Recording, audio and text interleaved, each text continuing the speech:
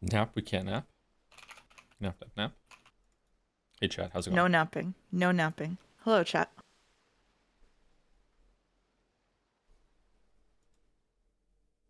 Uh-oh. Where's the echo coming from? Echo? Yeah. I don't know.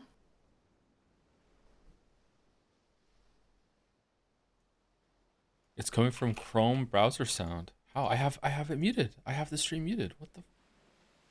Okay, is it stopping now? Echo, echo. Okay, it stopped now. I don't understand what was going on there. Weird. Weird. Okay, let me get my link out. Sorry, really, chat. I overslept. I had a lot of trouble sleeping. No, I didn't have a lot of trouble sleeping. I had trouble getting up. I was very, very sleepy this morning. More Umineko right now.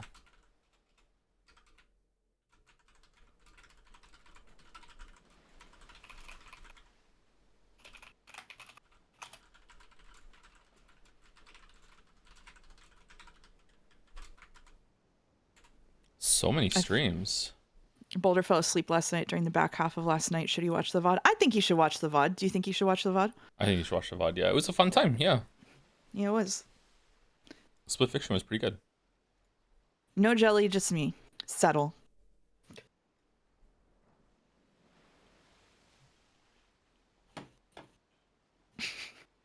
Did you get a good sleep? I did get a pretty good sleep, yeah.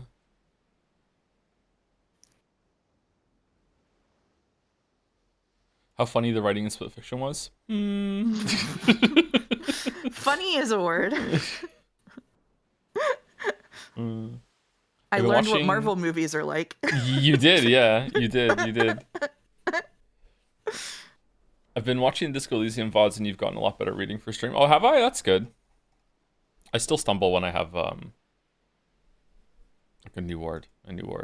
Or a word I've only seen 15 times before. I need to see it like 30 times. Does Mouse upload her VODs to YouTube? I do, yeah. I do. I'm on YouTube. It's just like, hello, it's Mouse. You can find me that way. I think Naja also cut them down for that one, didn't he? Yeah, Naja also did a highlight.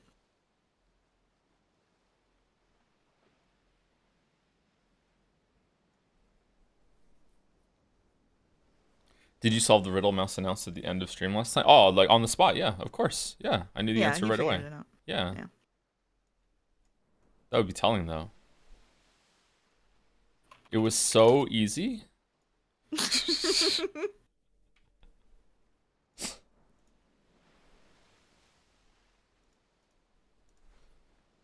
Okay, I have a coffee today, chat. We'll see if the coffee helps perk me up. Are we using Umi Pro? No, not today.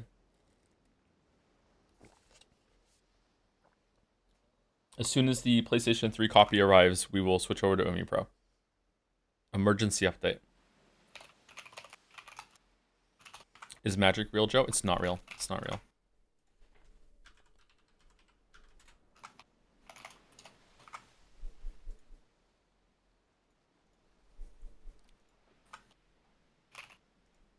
Okay, so before we get started, we have some business to take care of that I did not tell Mouse was happening. What? Oh. Okay. Here we go. All right. Can you give me a letter, please? Oh my god.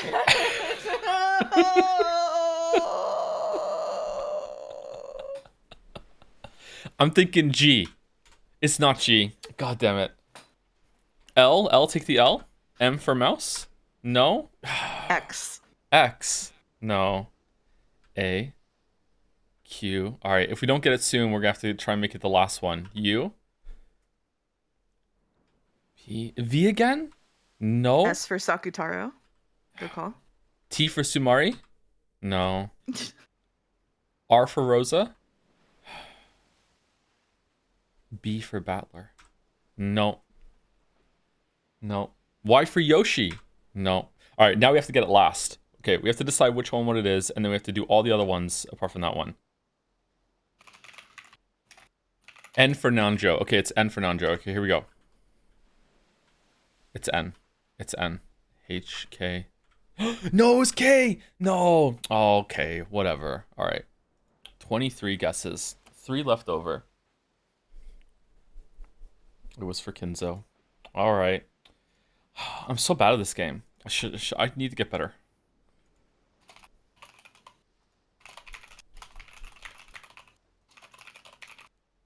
Okay, do another one while I do voice assignments real quick because I forgot to.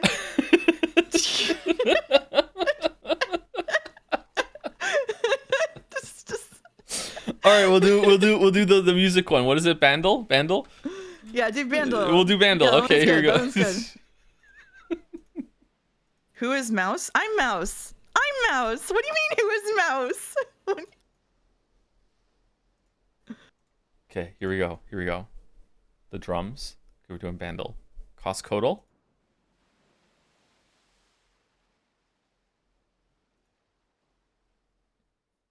It's a Muse song. Muse.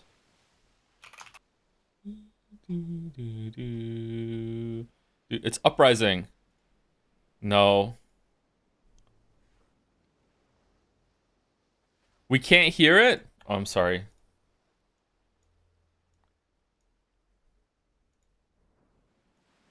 Okay, is this too loud or are we good?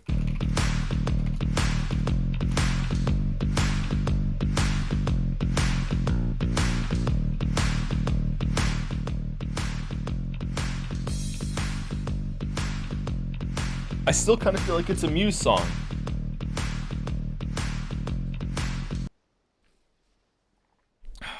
I don't know it. I don't know what it is. Is it a different Muse song? What Muse song did I try? I tried Uprising. It's not Time Is Running Out. It's not Supermassive Black Hole. I don't think it's Starlight. It might be. Is it Madness? It's not Madness. It's not Nights of Sidonia. I don't think it is a Muse song. It's not the ones that are here then. Get a clue. Get a clue. You can just do artists? Can you really? I can just say Muse and that's it? No way.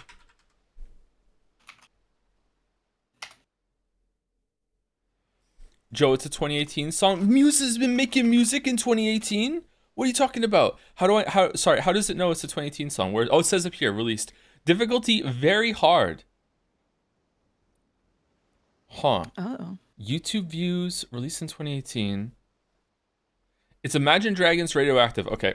Imagine Dragons. It's not that, but we'll put it in. It's not that. Okay, synth Every 1 single plus 2. chatter is your enemy.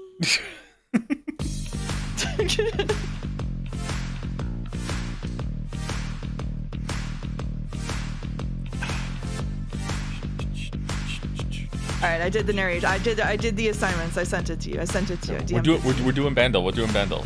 I know you're doing Bandle. I'm saying when you're done. I don't know what the song is. Maybe I don't know this song.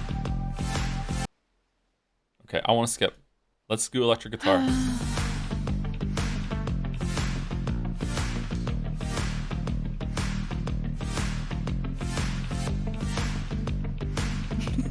Worst stream bits.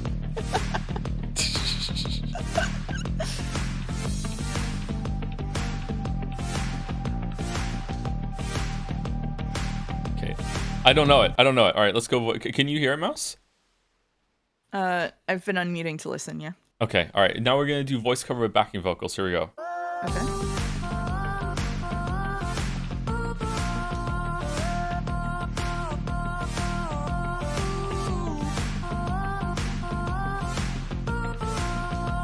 It's definitely a Zoomer song. I don't know what the song is.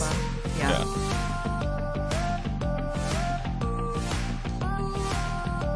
This was a radio song? Who has a radio? Okay, I'm skipping. I just want to know what it is. Juvenile Veins. That's what it is? 5 Seconds of Summer, Young Blood. Okay, I've never heard of this song in my life. Okay, sorry. I don't know this song. I don't know this song at all. I don't know this song at all. Yeah, okay. All right, we're done. Okay, no Mouse says she needs a little bit more time, so we're going to do Coscodal.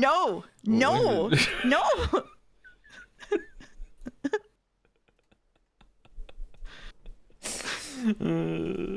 Behold the voice assignments in your direct messages. Okay, all right. First chapter. Okay, all right. Okay. Did you do the New York Times mini? I did, yes. It took me 8 minutes. It took you 8 minutes?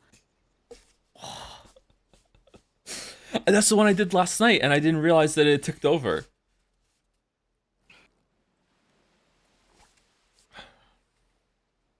Yeah, I'm bad. I'm bad at crosswords.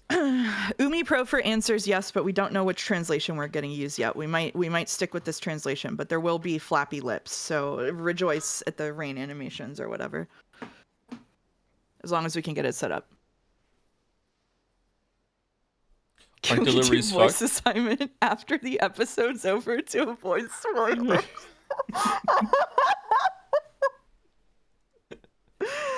No. Someone's saying, aren't deliveries fucked? We may be waiting for a while. For the PlayStation 3, it's not coming from Amazon. It's coming from eBay. It's coming from eBay. Mouse bought it for me. Say thank you, Mouse. Thank you, Mouse. Thank you very much, Mouse. The cover was covered in spoilers, and I was put in a bad position. Oh, no. Don't make them say that. Oh.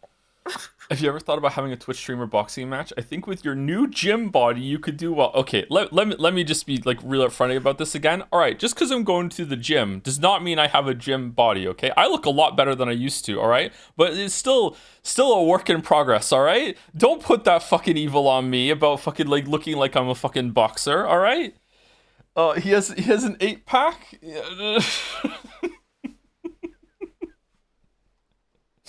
Joe's 180 kilograms of pure muscle. Stream chat loves Umi Pro translation. Really? The current vote count that I just checked in Umi Spoiler Den is 107 votes for Umi Pro translation. Oh, 109. 110. Okay, and 70 votes for Witch Hunt. So 61% say use the Umi Pro translation. Oh, that's almost exactly what it is on stream. Interesting. If you're not buff, then why does Merrick draw you like that? Checkmate stream. I'm just naturally broad. That's all. Just naturally broad. So broad. I'm not really. Will you box NL? NL has been hitting the percolator a lot. It's not percolator. What's the fucking thing that the Peloton? Sorry, the percolator. Fish in the percolator. NL's been hitting the Peloton a lot, so I don't know. There's a fish on the Peloton. Fucking Alan Wake reference. It's Twin Peaks. Would you try MMA? I would love to learn something like that. Yeah.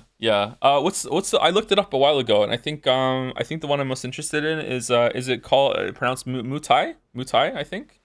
That looked like the most interesting one to me. Mai Tai? Mai Tai? No, that's a cocktail. I want one. You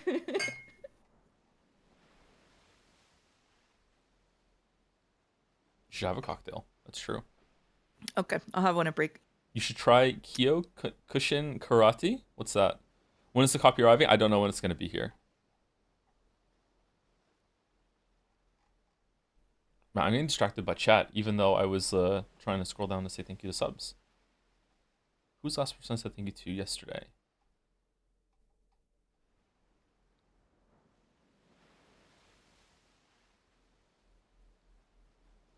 Phoenix, Bun, J-Bug, Kimcore, Delpy. Yeah, okay, we're almost there. Okay. All right, thank you, Sequel14 for the resub. The Umineko stream is so good, I am willing to interrupt my Xenoblade X DE playthrough to watch it. Did Xenoblade X get a release recently, or are you just getting to that now? I wonder if I would like the X games more than the other ones. I've listened to some of the music in Xenoblade Chronicles X, and I really liked it. I think it has the same composer as Chrono Cross. I think maybe that's why I liked it a lot. I really like the music in that. So yeah, even though I haven't played it. Thank you, Siggy3 for the resub. Siggy Fido. Thank you, Jaime EXE for the resub as well. Whoop whoop Umi sub. Nice. Thank you, Loner Archon, for the resub also. Zorgox to the bits. Playing a game from my childhood, and dang, it kind of sucks. Yeah, that's me with Secret of Mana. I loved the game Secret of Mana when I was a kid, and then I went back and played it later, and I almost gagged. Secret of Mana kind of sucks. I do like the combat system and what they were trying to do, but it's just kind of drawn out and kind of tedious to get around. Yeah, Secret of Mana is not that great. Did you play Secret of Mana, Mouse? Like the old one? Yeah, on the Super Nintendo. Oh God, no, I didn't have a Super Nintendo. I wasn't allowed to have video games when it was around. That's kind of sad. Yeah. But I was did... banished from video games. I only had books. You know. Explains a lot. But you have played Chrono Trigger, right? I have played Chrono Trigger, yeah, on an emulator. Yeah. The way it was meant to be played.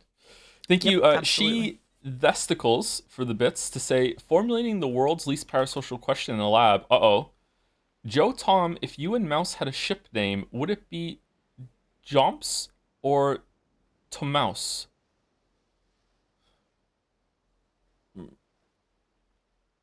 Jomps? What do you think? Jomps? Tom Mouse. Tomouse? What a question. Chows? No, it's actually nope. Actually, nope. Just almost doxed myself. Never mind. Continue. Thawmouse, someone said. That one's pretty good. Thawmouse. Thank you, Stonebeard, for the resub. One day I'll finish catching up with this. It's gonna take a while, although we still haven't had more streams of Umineko than we've had of Persona 3. Thank you, Lowkey423, for the bits. Can you say ooh in Jigglypuff voice? Mouse, do I have your permission to do Jigglypuff voice? Yes, you have my permission. What do you mean by permission? Yes, you can do the Jigglypuff voice. I have to do a calibration Jigglypuff first, so sorry. Jigglypuff. Ew. Okay. Okay, there you go. You got it. There you go. Quality. The song with ooh? Nice. Yeah. Thank you, OP Game Time, for the resub. Hey Joe, longtime VOD watcher, but thanks for the countless hours of entertainment while I'm at work. At work, okay. You're welcome, OP Game Time. Thank you, Iron Wrath, for giving a sub to Nanjo with the maintained sub. Thank you, Elfs Gamer, for the resub. Incoming cream stream. Do you think so? Thank you, Bugcatcher, for the resub also. Shinji420XX, Dude Weed, thank you very much for the resub. Thank you, Aldo and Feet Picks, for the resub as well. Inching closer to 69 months. Nice. Been tough for a while now. Here's to a better 67 months. Thanks for streaming, Tom. Still not used to the Tom. I'm still not used to it from getting from chat. Maybe a couple more weeks. Thank you, Aldo and Feet Picks. Thank you, Dr. Nonsense, for the resub. Hi, Tom. Yeah, there we go. Just popping in to re-up the sub. Started a new job this week and haven't had the time to get current. Good luck with Microwave Chan. Yeah. So in case you're not up to date with everything that happened, I could not fit my McDonald's coffee cup in my microwave to heat it up if it got cold, because the microwave is too short, and the McDonald's coffee cup is too tall. It's a large coffee though. It's not like it's a small or medium coffee. Okay. However, Oh no, I found you out. need a big coffee. Okay. Yeah. So I took the lid off, and then took the little spinny microwave plate off inside. And if I did that, if I put it in, then it would fit, and I was able to heat up my coffee. So, improvise, adapt, overcome. I did it. Mm-hmm. Large McDonald's coffee X small microwave Yuri. Let's get it done. Thank you, Delmec. Thank you very much. Thank you. Couldn't you just use another cup? Great question, Chatter, because I told him to pour it in a mug. But I found a way to not dirty a mug. I'm being environmentally conscious. Yeah. Just being fiscally responsible even more and more. Thank you, Beanga9, for the resub. 2 months, Johto. Thanks for the streams to help distract me from some sad events going on in my life. Here's to many more. Oh, you're welcome for that. Thank you, Alejandro Jodorowsky, for the resub. Hey, Thom. Thanks for the Poggy streams. Stay pogged. I'm staying pogged. Thank you, Alejandro. Thank you, Daniel Lock123, for gifting out a blind sub to the community, like an anonymous receiver. Thank you very much, Daniel Lock. And last year on my list are some bits. Hey again, best friend. Oh, it's the parasocial chatter. Look. I have to be honest with you. I think our relationship might be just a little too a little bit too parasocial. That is to say, you clearly view me as a much closer friend than I view you. I appreciate you and everything, but this is just too much. You've been seriously oversharing your personal life with me lately, and like I'm glad to lend an ear where I can, but I'm not your therapist. I'm just a stranger online. I really think we need to start over. Okay, okay. All right, we can. All right, let's blank slate, blank slate.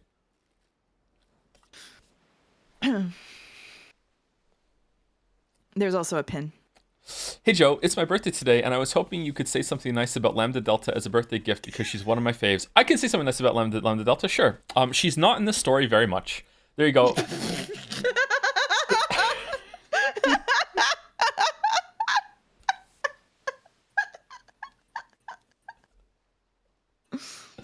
Thank you, Johnny ZB, for the bits. Hi, Tom and Mouse. Not only the first streams convinced me to finally start reading Umineko, but me reading it convinced my friends to start reading it too. Turns out it was a plague all along. Maybe it's time to play Pathologic. Save the animals. Thank you, Johnny ZB. Thank you.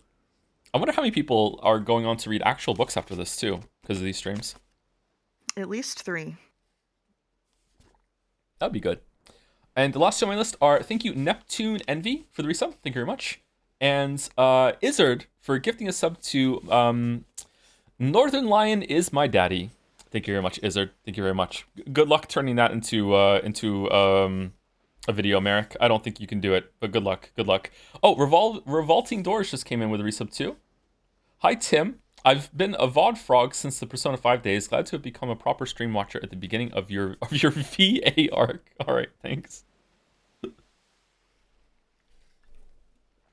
All right. I think we're ready to start reading, Mouse. Oh yeah. Yep. I think we're okay. Have you seen what you're reading? I think so. Yeah. Okay. I kind of want to do Coscodal, but it's okay. I can be strong. Boulder said it's not very good today. Boulder said you can do it at the break. How about that? Okay, I'll do Coscodal on the break. Okay. All right. Okay, cool. All right.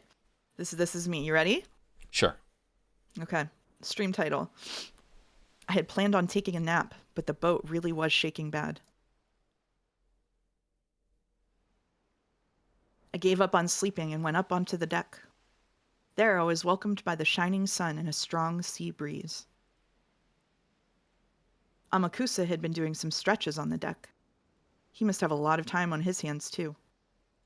After all, it'll be several more hours before we reach Nijima. Hold on 1 second. They're saying that there's no sound. There should be sound. Hold on. I can turn up all the way to max. Okay. Can you hear the ocean now?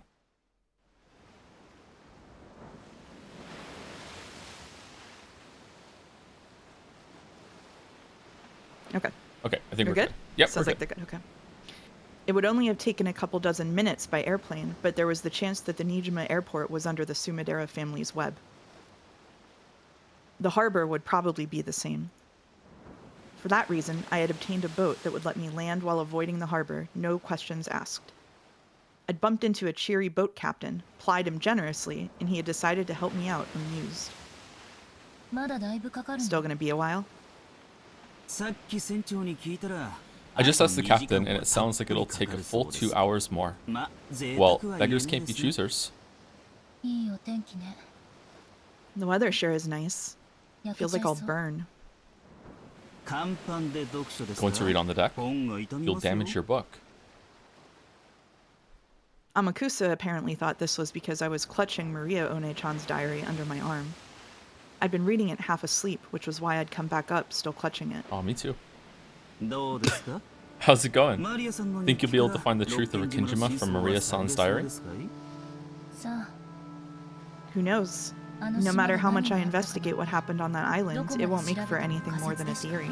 There's no truth written in the message bottle or One-chan's diary, just a fairy tale with a witch walking around. I'm stuck. Looks like you've got nothing to look forward to except questioning those involved on Nijima. I imagine the witch hunters have showered them with questions over and over, so I'm pretty sure I won't find any new facts. So even though your hopes are that low, you're willing to spend a half-day trip on a boat to go to Nijima anyway. Talk about fickle. It's like a journey of self-satisfaction, so that I can say, I investigated. I'm not so naive as to seriously think that the truth of 12 years ago will be revealed. And when you're done with your self-satisfaction trip, what will you do next? Who knows? I haven't thought about it. I'll go to Nijima, ask some people who were involved. Then, after going to Rikenjima in the end and leaving some flowers, my journey will be over. Several days have already passed since this journey began. After being told by Burncastle on the roof of that building to search for the truth of 12 years ago, I'd left on a journey like trying to grasp a cloud. At the time, I felt as though I'd experienced something mystical, and had the feeling that I might be able to grasp some kind of miracle at the end of this journey. But after several days passed, my excitement died down. On that day, when I stood on the roof of that skyscraper, my heart was completely cornered and dead. So I'd wanted from the bottom of my heart to be released from the cage of my body and rise into the sky, and had crossed the fence in order to die. Maybe experiencing the desire to die and actually stepping forward, throwing my body down, caused some kind of mystical experience inside my head, making me think I had received a message from a witch. The excitement from my jump lessened over time, and the more I came back to my senses, the more this journey lost its meaning. But I didn't even consider suspending this journey just because of that. If I stop this journey, it'll mean acknowledging that the message from that witch was an illusion. And I felt as though that meant throwing away the promise the witch made, and any chance that someone from my family might come back. So because it was hard to believe that those events were an illusion, I've continued on my journey. I don't seriously believe that this journey will change anything. It's even up to me when to end this journey. It's up to me to choose where the final destination is. In the end, this journey is only for my self-satisfaction.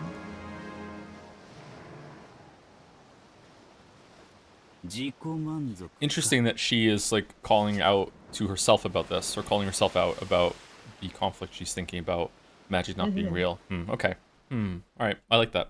Self-satisfaction, huh? It sounds bad when you say it, but I think that's actually what life is all about. Oh? If that's the answer you've reached after hovering over the line between life and death in the mercenary business, that's probably pretty deep. Don't take it so lightly. What I'm trying to say is that the only one who can acknowledge you in this world is yourself. Oh, by the way, full disclosure, chat.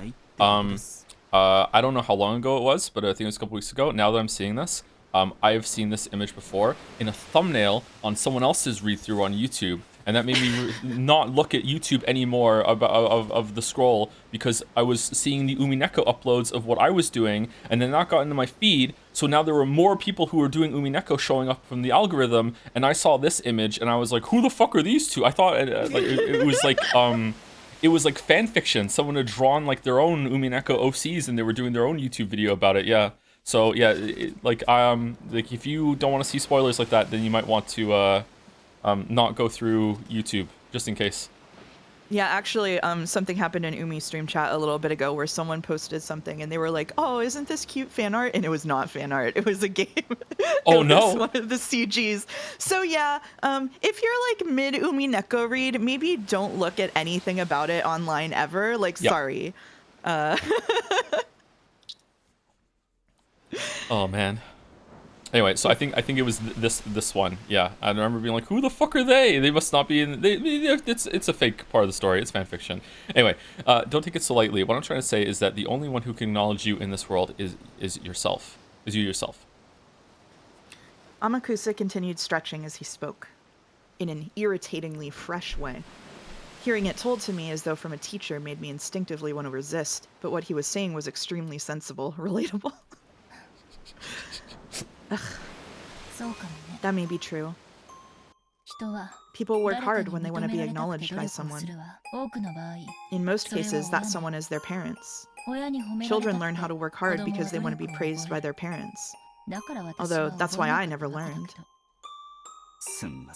Sorry, that's not how I meant it. What I'm trying to say is that there's nothing wrong with self-satisfaction. No matter who praises you, it's meaningless unless you can accept it.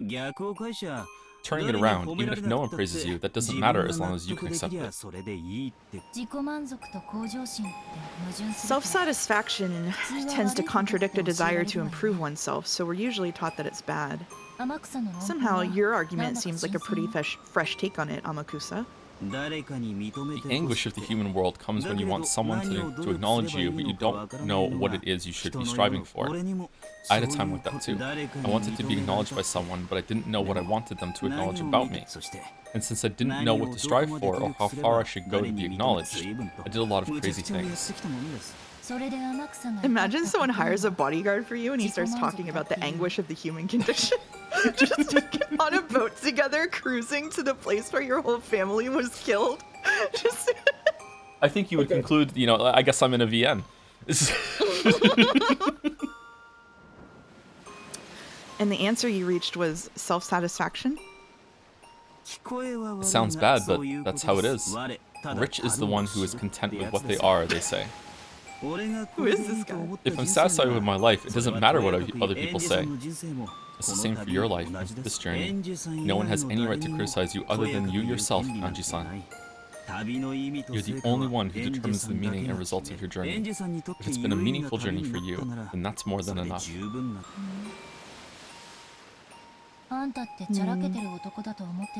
I always did take you for a flippant ladies' man, but you really do say weird things every once in a while. I'll bet you think saying stuff like that will make you popular. Of course not. Of course not. I mean, they're literally on a ship right now. That's not how I meant it at all. Looks like you want to be alone. I'll head over to the boat captain. Please, take it easy. Amakusa apparently decided I was in a bad mood. That's just how I am, though. Although I didn't feel that way myself. Or he might have finished a set of stretches and wanted to cool off in the shade. The sea winds were strong, but not enough to cool the rays of the sun. Amakusa disappeared. Only I remained.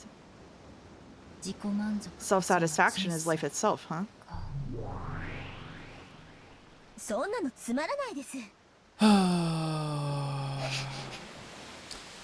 That's just boring. Life is nothing without greed.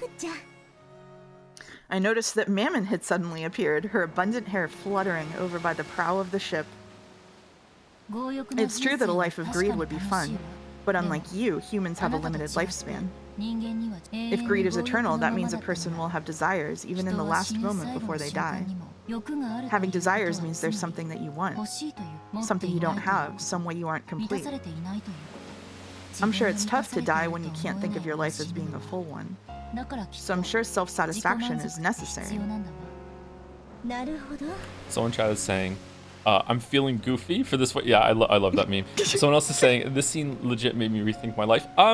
Yeah, like, this is something I think about a lot. I've been thinking about this for years now, actually. Yeah, it is true. It is true. It's probably going to be a conflict that, I don't know, like, I'm a lot older than most people in chat, but I'm still pretty young in the grand scheme of things. Like, I'm only 39, so I don't want to say, like, oh, this is something you're going to go back and forth on for the rest of your life. But for my life so far, this is something you go back and forth from. Like, self-satisfaction, self-validation is, to me right now, way more important than external validation and external satisfaction. But I don't know if that's going to change as I get older. I think they're both important, though. I think they're both important. I think it's the case that if you depend only on external validation, you're setting yourself up to fail. Yeah. Like, I think that you should always have a piece of yourself that is validating who you are, and you should like dedicate yourself to making sure that's a stable force in your life. But being the only thing propping yourself up is really difficult. That's a difficult way to live. And so I think as long as you feel secure about yourself, then going out and finding ways for other people to make you feel good is important. And it's important to get feedback from people too. Like, if all you care about is what you think about yourself, then you're being pretty tone deaf to, oh, sorry, I don't mean to offend you by saying tone deaf. Then, you know, like the rest of the world has needs and stuff too. So, I don't know.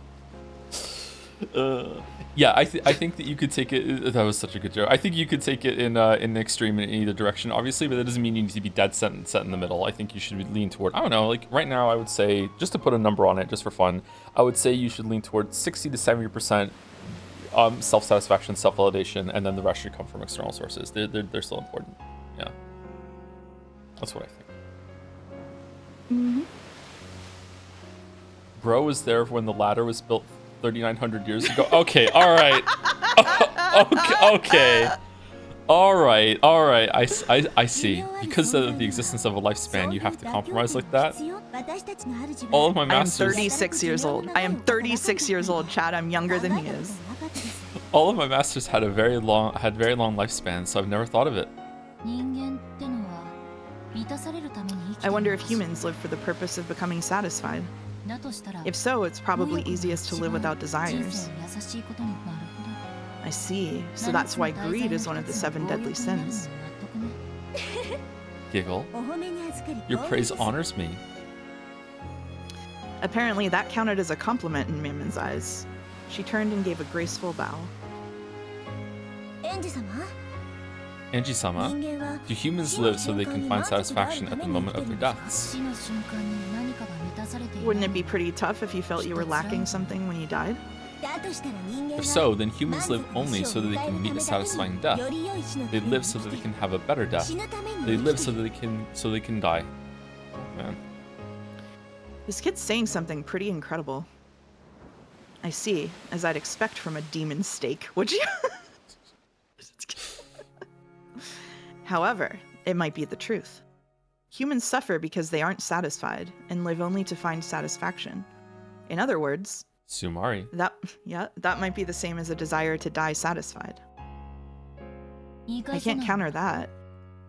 People live in order to be satisfied. I'm trying so hard not to fall into like a philosophy 101 argument with the VN author right now. It's like really tough for me. I just want you to know that. Anyway, people live in order to be satisfied, and they hope to die that way.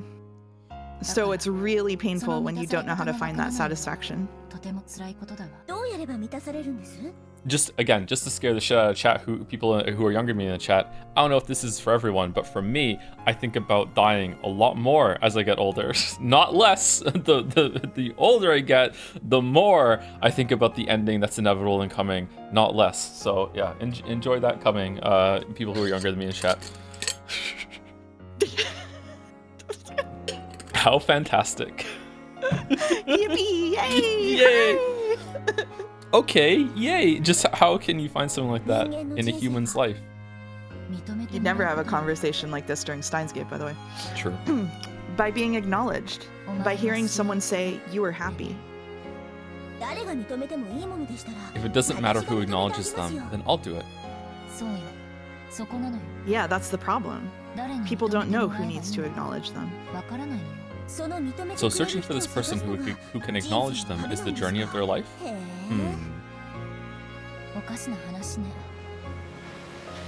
It sounds strange. Whether you're acknowledged or not, it supposedly doesn't change your circumstances. And yet, if you're acknowledged, you will be satisfied. Well, if you aren't, then you won't. It's almost like the bluebird. Because you can't notice the bluebird even though it's already in the cage. You have to go out on a journey, searching everywhere. What the heck? Human lives sure are stupid. That's right. Amakusa said something really good. Rich is the one who is content with what they are, was it? I don't know where that proverb came from, but it's deep. Basically, if you can't find enough satisfaction unless someone else acknowledges you, that's the same as not acknowledging yourself. The ultimate in self-fulfillment is acknowledging yourself. That's right. Because if you can know that you're fully satisfied, there's no need to be acknowledged by anyone. Just by taking notice of the small things, the human's foolish journey of life can be ended easily. You can spend the rest of your life playing and having a good time. A human's life is so ridiculous. Yeah. Mimin's choice of words was bad, but it was surely the truth. If most of a human's life is a journey with the hopes that someone will acknowledge them, so that they can achieve a satisfied death, then when they realize that the person doing the acknowledging isn't someone else but they themselves, that pointless journey can end. Humans who have ended that journey can probably spend the rest of their lives as they wish, with their head held high. How noble, how praiseworthy would that be? You know? It seems Amakusa's on pretty bad terms with his parents. That makes sense. Any decent parents would want him to get the hell out of the trade he's in. Does that really matter though? As long as it's fun for the person in question. Exactly. That's what it comes down to in the end. Criticism formed by the observations of other people doesn't matter. If your existence is firmly acknowledged by you yourself, that's enough. If you can live with confidence in yourself, you'll surely be able to accept and be satisfied with any kind of lifestyle. I'm sure Amakusa will eventually eat a stray bullet on the battlefield and get seriously injured. He might even die. But I don't think he'd view that as something unfair. I'm sure he'd cackle about how that's also a part of life. What a great way to live. I could fall for the guy. Oh. Pitiful humans who can't acknowledge themselves wander about searching for that their whole lives, and without anything being accepted, they do nothing but grumble and die while still unsatisfied. How pitiful. Compared to people whose lives drag on without any purpose, Amakusa is more likely to eventually die by the roadside. But I think he's much more noble for living his life with his head held high. Aren't the winners in life those who achieve enlightenment? If they can do that even a little sooner, they'll be able to live that much more of their life effectively. That much more of their life effectively. Okay, I got there. With Mamon's words, I finally accepted a certain fact. In the past, I've called that girl unusual, a little strange. However, that wasn't true. All she did was keep her head held high and finish that journey faster than anyone else.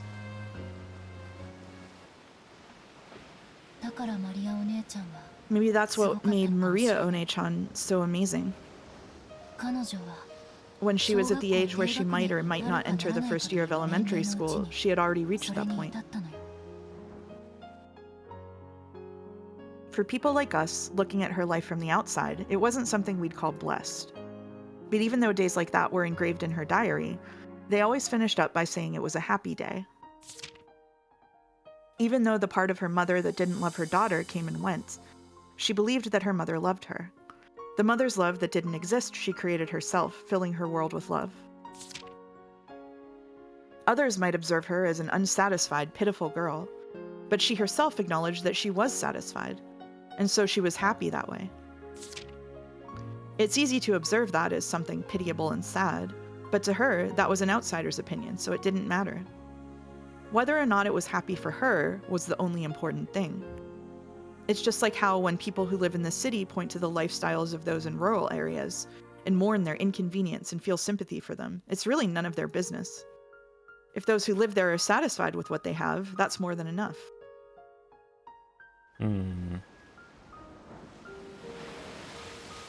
I don't agree with that, but I'm gonna find it really hard to argue against it. No.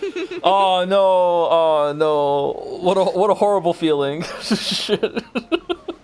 Anyway, sorry, continue. But if the people in Moncton are happy, then that's enough. That's exactly it. No. This is a Aristotelian-ass argument. I ain't having any of it. Anyway, I finally noticed something. I noticed it just now. I did something horrible to Maria One-chan, and to you all, and to Sakutaro as well, on that day. Whether magic exists or not, that's not up to other people to decide. It's up to you yourself.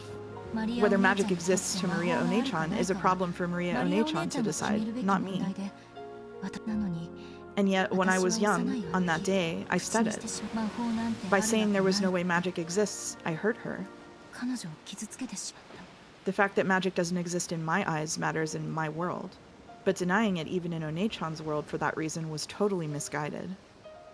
Mariage Sorcière is the witches' alliance Maria One-chan created.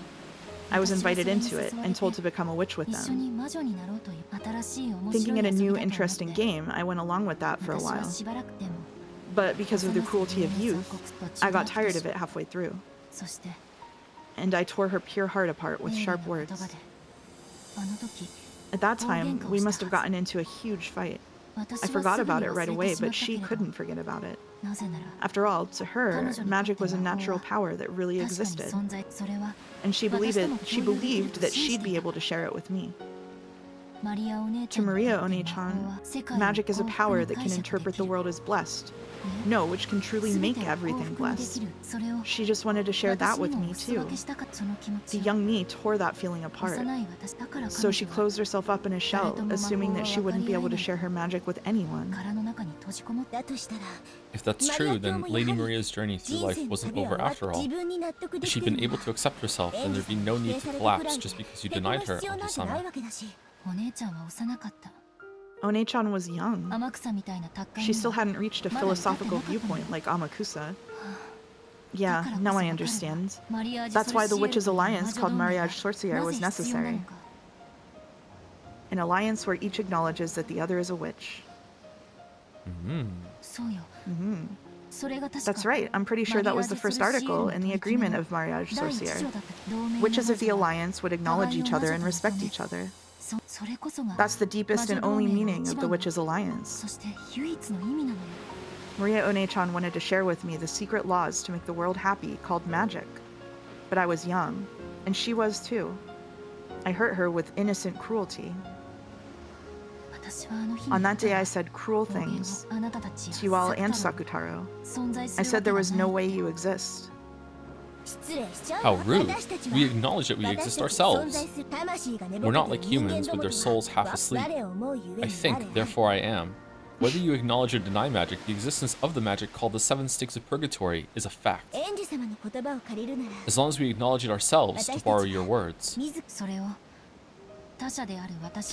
It truly would be violence for another person like me to deny it. I'm sure that'd be like having your true mother yell, "I wish you'd never been born." No, disappear. Even after being slammed by all those words, Maria One-chan's magic made her believe in her mother's love. Sakutaro, her magic friend, always encouraged her. He kept saying that her mother loved her, that she was coming home late because of her work, and that she would definitely bring back a present.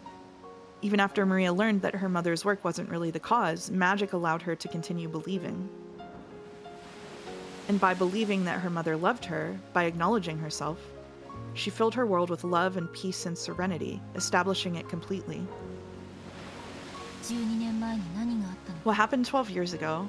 What happened to my family? This was never a journey to search for that. Then what kind of journey is this? It was a journey to apologize to Maria One-chan for what happened that day.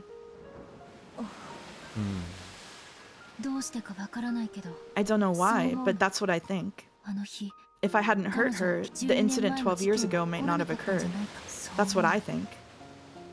Oh, wow. That's such a burden to put on yourself, Angie. What the fuck? Angie is not having a good time. No. Yeah, what? I have no basis for it. I don't have a clue how hurting One-chan could be connected with that mysterious incident several years later. But for some reason, I can't imagine that there's no connection. A witch caused that incident, and the culprit is the Golden Witch, Beatrice. And Beatrice was part of the Mariage Sorcière alliance of witches. I horribly hurt the other witch of that alliance. I hurt her with the thought that magic doesn't exist. So, several years later, a crime caused by a witch occurred, and a 2-day period that couldn't be explained with anything but magic was thrust in my face thanks to the message bottle. There's no way I wasn't involved somehow. I don't get it. It could be coincidence or it could be fate. For some reason, I've started thinking like that on this journey. And what's your basis for it? I have none. I just think it's true. Average Dragon's Den argument. The Japanese sure are interesting. Even when they're the victim, they feel as though they did something wrong and apologize for no reason. I could understand if you said, "I hate Beatrice for stealing my family" or something, but you really are weird, feeling guilty for no reason and apologizing. Of course I hate Beatrice. I couldn't continue this journey without that feeling. But it's okay to choose yet another purpose for this journey. There's nothing wrong with adding on a goal of apologizing for past sins, in addition to getting revenge on a witch for what happened 12 years ago. I can at least go to Rikkenjima, apologize for my reckless remarks, and offer flowers. No, there's something better than flowers. And I think that would be more fitting for One-chan. I stood up, not minding that the sea breeze scattered my hair, and concentrated my mind. I lifted my palm up to the height of my head and imagined a vast space. Angie-sama. Be quiet. Come, arise. I am the witch apprentice, Angie Beatrice. I was excommunicated, but I was once a member of the same alliance, and you are the dearly missed furniture who played with me. Answer to my call. It was hard to tell in the middle of the day, but a faint blue light gathered around the palm of my hand. Then, Sakutaro's form was revived. Ooh. It truly did bring back memories, that figure. His cute ears, his bright red muffler, the voice that Joe is definitely going to replicate. It came off easily, so One-chan faithfully rewrapped it all the time, didn't she? Sakutaro, do you recognize us? Do you know who we are? Ryu! Mammon! Angie! With a sleepy face, as though waking up from a long slumber, Sakutaro looked all around him as he spoke. It's been a long time, Sakutaro. I'm pretty sure this is the first time I've summoned you with my own power. And now I'm the only one who can summon you. Ryu. Those words might have been a bit cruel. Sakutaro's face clouded over. In the past, I denied you. Now that I've summoned you, it means I've accepted your existence. Are you sure? Is it really alright for me to be summoned into Angie's world? His eyes were a bit frightened. It was only natural. I, who had played with him like a friend before, had suddenly denied him and tried to burn him with the magic-resisting toxin. It was only natural that he was scared. I apologize for that day. To you too, Mammon. And to the rest of you. At some point, the rest of the Seven Sisters has gathered on the deck. No, they're always there. Always by my side. As long as I acknowledge that it's okay for them to be there, they'll always appear. You certainly do exist.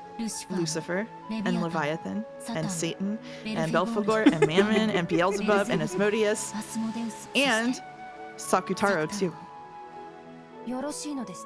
And in the back, there's Nanjo. Are you sure?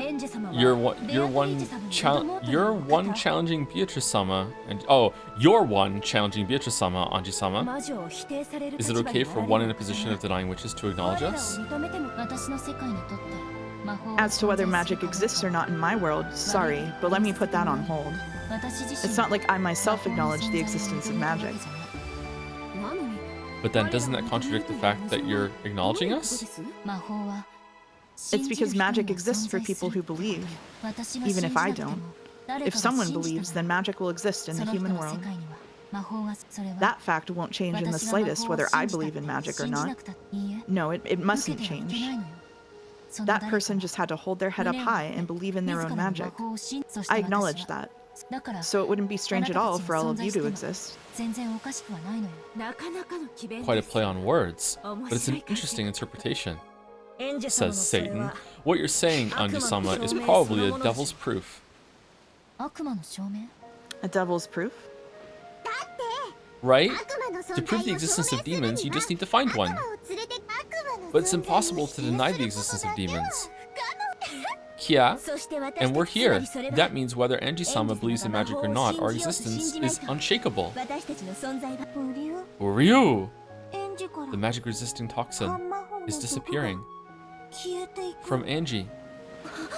You're right. Even though you're in a position of denying magic. Why? That's probably because I learned what it means to respect and acknowledge. Right now, I might be able to understand the depths of Maria One-chan's and Beatrice's magic. In the past, I didn't believe in things like magic. Thinking something like that couldn't exist, I acted like I was closing my eyes tightly and couldn't see anything. But now I'm different. I get the feeling I can look right at the thing called magic and close in on its true nature. How frustrating. It's truly rare to find a human so free of the magic-resistant toxin in this day and age. And she has such an uncommon genius for being a witch. That's right. If Anji-sama tried to become a witch right now, she could grow to be a great witch, maybe even at Beatrice-sama's level. Even so, she has acknowledged our existence and is our master. Most likely, Anji-sama will be our final master. Let us think of this as our final service and apply ourselves to the fullest. Leah... But I just can't stand that Anji-sama still doesn't believe in magic herself. Anji-sama, please believe in magic too. It feels like a waste to finally have a master and have it not be a witch. Even though you have an outstanding talent that can make you one of the greatest witches, your goal is to attack witches. It's so frustrating. Well, even so, that's your life, the way you live. And in the world where you've decided that, there's nothing we can do to complain. Thanks for understanding me. Yeah, whether magic exists to me or not, that's up to me to decide. Regardless of whether magic actually does exist somewhere in the world or not. When I think about it, this world is so vast and yet so small. Billions of people live on the earth, but I probably won't meet even 1% of those people. Even so, I will speak of a world, my world, which doesn't know even 1% of the world. I'm not qualified to deny the laws of a world I don't know. So just because magic doesn't exist in my world, I can't deny that magic exists in a world I don't know. That makes it a true devil's proof. No, maybe it's more like, when in Rome, do as the Romans do. I can be confident in the world I know. So even if that's denied by a complete stranger who doesn't know a thing about my world, that's nothing to worry about. And in the same way, I've got no right to deny a world I don't know, just because I don't know about it. Therefore, regardless of whether there's magic in my world or not, I can't deny the magic Maria One-chan taught me. Ryu! After all, even if you've never seen it, magic exists. Yes, that's why, as I've already said, you friends of the Witches' Alliance, Mariage Sorcière, can't be denied by me or anyone else. I proclaimed that most important part again because we didn't get it the first 7 times. Even though the sea breeze and the crashing of the waves were noisy, it was a time of silence. Both Sakutaro and the 7 Sisters of Purgatory reflected on my words. And probably I did too. Does magic exist? Do witches exist? While ignoring what the answer would be for my own world, I acknowledged their existence.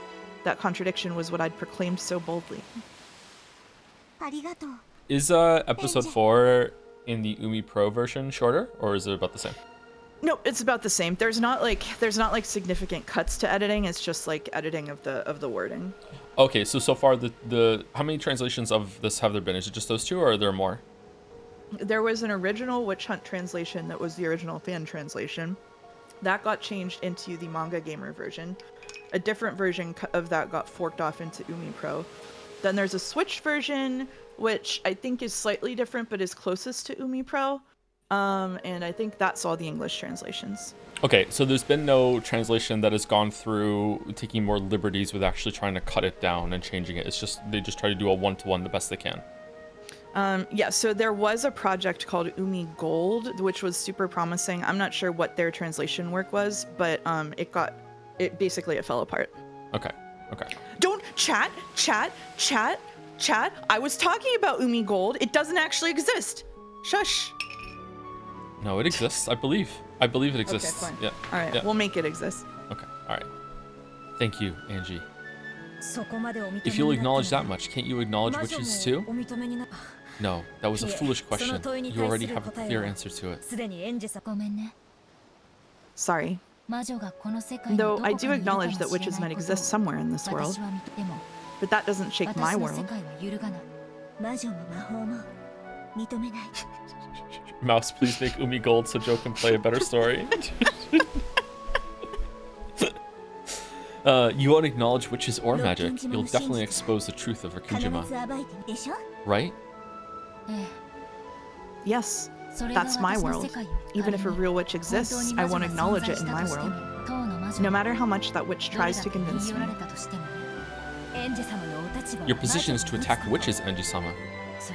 And I understand well that you haven't the slightest wavering in that feeling. We are your furniture, the Seven Sisters of Purgatory. We will always be by your side. We'll always be waiting for the day that we can be useful. Although, since you don't believe in magic, you can never be anything more than people to talk to. Convenient. That's enough for now.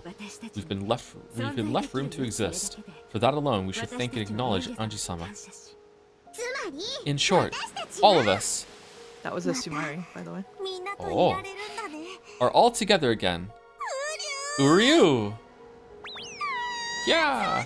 Sakutaro, let me squeeze you! When Sakutaro was overcome with emotion and tears came to his eyes, the seven sisters closed in and mobbed him. They were also celebrating a long-missed reunion. If their existence is permitted, they're definitely capable of existing here. No, even if I don't permit it, they can exist. Because I acknowledged them, they showed their reunion's joy to me as well. As I watched over that scene, I reflected over what this journey of mine meant.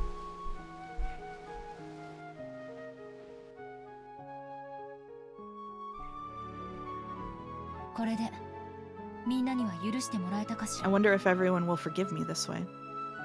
You've done enough. We are furniture. Just being summoned, just being allowed to be by your side makes us happy. Uryu. Angie, thank you very much. Come to think of it, why was I able to summon Sakutaro? No, it's the other way around. Why wasn't One-chan able to summon Sakutaro? Maria One-chan had despaired, thinking that Sakutaro had died, which meant she hadn't been able to summon him like this anymore. In the past, One-chan said it was more advantageous in a summoning to have a vessel. However, a vessel is like training wheels, and it shouldn't be absolutely necessary. In other words, Sumari. Even if the stuffed animal lion that was Sakutaro's vessel didn't exist, it should have been possible to summon him. No, when you put it like that, it's even a little doubtful whether summoned things can be limited by life and death. Moreover, Sakutaro should have been an especially important friend to Maria One-chan. She should have been able to strive hard to summon him one more time. It certainly was sad that the original stuffed animal vessel had been torn apart, but why did he die and become impossible to summon again? There's a Koru pen, apparently. There is. You want to read it?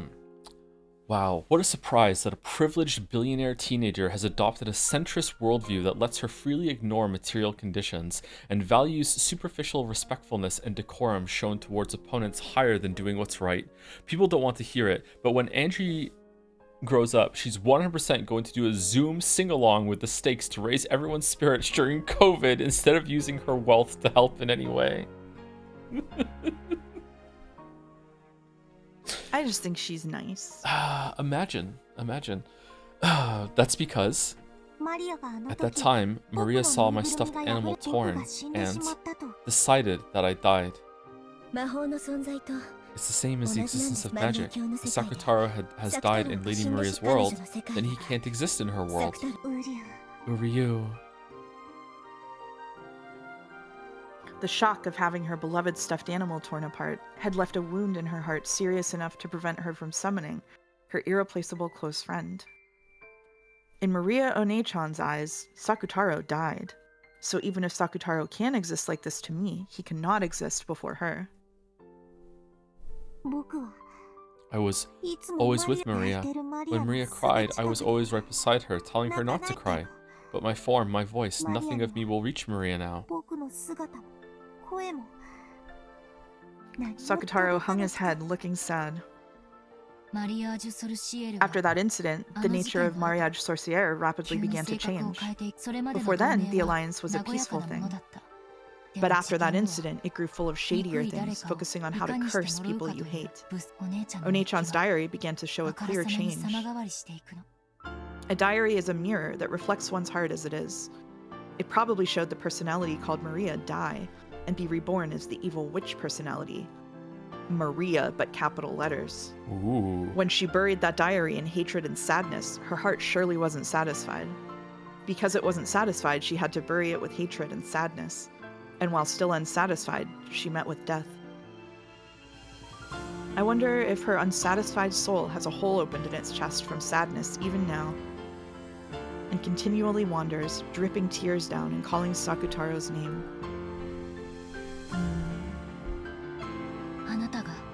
One-chan needs you. So what Sakutaro just said, sorry, what the stuffed animal just said was similar to how like Kinzo was talking about Beatrice and how Beatrice was like standing next to him in one of the garden scenes and he was unable to see her. That's an interesting parallel. Huh.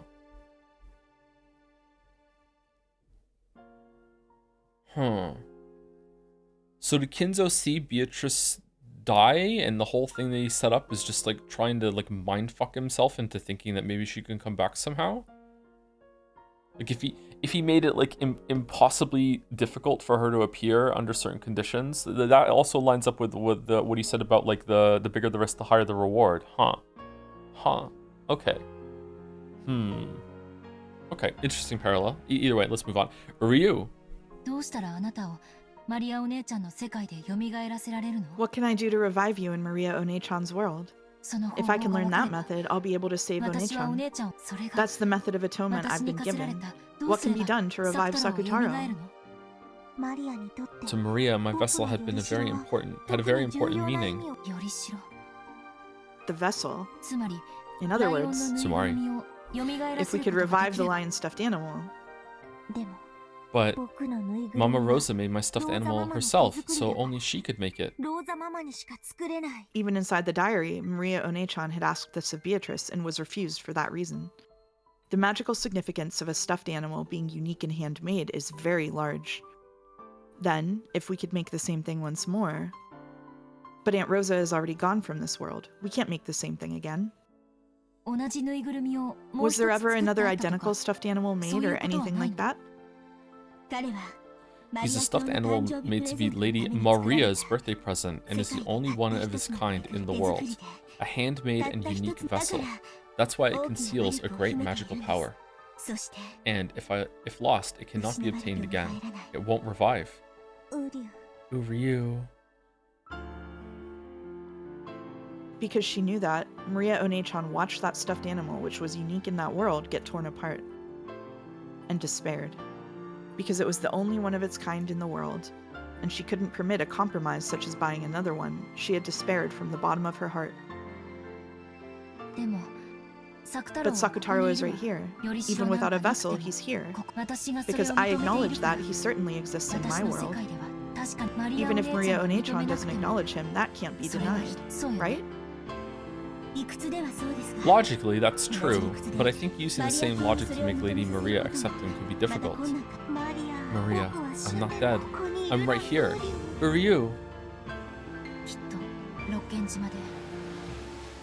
I'm sure that on Rikkenjima, I'll be able to be reunited with Maria One-chan. And no matter what, I'll revive the you that's inside One-chan and let you be reunited. Can you do it? It'll probably be hard. Just like how, after being invited into the Witches' Alliance, I rejected it without understanding what it meant. She might also reject your existence. But I've got to do it. That's the only way I can atone for my sins. Angie-sama. What's waiting on Rikkenjima?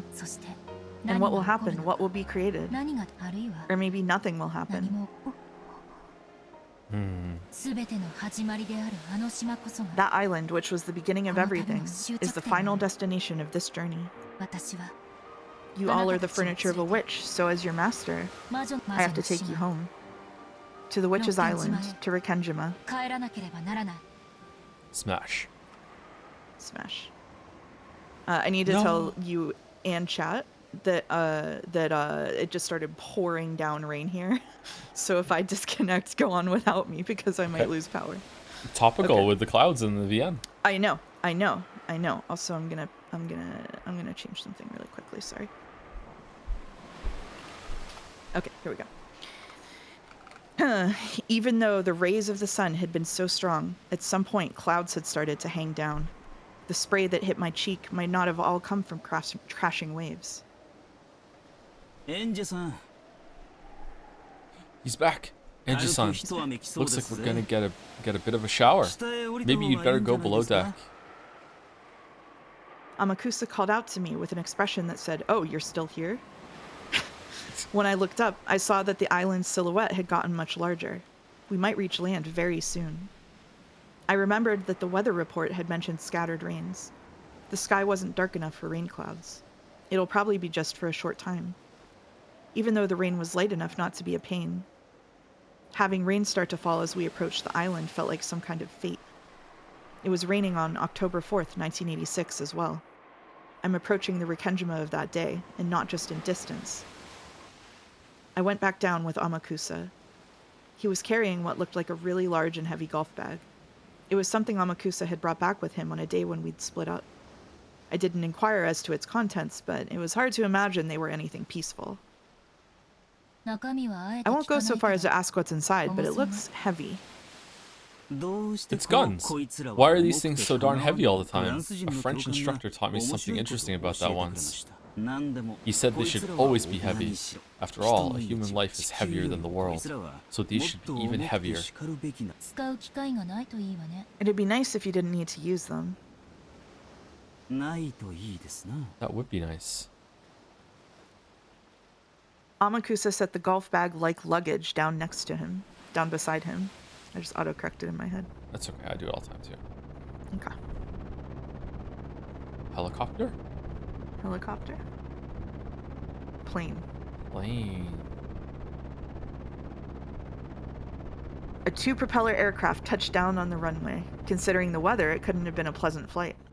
Everything after this flight had been suspended due to weather. Oh no. Cutting through the drizzle as she traversed the runway, Sumadera Kasumi entered the lobby with two black suits as guards. Actually, you can read the omniscient narration. How about that as a treat? The four black suits who had been waiting inside the lobby stood up and respectfully lowered their heads in salute. Katsumi-sama! Propeller planes certainly do shake. I wouldn't want to ride one again. We have a car prepared. Please, this way. They got into two luxury cars that had been rented. Angie should be headed for Rikkenjima, a deserted island. How convenient. You've arranged for some tools, I take it. Yes, ma'am. The black suit in the passenger seat put a heavy bag that had been set by his feet onto his lap, opened the catch with a click, and showed Katsumi what was inside. Inside were several silver lumps of carefully wrapped aluminum foil. He peeled one open to show her. A black, blunt automatic pistol peeked its face out. Uh-oh. Uh-oh. Uh-oh. Amakusa's gonna have a showdown with them all. Yep.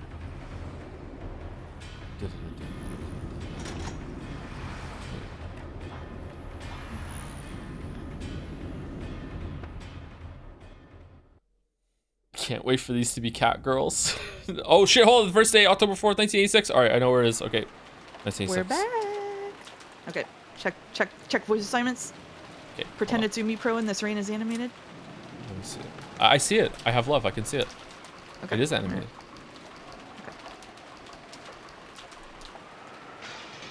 Alright.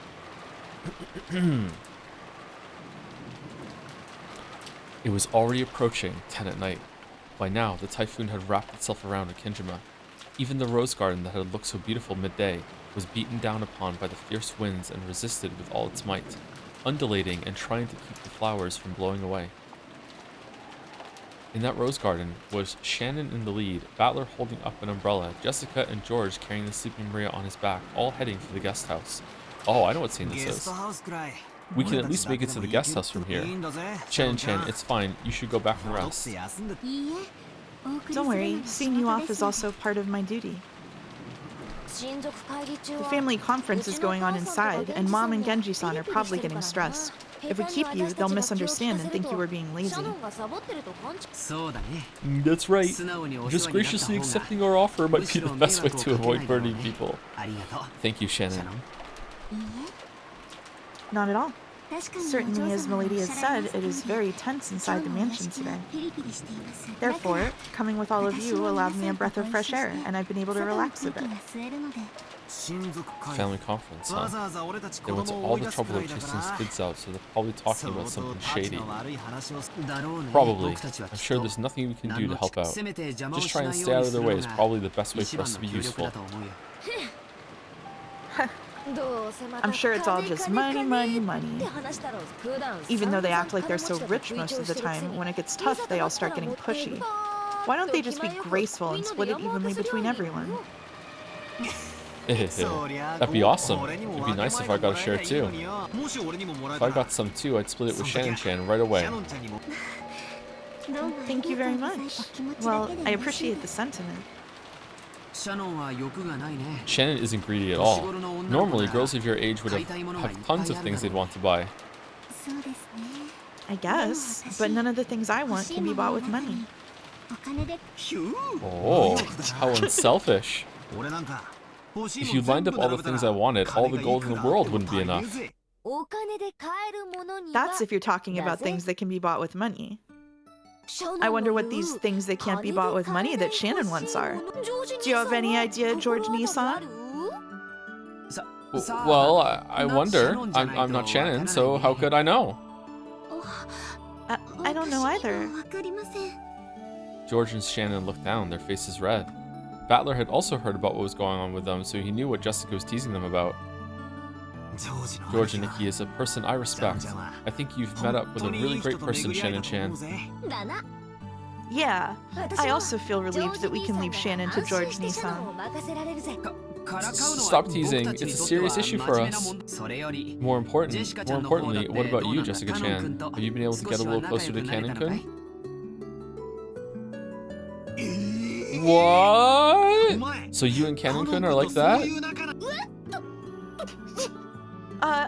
Well, that's dirty, George. Twisting the conversation around like that's dirty.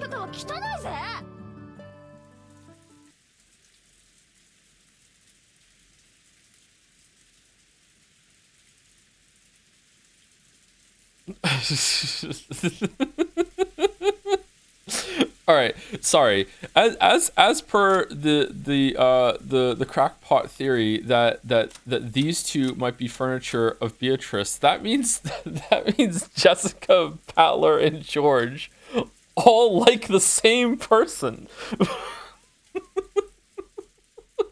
What the fuck? Hey, if that's true, whoever they are must be smoking hot. Yeah, exactly. Yeah. Star of the island. Like, oh, baby. God damn. Oh, man. Oh. The stamina they must have. Holy shit. As they had an animated discussion with ups and downs, the four kids headed for the guest house. The annual family conference was extremely important to the Ushiromiya family, and this year seemed like it was going to be especially important.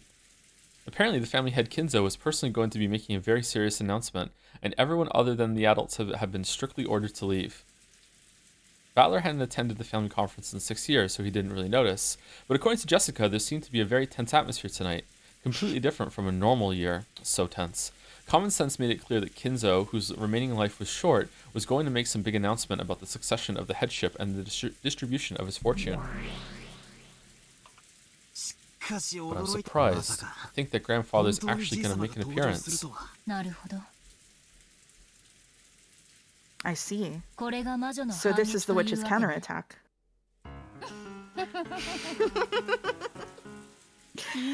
I wanted to leave the Joker called Kinzo face down a little longer, but it's probably about time to turn it over. Trump cards exist to be used. Damn, my theory that grandfather was dead since the beginning and a different 18th person had snuck in is now suddenly torn apart. I had foreseen that you'd begin to doubt Kinzo eventually. Yes, now your reasoning has all gone back to square one again, right?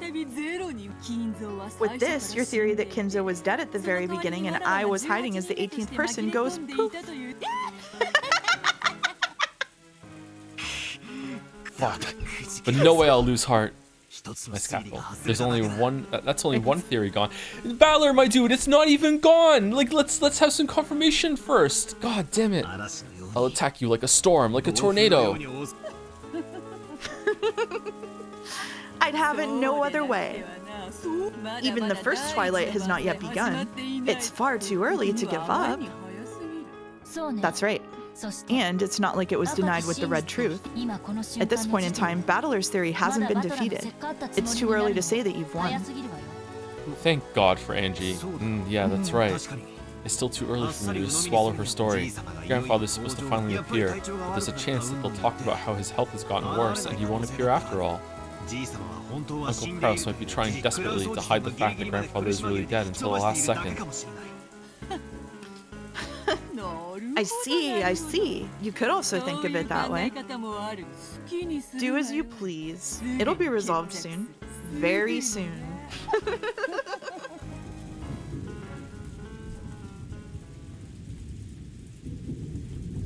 He'll attack her like a storm, like a tornado, like a Sumari. Come on. All the relatives of Nanjo could be seen in the dining hall. Oh, thank God Nanjo's here. Yeah, thank God. Oh, there he is. Yeah, Nanjo sat alone, quietly watching the wind and rain outside. Kraus sat down in the seat of his own rank with Natsui standing motionless at his side. The other siblings were gathered at the opposite end of the long table, whispering to each other. Is that true? Yes. Maria said the person who gave her the umbrella was father. What? What in the world? In other words, Sumari, our strategy has collapsed from the roots. Not just our strategy. Since father is healthy and has said that he'll make an announcement himself, our trivial bargaining with Nissan was completely pointless. Yep. That old bastard. Why couldn't he have just shown himself right away without making a show of it? Thanks to that, we've just been quarreling with Umineko uselessly. Or maybe he wanted to test us on that point. I might not be one to talk since we aren't related by blood, but your father is very intelligent, correct? Our arguments during the day were probably overheard by one of the servants and reported to father. Incredible. The fact that we were making a fuss with father's inheritance as our goal is now right in the open. Just incredible. Ava uncharacteristically held her head, dejected. If, as Kiria had said, everything had been going according to Kinzo's plans from the beginning, and if this was a huge setup that had been kept up for over a year, trying to find the siblings' true intentions, then they had fallen for it completely. Oh my God, what a sentence. We still don't know for sure that it's reached father's ears. No, it definitely has. Everyone but Nissan claimed that father was dead, and none of us believed in father's good health. Oh, it's already over. Father will make an announcement. Nissan will become the successor, and he'll say we aren't even qualified to wear the one wing. Oh,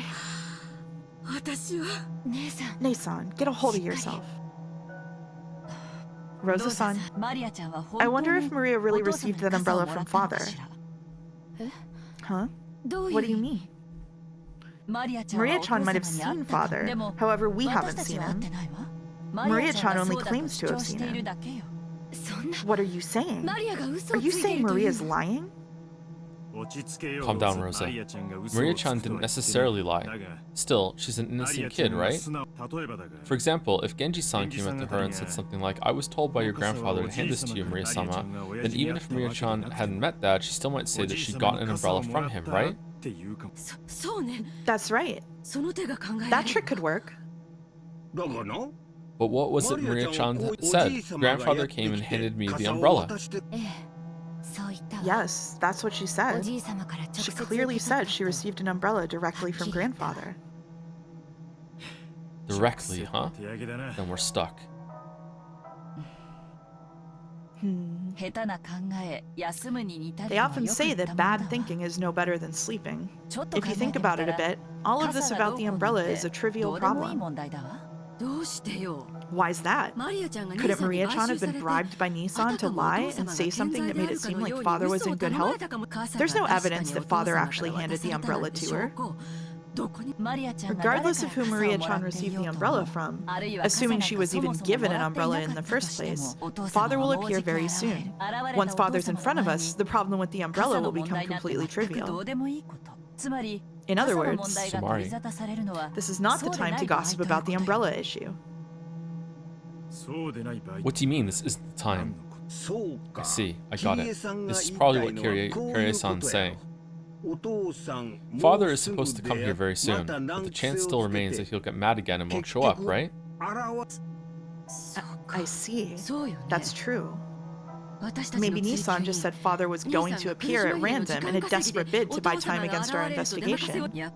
Father really is dead already, and Nissan is still lying and saying he's healthy.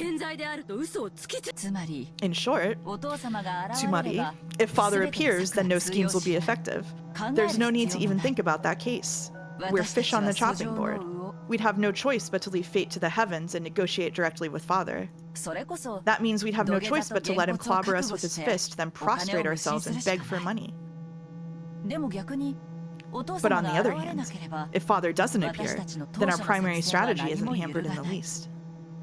I see. In short, Tsumari, no matter which way it goes, there's absolutely no need to get flustered now. That's it. If Father shows up, we just have to carry out the normal family conference. Chat puts us at 8 so far in this scene. Wow. If he doesn't, we just have to keep on investigating Kraus-san. Aren't Natsui and Kraus in this scene right now? Like, are they just listening to this? Weren't they here earlier? Is the social worker also in the scene behind a chair somewhere? And Nanjo is here too. And Nanjo also has thoughts. We can't let him talk his way out of it. Like if he says Father's mood has suddenly gotten worse. It seems what we really should be trying to figure out is what scheme Nissan is going to try and trick us with. The way he just doesn't know how to give up is something I know better than anyone. If Father is well, we'll prostrate ourselves and beg for money. If it's a farce of Kraus-san's, then we'll continue our ugly sibling fight. It sounds like this year's family conference is going to be just wonderful. Yep.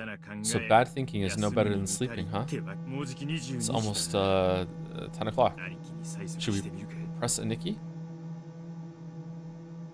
Rudolph and the rest looked at Kraus. Yeah, he is there. Yeah, he is there. What the? He was sitting down firmly and looked like he was awaiting Kinzo's arrival with an air of composure. They couldn't tell if he was really composed or if he was scheming about how to tie together his lie. Dear, calm yourself. We won't get anywhere by making a fuss after all this. Let's leave it to Genji-san, who is doing his best Kinzo impression in the rain right now. That means that whole scene was whispers, so it should have been just done in ASMR voices. Do you want to go redo it with Joe Tingles? Sure. Let's do it. No, just kidding. Let's do it. No? Okay. It's almost 10 o'clock, isn't it? That was the time that had been set for tonight's family conference to open. And it was the time that the Ushiromiya family had needed to appear. Let me tap on some bullshit for no reason at all. Hold on. Right then, they heard the sound of footsteps approaching from the hall.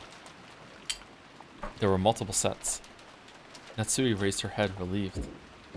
What about mouse tingles? Okay. But because of the sound of a knock, her expression was filled with disappointment. I'm doing sound effects now. I've decided because Kinzo probably wouldn't have knocked. Please excuse us. I have finished closing up the mansion for the night. It was Goda and Kumasawa. Unlike the powerful Goda, it was rare for Kumasawa, with her old body, to be forced to work this late. What the fuck?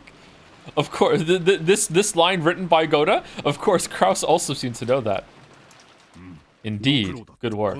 My apologies for making you work at such a time, Kumasawa-san. Oh, it's nothing. I may not look it, but staying up late is still one of my specialties. Wouldn't it be okay to at least let Kumasawa leave without being an observer? It really will be difficult on her body, I imagine. Leave her body alone! This is weird. The order was to gather all of the servants as well. I cannot disobey. Tonight's family conference was clearly different from normal. On a normal year, no one was allowed to attend except family members. To have the servants present for such a thing was unthinkable. But this year was different. All of the servants were told to attend. Of course, they were not allowed to talk. They were there as observers.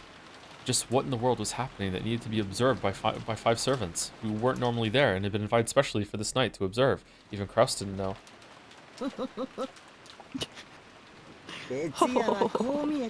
I don't look it, but I'm good at staying up late, and my body is fabulous. If you stuff yourself with mackerel too, Kraus-sama, you'll be more manly at night. I see you're still in high spirits. I'm sure you'll be working in such high spirits until you're 100. Madam, forgive my arrogance, but I've prepared a light snack. I can serve it at any time, so feel free to order it.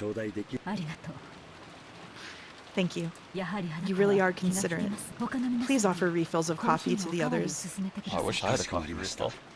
Certainly. After nodding, Goda took the pot towards the relatives gathered at the other end of the table. Ah, I see. Okay, that makes sense. As he did, more footsteps approached from the hallway. It was a single set, and it was light. Even before the knock, they could imagine who it was. Excuse me. I've taken the children to the guest house. Good work. Tonight is a special evening. Make sure you stay alert. Yes, certainly, madam.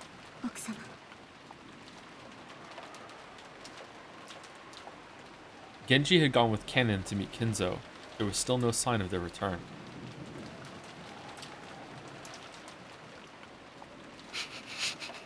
The hand of the clock passed 10 slightly. What is it? Sorry, someone in chat said I've taken the hobbits to Isengard. sorry, that really got me. Sorry, that really got me.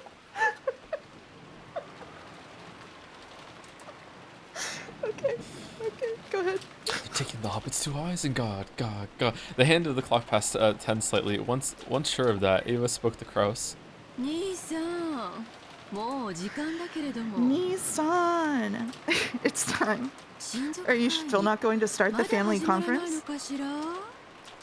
The arrival of the guest of honor has been delayed. Wait a short while.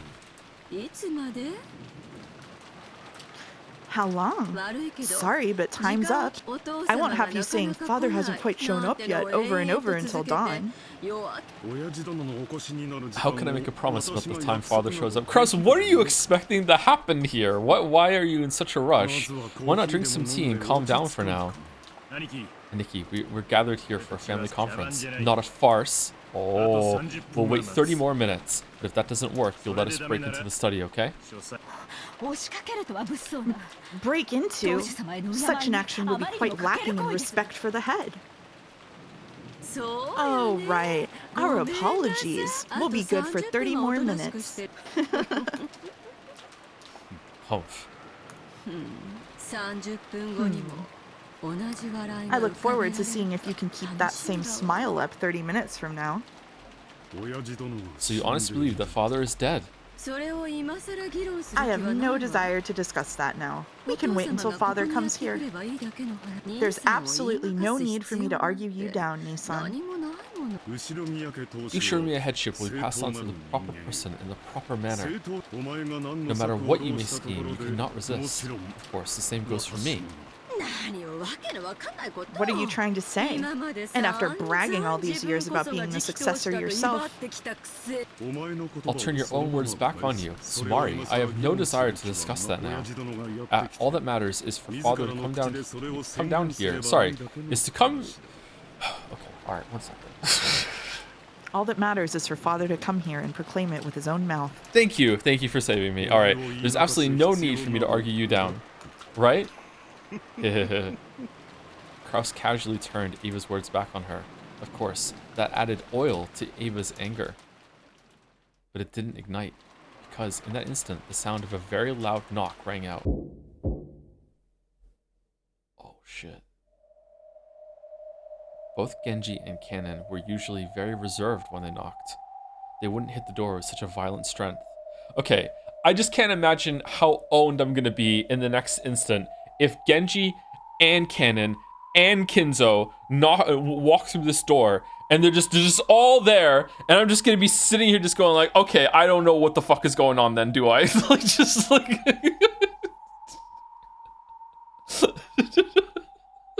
Read the line, Joe. Sorry, it was like a judge's gavel slamming down in a call for silence. So everyone went quiet. The door opened slightly and Genji showed himself. Then he spoke with a serious tone different from his usual one. It wasn't the tone he used when carrying out his duties. It was the tone he used when speaking for Kinzo himself. So just by hearing Genji speak like that, the siblings were struck with a sudden tension.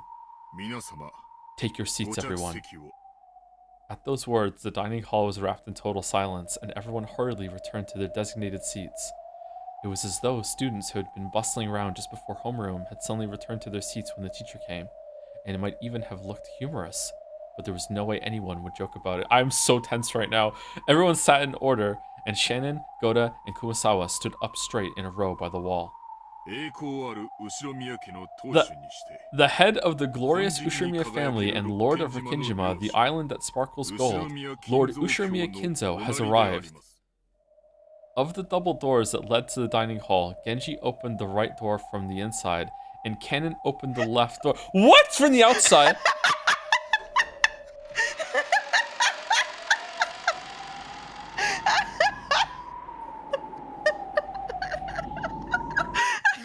What the fuck?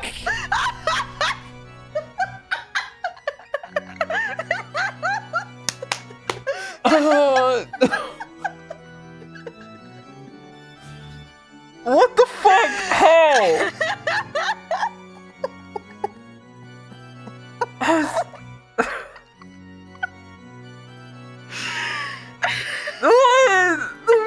And welcomed by a respectful bow from those two, majestically fluttered his cape, Kinzo appeared.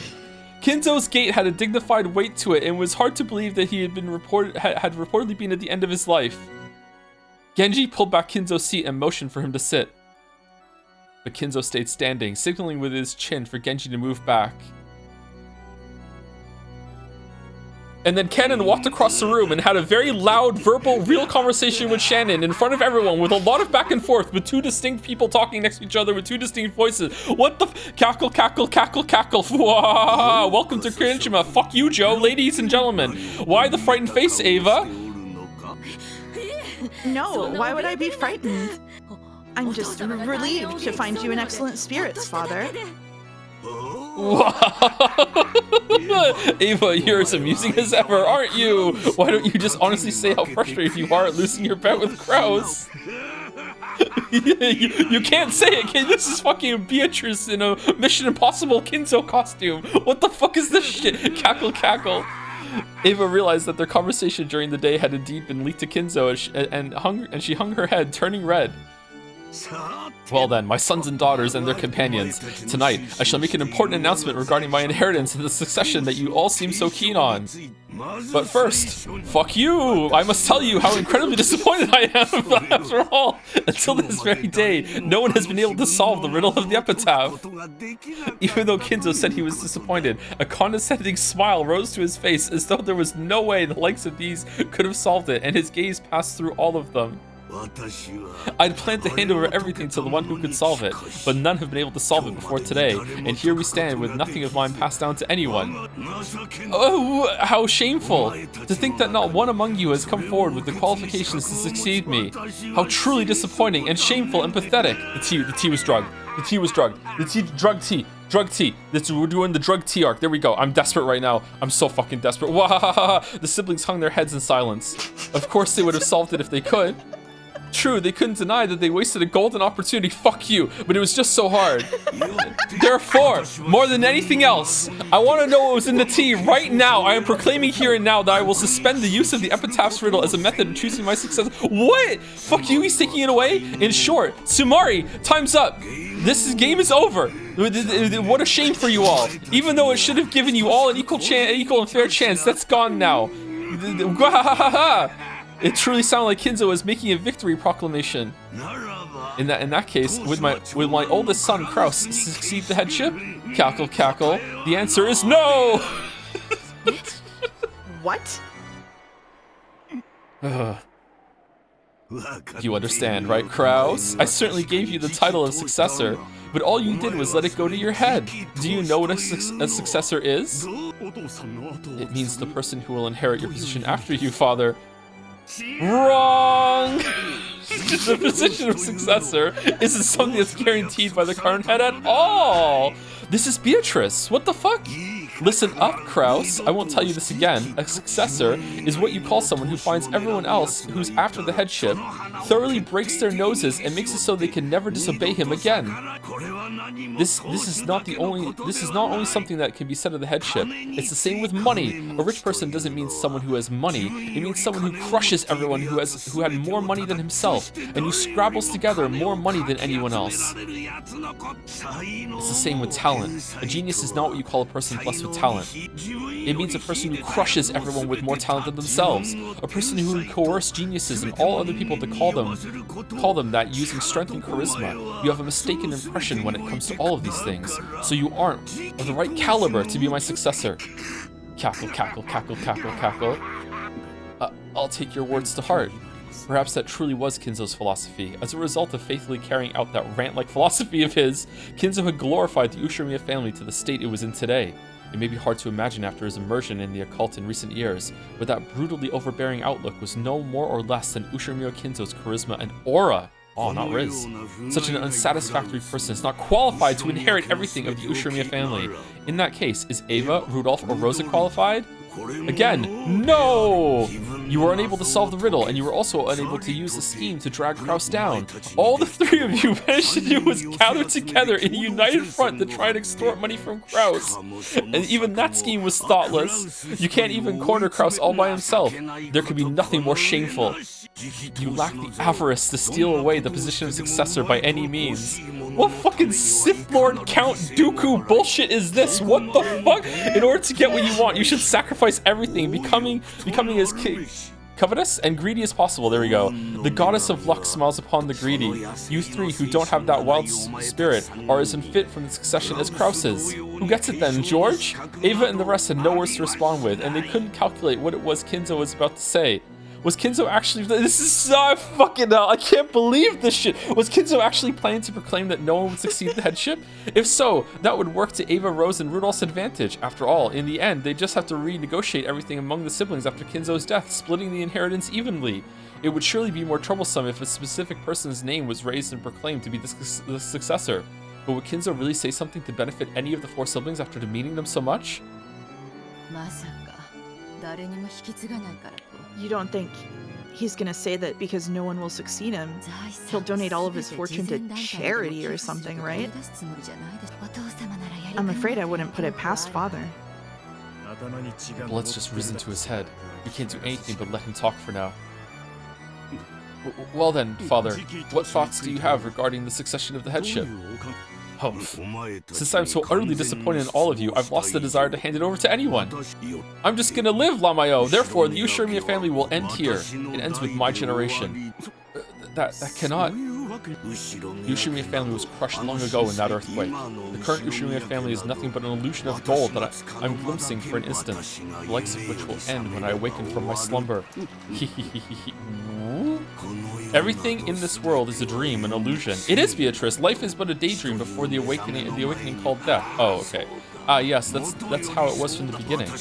That I should lose everything when I die was part of Beatrice's contract and her curse. As if I'd let you, Beatrice, I will be the one who captures you. Tonight that goal will be realized. Cackle, cackle. Okay. Alright. For a while, Kinzo was overcome with cackling, and his eyes bulged. Whenever he talked about Beatrice, it was always both eloquent and insane. Foolish children such as yourselves truly are daydreams. It's as though you were never there from the beginning. Disappear, wake up, disappear from the doze of the truth that I am. You failures that have not built up anything that makes you worthy to succeed me. Oh, Nanjo's talking? Kinzo-san, if I may. What is it, my friend? Nanjo nervously raised his hand, asking to speak. Kinzo allowed him to. I understand how you feel, Kinzo-san. Because you love your children, you expect a lot of them. And as a parent and grandparent myself, I understand how parental affection can make you feel as though your expectations were betrayed. However, you are extraordinary, Kinzo-san. A genius. Isn't saying that it's only natural for them to catch up to you a little too harsh? Despite that, Kraus-san, Eva-san, Rudolph-san, Rosa-san, and all of their partners have done their very best to catch up with you. Ho ho! And just how much money have they built up with this doing their best? After these cowards fail completely in ventures and gain debt, and still try to sponge off me, how can you say that they did their very best? Money is the crystallization of everything in this world. If you cannot grasp that, then you cannot grasp the world. If life cannot strongly grasp this world, it doesn't deserve to live. Disappear. Disappear from my life and reality. That's a reckless argument. With that logic, even I must not live. Even so, I believe the time I spent playing chess with you was worthwhile for both of us, Kinzo-san. You should know better than anyone else that there are many things in this world that cannot be bought with money. Humph. As the siblings motionlessly hung their heads, they cheered Nanjo on inside their hearts! Yeah, go Nanjo! Yeah. Nanjo! Not one of the siblings could offer their opinion in front of Kinzo in a rage, but Kinzo's close friend Nanjo alone was allowed to. Even though Kinzo had raged so fiercely, after being admonished by Nanjo, he nodded several times as though in agreement. This surprisingly obedient side of him might have seemed cute. Cute? But there was no one here who could laugh. It may be true that your children haven't built up as great a fortune as you have, Kinzo-san, though even so, they're rich enough to make me jealous. But besides money, they have also built up many things that cannot be bought with money. When it comes to that, they are in no way inferior to you, Kinzo-san. Oh, and what do you claim they have built up that cannot be bought with money? Happiness. Family. Family. They have found wonderful partners, had children, and each has built up their own happy homes. Why'd you say that like text-to-speech? It's the Fast and Furious meme. I've never seen one of those movies, by the way, but I know the fucking meme from Vin Diesel. They have glorified your family name and have brought back grandchildren. Grandchildren are wonderful. We older people can look at these young grandchildren who will live on into a new era that we will not even be given a chance to see, and in them we can imagine an endless future. Isn't that the sole entertainment we have in our old age? Remember, Kinzo-san, remember your joy when they first brought back their grandchildren. Your children and your grandchildren will carry your great works onto future generations, set an example. That is something that an individual cannot accomplish no matter how much money they have. The siblings all nodded in agreement. Yay, Nanjo! Certainly, Kinzo had looked happy when his grandchildren had just been born, back when he still had some sanity in his heart. However, did Kinzo's heart still contain a human's warmth?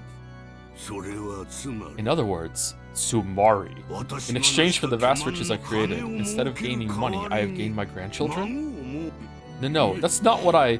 So in exchange for the several tens of billions in wealth that I have built up, I have gained a single grandchild from each of my children.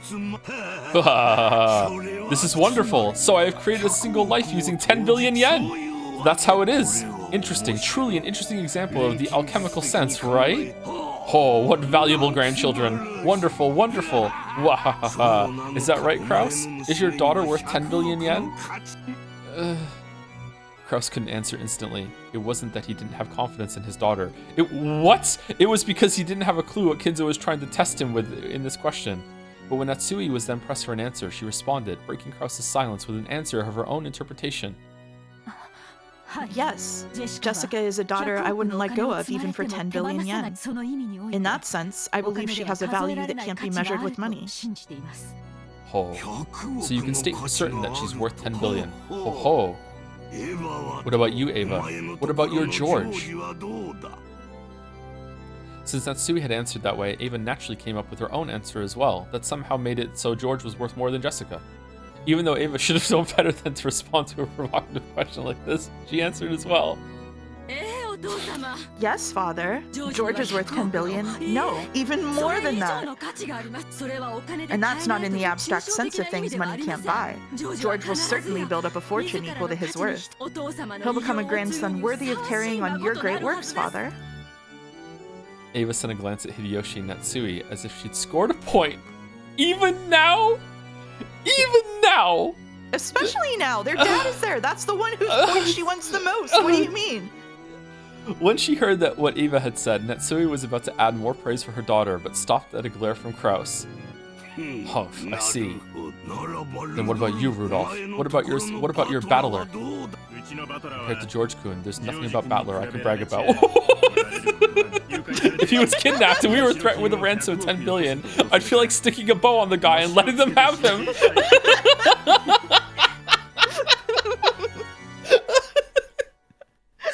On top of that, he's an idiot and reckless. He talks about grand dreams and things that couldn't be done. I guess in that way, he's a super idiot worth the equivalent of 10 billion normal idiots.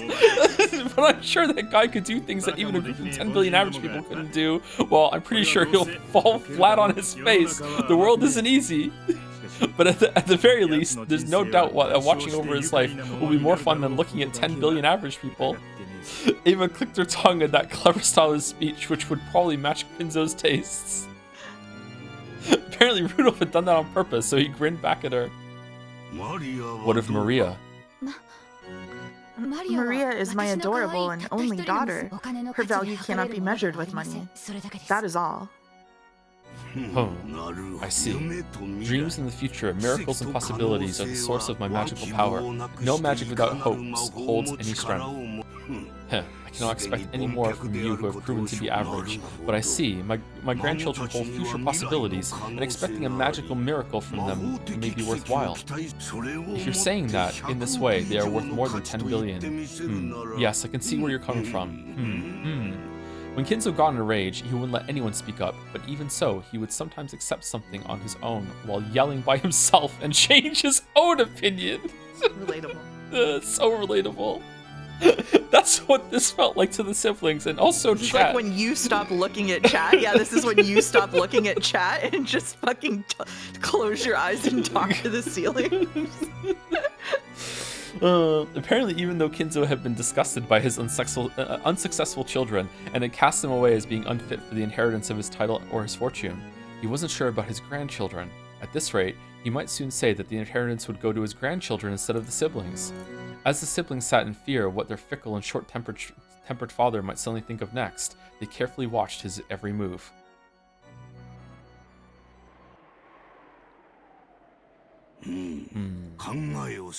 Let me change my thinking a little. I have absolutely no desire to hand over all I have to any of you. However, it would be quite interesting to question the grandchildren to see if one of them is qualified.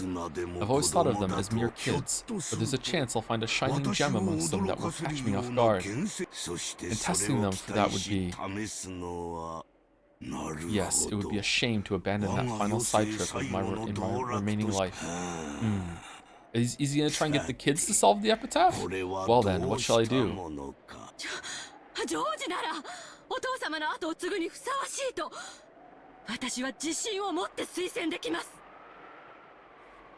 I can, with confidence, recommend George as someone fitting to follow after you. Ava claimed that right away. Natsui looked like she was about to follow along, but Kraus gave her a look, telling her to restrain herself, so she swallowed her words. How bold. Then, let us do this. I will individually question the grandchildren to see if they are qualified to succeed the Ushirimiya family inheritance and wealth. Father? However, that does not mean that one of you will indirectly receive the inheritance. I am already disappointed in you all. There is no longer anything I have to give you. Not a thing. The ones I will question are my grandchildren, and the ones who might succeed me are my grandchildren. Make absolutely sure that you do not mistake this, understood? I shall obey Father's decision. Same here. I'll go along with what he decides. What about you, Aneki? Of course. I believe Father will make a wise judgment. I will also obey Father's decision. I shall think of how to test my grandchildren, which means this is no longer any business of yours. After all, none of you are involved with the succession in any way now. So right here, right now, perhaps we should discuss a different matter that does involve you. Ooh. A different matter? Indeed.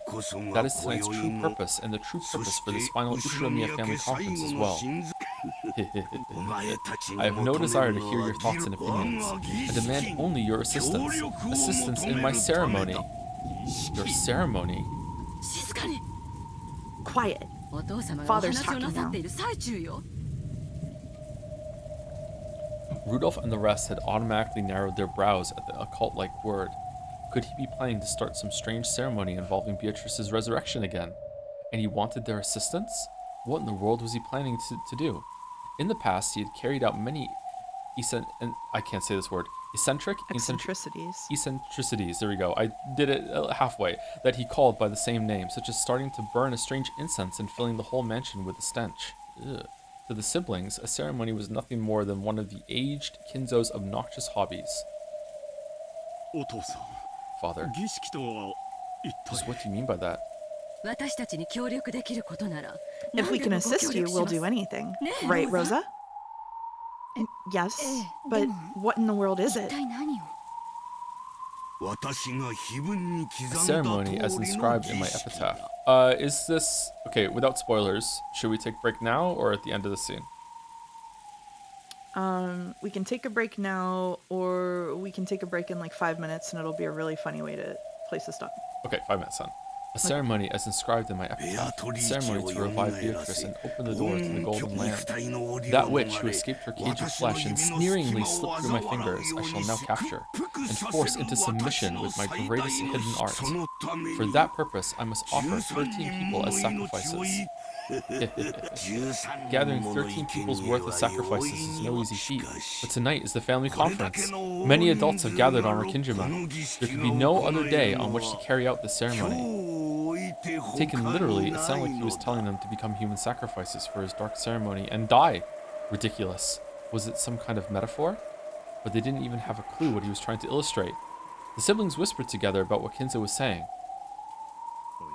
What's Dad going on about? Is this his usual sickness? Probably. Listen silently for now. I'm sorry, Father. I don't understand what you mean by that. I like how they're not completely united, but I do like how the four of them are more united now that Kinzo is supposedly, allegedly, maybe in the room. Like yeah, they're all enemy. Yeah, like they're all scared of him. Like damn, the damage this man has done. What is it you don't understand? I am making this extremely simple. I told you that I'll choose 13 of the humans on this island and offer them as sacrifices in a ceremony to revive Beatrice. Duh. Even worthless people like you can be very useful as sacrifices in my ceremony. Wahahaha. Listen, this is not a joke, nor anything of the sort. This is my final bet, my final ceremony, the last one I will desire in my life. There are now more than 13 humans on this island. In short, that's a head count that can easily satisfy the massive number of sacrifices I require. Become the sacrifices for my ceremony. Kinzo-san, you weren't serious about what you said back then, were you? It wasn't a joke? Unusually for him, Nanjo's face changed color as he stood up and shouted. It seemed this wasn't the first time Nanjo had heard all this dark talk about 13 sacrifices. Sorry, my friend. That was no joke nor anything of the sort. It is what I bet my life on, the final ceremony, the final game that I will attempt. Yes, this is a game! If gaining my fortune and leaving this island is your goal, then there are only two ways to achieve it. Will you escape being chosen as one of the 13 sacrifices and spectacularly survive by finally solving the riddle of the epitaph and stopping the ceremony? Didn't happen last time. Or will you kill me and thereby stop the ceremony? Those are your only two options. Alright, let's go. By now, everyone wasn't just whispering, but chattering and muttering away. Even the siblings had noticed that Kinzo was beginning to act abnormally. Father, are you a little tired? Genji-san, has father been drinking? No, the master is sensible. Sorry, Dad, I don't have a clue what you're talking about. Dad's free to start up any weird ceremony he wants to revive the witch he loves. That's his hobby. But getting wrapped up in that and being made into a human sacrifice is a little more than I can handle. Rudolph, are you trying to interrupt Father? What are you talking about, Aneki? You expect me to listen to something that shady and say, oh really? Was the ceremony Kinzo had mentioned literally something disturbing, or was it some kind of test to choose the successor? It seemed that Rudolph had taken it literally, but Avis apparently still believed that it was something like a test or examination to find a proper successor. But Kinzo responded with a clear smile. Well then, that is all I have to say. No objections or opinions are necessary from you. I will simply awaken from my dream of having 4 unsuccessful children. To all of you, what will occur now before your very eyes may seem like a dream, an illusion, something that couldn't conceivably be of this world, and a world that defies understanding. But that itself is my reality. Now I will finally awaken from the shallow, useless dream that all of you are. Come, the game has already begun, see? With this many of you here, I can take lives starting with anyone. So long, my unsuccessful children, and for the final and only time in your lives, be useful for my ceremony. Arise, Pendragon's memorial troops. Please God, no. Please God, no. Please God, no. When Kinzo raised his arms high like an opera singer and yelled as though towards a packed audience, the air shattered like glass, and the outlines of 3 people who supposedly hadn't been invited to this island appeared. Now we can take a break. No! I was about to say this is the best scene of episode 4 so far, but now fucking Bunny Girl's back. Okay.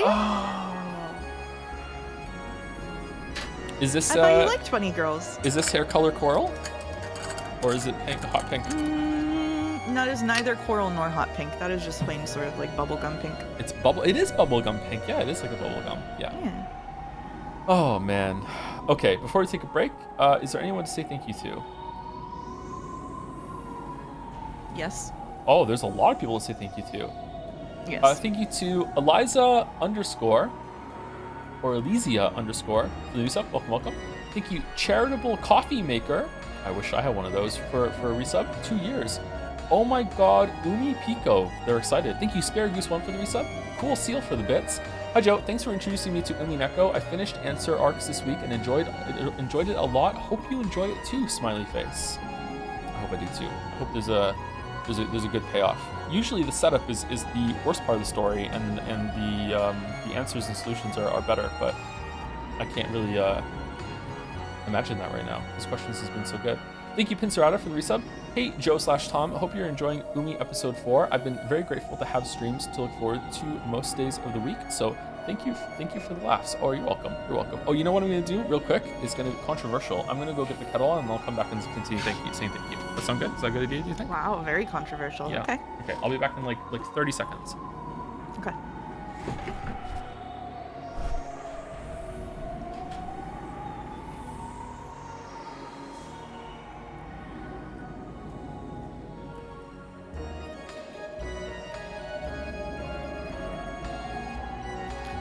The mic. Don't make tea in the microwave. What are you talking about? Mouse stream. Hey, everybody.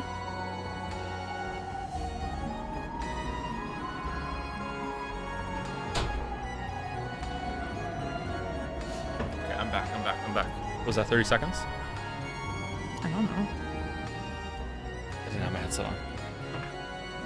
Mouse takes over.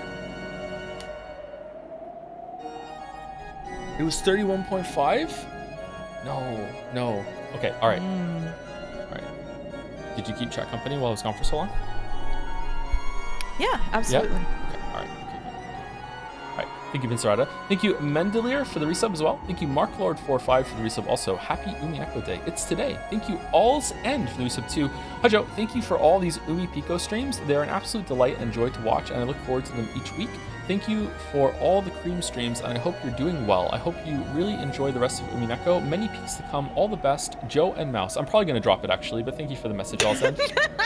Thank you very much. Give Mouse a marble.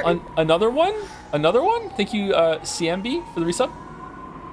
Kaizotes? Kaizits? I don't know, one of those for the resub. Ryu! Thank you, Alison IRL, for the resub. Nanjo doesn't exist, it's Nanjover. Nanjo was really good in this scene. He had a couple lines. Good for Nanjo. Thank you, Sky Thicon, for the new sub. Welcome, Sky. Hopefully I'm saying your name somewhere close. Thank you, Punish Baldus, for the resub. Missed a couple streams. Hope nothing big happens. Technically, I think a lot of big stuff happened in episode 4. It's just paced kind of poorly, that's all. But this scene hasn't been, well, I mean, the bunnies are here now, so maybe I'm going to change my tune. But this scene has not been paced poorly. This has been the best paced scene so far. Thank you, the only GJ, for the resub. And Funiak for the resub also. I'm done with episode 6, and I don't want to move to 7, peak literature. I think there's a letter missing there. You enjoyed 6 so much, so you just want to like simmer with it for a little while? Interesting. I'd be curious to see what the rankings are for the best ones, episodes after it's done. Thank you, Ace, for the bits. One of the 6 total topics that Umi Fulden likes to discuss is how much of a bastard or not George is for going for it. Oh no. It's on for a 16-year-old at age 23. What's your take, given that it's the 80s and all? And my favorite argument on the topic: how does it compare to the ages your grandparents were at when they got together? Lol. I don't know what ages my grandparents were when on my mom's side when they got together, but curiously enough, my dad's parents had my dad when they were like super young. I think they were both the same age. I think they had my dad when they were 16. So like my grandparents were actually really young when I was growing up. It was a weird moment when my mom, I don't know why I'm telling this. Why am I talking about this? I started now, so I should end. It was a weird moment when my mom reached the age that my grandmother was when my consciousness formed enough to know about ages. You know what I mean? Like when you're a kid, you're like, people are just whatever they say. Like who cares? Who gives a shit? But you get to a certain age where you can like see, oh, that's what 30 looks like. That's what 40 looks like. That's what 50 looks like. And I remember my grandmother was just being like this super old person.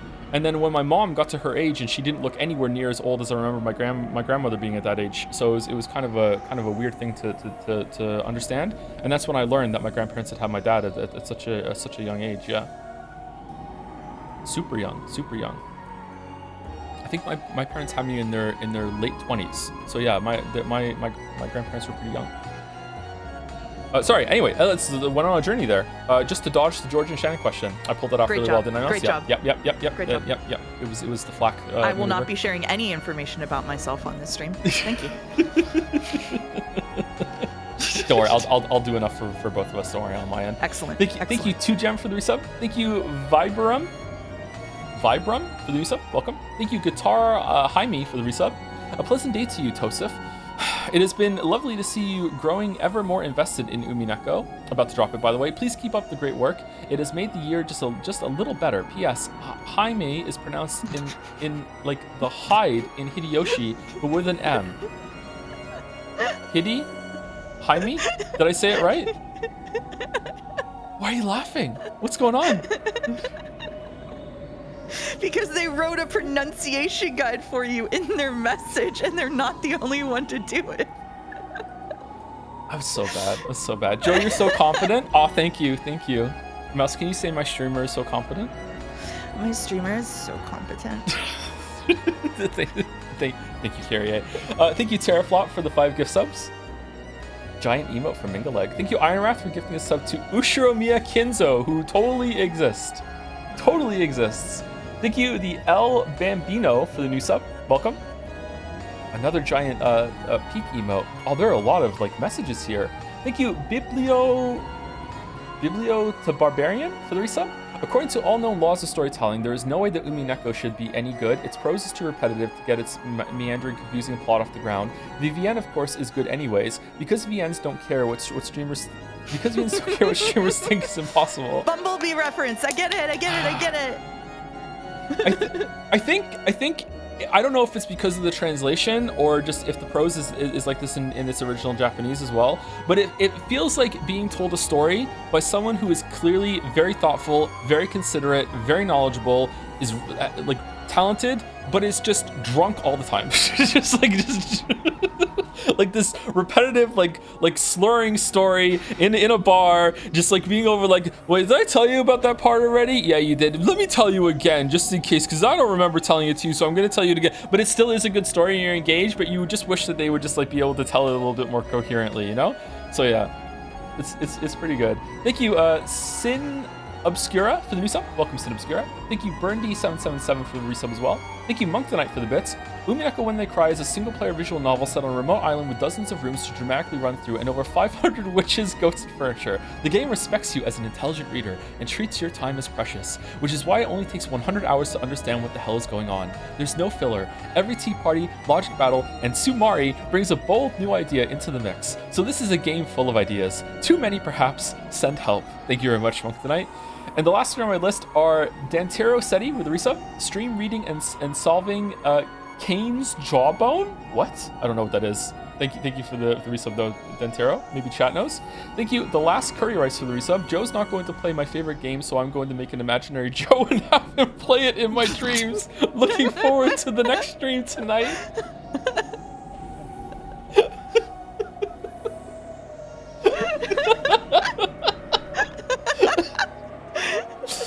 He's laughing so hard I can't hear him on Discord.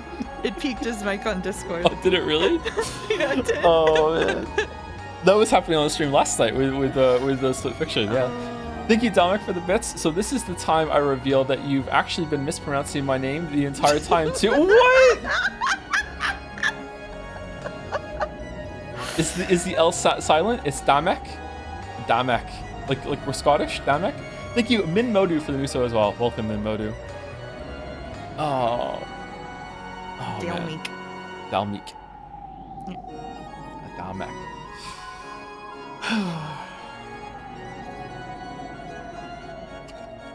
I don't want any damn marbles. I don't want to be in charge of any marbles. I don't want to give the marbles away. I don't want anything to do with the marbles. Don't put that evil on me. You could give me a marble. Okay, you can have a marble. I get a marble? Yeah, Oh, you get a wow. marble. What do you want? What am I gonna put my marble on? Maybe I want another novelty marble. Okay, go ahead. What would the novelty marble be? I want the anti-marble that Okay. if it lands next to another novelty marble, it cancels out the novelty marble's effects. There we go. It's an anti-marble. Also, the anti-marble cannot win the race, nor can it be destroyed. There you go. It is there until the end. It's the anti-marble. All right, wiki editors, you heard him. Yep. Good There luck. you go. The meta marble. The meta marble. Oh, I'm thinking about that Dream Joe chatter now. Oh no. What if in the future, like, they can make like clone AI versions of people, and like I'm in the future, and they just spin up me to stream all the games forever? What a fucking like nightmare that would. What if I'm already in that and I don't know? Oh no. Shit. What if they make the holodeck reel and somebody wants to talk to you about their streaming career, so they create a version of you and then they fall in love with the version of you in the holodeck, and then they meet you in real life and act really weird about it? When you're touching my Elgato setup, you're touching me. You're impressed. I know that episode, aren't you? You're impressed. Yes. You know. Yes. Yeah, you Yes. know. Chat Very doesn't know impressed. what chat Very doesn't know what impressed. the fuck I just said, because they don't know that's a line from the episode. But yeah, that was a weird fucking episode. That was a Yes, weird it sure fucking was. episode. It sure was. Sorry, there are two more. Thank you, a Pepsi Addict, for giving a sub to Tails Always Fails. And last but not least, before we go to break properly, Not Koro with the bits. Hey Joe, just joined stream after a long break. Oh yeah, really? Sorry if you already answered this question elsewhere, but I've been having some personal trouble. I don't really know anyone IRL as old as you. Oh, it'd be great if you could weigh in with your life experience. So I have this friend who's 23, and he told me he's engaged to this girl that his mom doesn't approve of. I was supportive, but he brought her to a party, and this girl can't be older than 16. How bad do you think George is? No. Fucking hell. Oh. No. No. No. No. No. No. No. No. No. I don't like George. I don't like George. George is bad. George is bad. I'm going on break. All right, I'm going. Let me Bye, chat. Let me mute you first, just in case. Okay. Okay.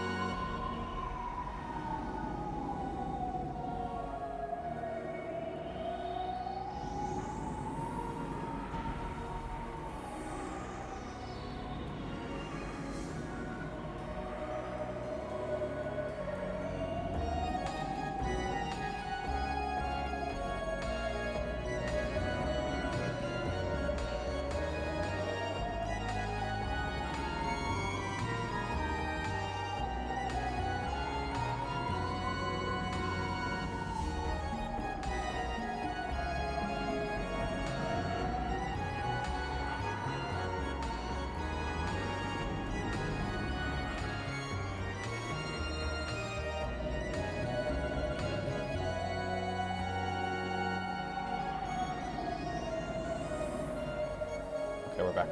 Hi. Hi. Hi, chat. I would love to tell you about the cocktail I got during the break. It's one of my favorite cocktails. French 75. French 75. Fancy. French okay. 75, yeah. Gin, lemon juice, a little bit of sugar syrup, and then topped off with champagne. And I put a little splash of elderflower liquor in it. Excellent. Excellent cocktail. 75 is what we get when we add our ages together, yeah.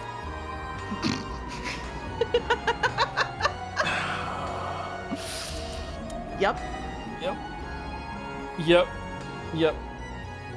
Speaking of ages, Annie for Prez has used 100 bits to say, "Hi Joe, George here. Please tell me I've been a bad boy."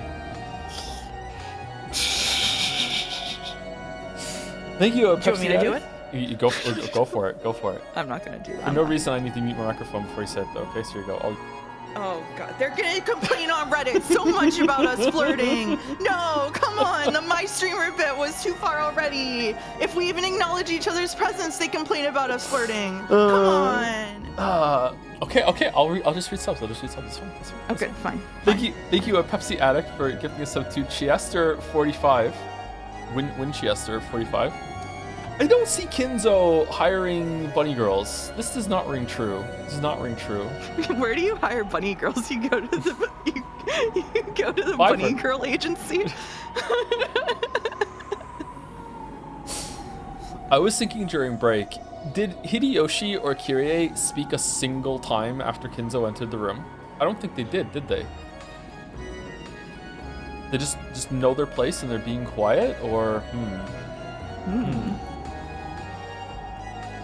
Joe, I would disagree with you for an hour on that point alone if I were there.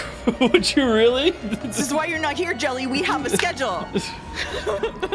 the bunny girls fit Kinzo jelly argument? Interesting.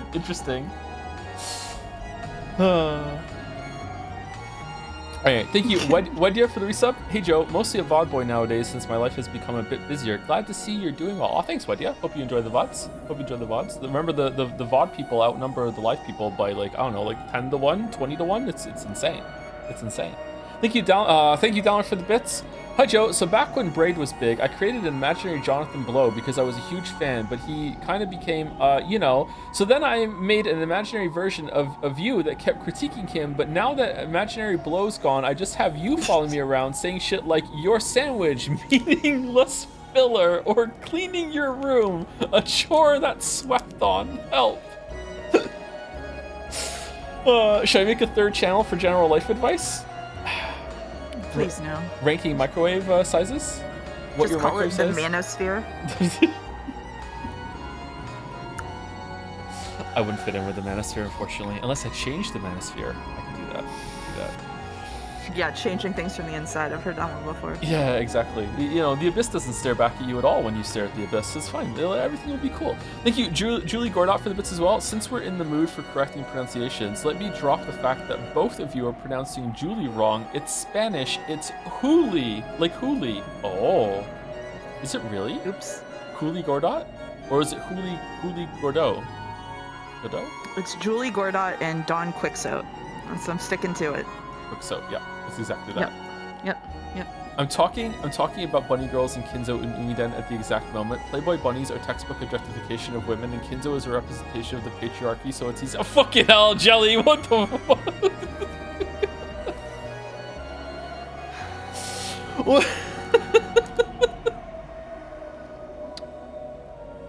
What? Why am I getting moused? What? Don't do this in his chat. What?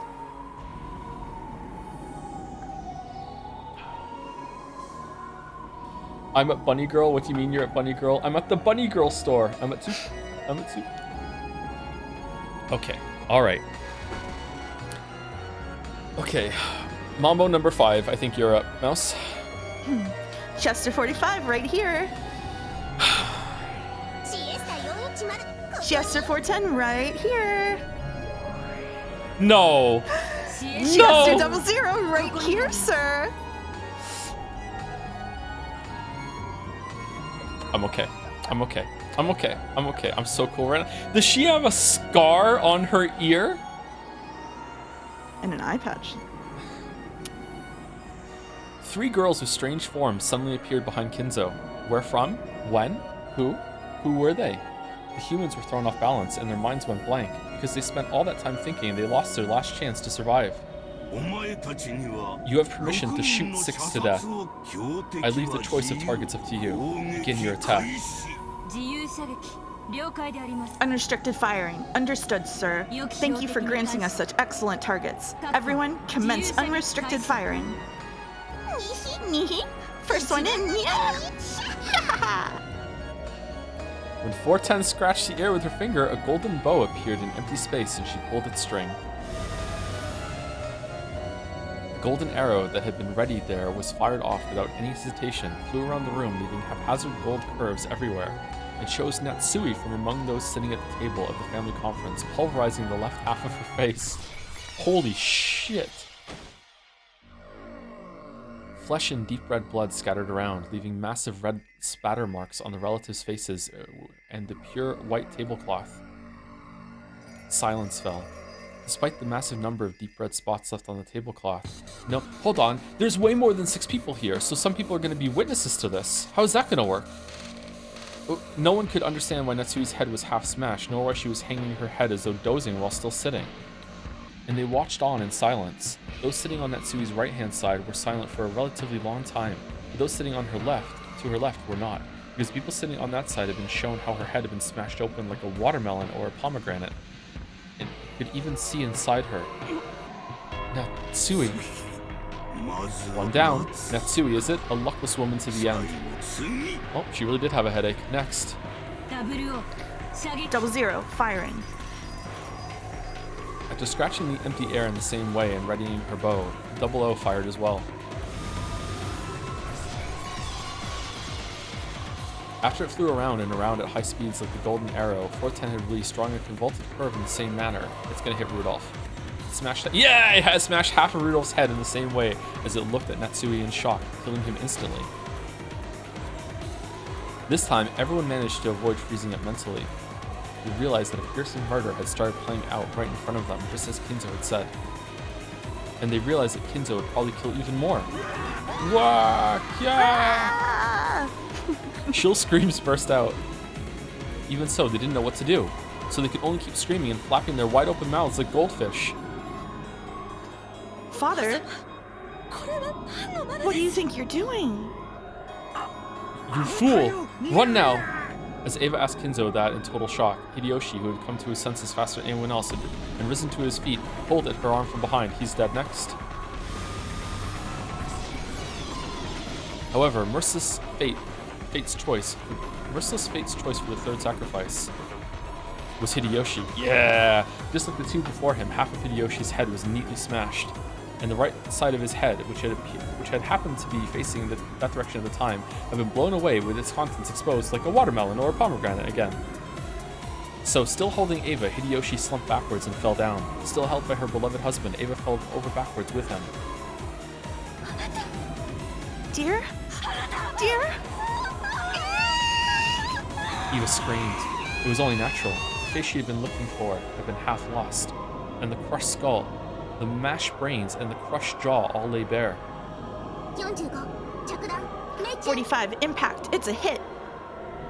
Spectacular. Fire again. 3 more remain. Father, what is this supposed to be? When Kraus stood up forcefully and was about to rush Kinzo, 00 blocked him. With her slender-looking body, she held back Kraus with just the palm of her right hand. He still tried to resist and attack Kinzo, so 00 lifted Kraus by the nape of his neck and twisted into his Adam's apple with her thumb. It seemed to be very painful, and Kraus was overcome with agony. Yeah. Oh. Everyone, run! Get the police! An ambulance! Quickly! Everyone, let's escape! Escape! Andrew's sharp words finally dissolved the spell that had been holding them down in their chairs. When Goda and Kurosawa each tried to escape from the dining hall first, 410 moved in an instant and appeared there, blocking the way. You sure are slow, yeah. Did you think I'd let you escape? Yeah. Help me! Goda-san, duck! Even though Goda didn't understand, he crouched when he heard Kirie's sharp voice. Then, a burst of air rushed above his head. Kirie had taken a big swing with a chair to mow 410 down. He said next. But 410, still with a mocking expression, easily caught that widely swung chair with a single hand.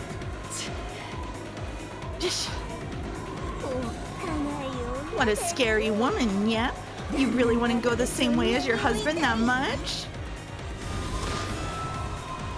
From the cuff of her arm where she had caught the chair, something like a shining golden snake appeared, wrapped itself around the chair and burst open. It was a fearsome power, like a vice. When Kirie realized that the being in front of her, which looked like a girl, was actually something that surpassed human knowledge and that a human could not even begin to oppose, her head was filled with a fierce alarm bell that welled up from deep inside her. Oh, I was wrong. Genji, Shannon, and Ken and all the servants permitted to wear the one-winged eagle continued to stand calmly at attention by the wall, even with a scene like this before their eyes, making them look very bizarre and eerie. For an instant, Kirie thought that they managed to stay calm because they were with the enemy, and had been given a guarantee that they wouldn't be killed. But as soon as she thought that, the sight of Genji's face was blown away before her eyes. Oh, it's Genji! Genji-san! 45 impact, it's a hit. Oh, Genji, how unfortunate. Rest in peace, my friend. Cackle, cackle. Your death will not be wasted. You will become one of the 13 keys essential to the resurrection of my beloved witch. The half of Genji's expression that remained was smiling. No, it was indifferent as ever. He tilted, fell over, and sent a blood-red splatter out across the floor. Genji-sama? We're nothing more than the witch's pieces. Nothing more, nothing more. From the meek and frustrated, no, resigned expressions on Shannon and Cannon's faces, one couldn't sense any naive hopes that they'd be rescued. That's right, Kinzo was, in the truest sense, carrying out these murders at random. In the truest sense, he was killing like it was a game to see who would be saved and who would be killed. Does that mean Kinzo could be a target here too, then? He was in the other games, allegedly. Mm-hmm. Well then, who will we go for next, yeah? 410 looked at Kirie for a second. In that second, Kirie was prepared for her own death. But when she readied her golden bow in midair, 410 was looking at someone else over Kirie's shoulder. Well, it's not going to be Nanjo, because Nanjo always survives. So as imprudent as it was, Kirie felt as though she had been saved. Again, an ugly, exploding, popping sound rang throughout the room. Who was it this time? When Kirie turned to face the direction of the sound, she saw blood gushing like a fountain and Ava lying on her husband's chest. Of course, her face had been half smashed just like her husband's. 410 had mercilessly targeted Ava as she'd clung to her husband's corpse, sobbing. Really? Oh yeah. Let go of Nissan. Let go of Nissan. Just stop it, father. Just stop this brutality. Run away, Rosa. Rosa's objection didn't reach Kinzo as he continued to laugh. As he continued to laugh loudly in the blood-splattered dining hall. I was going to say, oh yeah, Rosa exists. I forgot. Yeah, I think Rosa's probably going to be cut out then. And she wasn't able to lessen Krause's pain at being lifted up by the nape of the neck by Double O. Oh, that's still happening. Okay, so Rosa had no choice but to use force. She lifted up a chair beside her and gave a warning. Father, order her to let go of Nissan. Just stop them from doing this. I cannot. If that is what you desire, then prevent it using your own power. Cut a path through to your own fate with your own hands. You who have always hid behind the backs of others in fear, let me see you overcome your weakness one last time in your life. Father? Ah! The chair that Rosa had lifted up swung down at the father who had reigned as a symbol of terror for her entire life. It was the greatest and final act of bravery and self-control in Rosa's life. What Kinzo had said might have been true. If she had grasped that courage a minute sooner, her life might have become more free, unrestrained by anyone else. Then there was a bursting sound, the sound of Rosa's chair fiercely hitting Kinzo. It could not have been this. With the chair still lifted up, she neatly lost half of her head and slumped over. Still holding Krause up with one hand, Double O had stuck her other hand out toward Rosa. The golden stake released from that arm. It constricted Rosa in a helix, and it smashed into her head. Defensive firing. I apologize for the discourtesy of shooting so close to you, sir. I care not. So this makes 6 people. Yes, Lord Goldsmith. This makes 6 people. Goldsmith, man. When she indifferently communicated that, Double O let go of Kraus, whom she had been lifting up this whole time. Indeed. So the sacrifices of the first Twilight were Eva, Rudolph, Rosa, Natsui, Hideyoshi, and Genji. Cackle, cackle, cackle.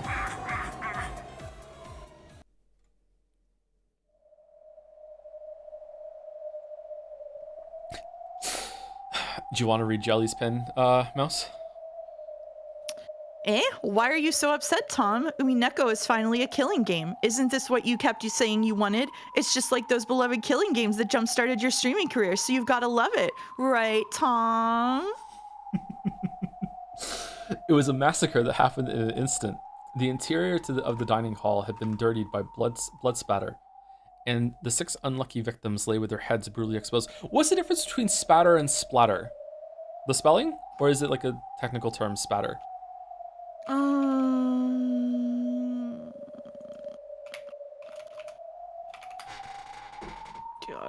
Spatter is smaller particles. Oh, okay. In a way, that's what I got from Google. It's not AI though, right? Just normal Google? No, just normal. AI turned off. Okay, all right. In a way that was fitting for that abnormal space, Akinzo's abnormal laugh alone echoed out. The curtain has finally risen. The ceremony to revive Beatrice has begun. You lucky ones who have managed to escape the first Twilight, allow me to introduce you to my friends. Arise, my friend. Ronove. Oh yeah, the whole gang's here. When Kinzo called Ronove's name, the demon butler showed himself in midair, bowing respectfully. Nice to meet you, everyone. And good day to those of you I haven't seen for a long time. Coo. It seems this place is once again spectacularly untidy. Pay it no mind. It takes a stimulant of this level to wake me from my daydream-like days. Allow me to introduce my friend, a reliable butler and one of the 72 great demons, Ronove. I am pleased to make your acquaintance. Just who is he making that introduction to? Kraus and Kirie, who were still down on their backsides, and Nanjo, Goda, and Kurosawa, could only look up at this middle-aged gentleman they didn't know in shock. Only Shannon and Cannon seemed to recognize him, and they bowed deeply. So I wasn't able to greet Genji. I hope he was at least able to fulfill his purpose painlessly. It was an instant death from a direct hit to the head. He didn't have time to feel the pain. Is that so? Very well, we'll go along with this. Allow me to introduce another friend. Arise, my friend, Virgilia. Oh man, she's here too? The gang's all here. Once again, a silhouette of someone the relatives didn't know appeared from empty space. She appeared in a refined dress while making an elegant greeting. Thank you for summoning me, Master. Although I would rather not have been summoned into a bloody place such as this. Allow me to introduce her too.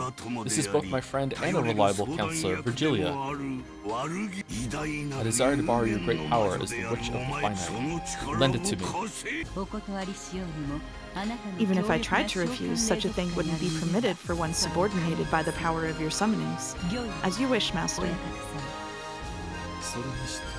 Still, what a fearsome fellow to think he summoned 3 of the Chiester Sister Corps, then me, and even Virgilia. Even though it's only in the area of summoning, to think that he surpasses Milady so thoroughly. How frightening. I can't help but shudder at the Ushomiya blood. In order to carry out Beatrice's resurrection ceremony, I shall give it my all as a summoner. This still isn't enough. In order to perfectly succeed in the ceremony this time, I shall summon more. More characters? The Pendragon Memorial Troops and Ronove and Virgilia. I can still call more. With my magical power, I can still call many more. Answer to my summons, Sakutaro! Ryu! One of the 72 demons. Gap? Gap? You can even materialize her? This really means that the corrosion has advanced even more on this island. It already proceeded far enough to materialize us. By now, we shouldn't be surprised no matter how great a demon he summons. Has Rikenjima already been completely sucked into a parallel world then? I hope he does not surrender. He learned a lot last time, correct? After all this time, he won't surrender over this much. What? Probably, I should say. Ukuku. Well then, shall we engage the stage now? Okay, are they talking about Battler here or Kinzo? Kinzo, I think.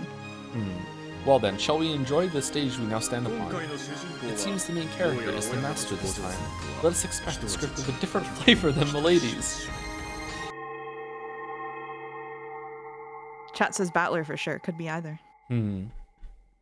I think it's Battler right now. I think he was talking about Battler. When Kinzo strongly concentrated his magical power, a pale light gathered in the empty air, twisted. And a magical circle was drawn there with a deep red glow. What the fuck? Kind of looks like a trident. Oh, for...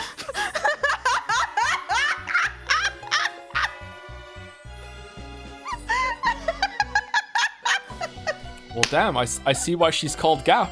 All right.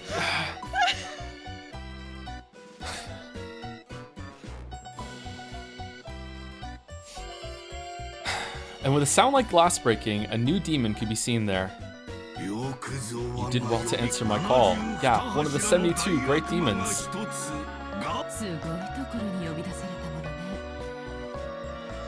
This is one hell of a place you've summoned me to. Did you call me to clean up this blood-stained room, Goldsmith? The literally devilish woman, wrapped in a venomous, ominous costume, looked at the scene which should have made her cover her eyes and twisted her mouth in a grin. Summon you for such a reason would be like using a cashmere muffler to mop the floor. It's been a long time, Gap. To think that a great demon such as yourself has finally appeared on this island. Perhaps this island is finally submerging completely into fantasy. This all-star cast is even more surprising than the gruesome state of the room. A full 3 Chiester sisters, the great demon Ronove, the great witch Virgilia, and even me. What's going on? Is this pandemonium? Are you trying to start a concert from hell or something? I see. As a conductor for that, I couldn't think of anyone better than you, Goldsmith. I will have your assistance as facilitator in the completion of my ceremony to resurrect Beatrice. You have no objections to my summoning contract, correct?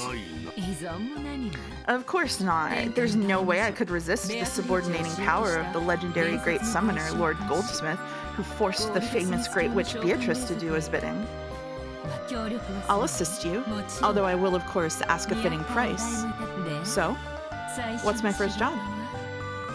Damn, if only I had answered H. Bomber Guy's DMs to have him reading on today when Gap appeared. If only. If only. You okay? You alright? You okay? Oh yeah, I'm having a great time. I'm getting roasted in Umidan for saying he was talking about Kinzo. It's fine. I'm so cool about it. Capture the coward. Don't roast Mouse. It's fine. What? It's fine. Capture the cowards who made it through the first twilight. Fortunately, there are still 7 here, aren't there? Nanjo, Shannon, Cannon, Goda, Kumasawa, Kirie, and Kraus. Oh, if these 7 are all offered as sacrifices, that's exactly 13 people. Until it's time for the second and later twilights to be carried out, throw them into the cage of sacrifices. Cackle. A cashmere mop, huh? Understood. As Gap shrugged her shoulders, she looked at Kraus, who was still down on his butt. She glared. Then, when she snapped her fingers, Kraus was swallowed up by the floor as though a round pitfall had opened up beneath him. Oh, One down. Oh, she's making gaps in the floor. Okay, very good name. There was no hole in the floor, but it certainly looked as though Kraus had been swallowed up by a hole and disappeared.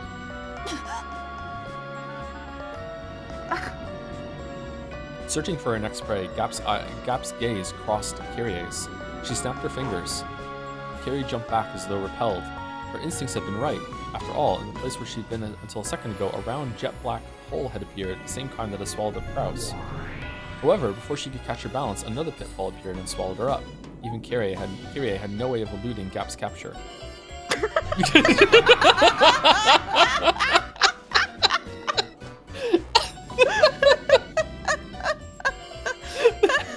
Wah! When she snapped her fingers again, a shocked Nanjo was swallowed up by the floor and disappeared.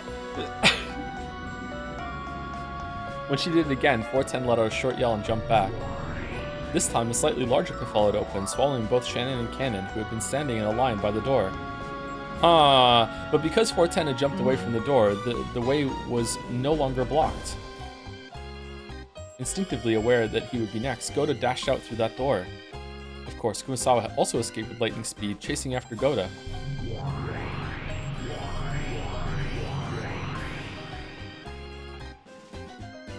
As Gap snapped her fingers over and over, round, jet black pitfalls opened one after another behind them, chasing them. However, they did nothing but drive the recklessly fleeing pair away and couldn't swallow them up. Goda and Kuwasawa had escaped in a matter of seconds. I've gotten slow. I let two get away. Don't worry, we're currently locking onto the escapee targets. Data link ready. Shall we snipe? No, I cannot authorize that. They are precious sacrifices. Wait for the Master's authorization.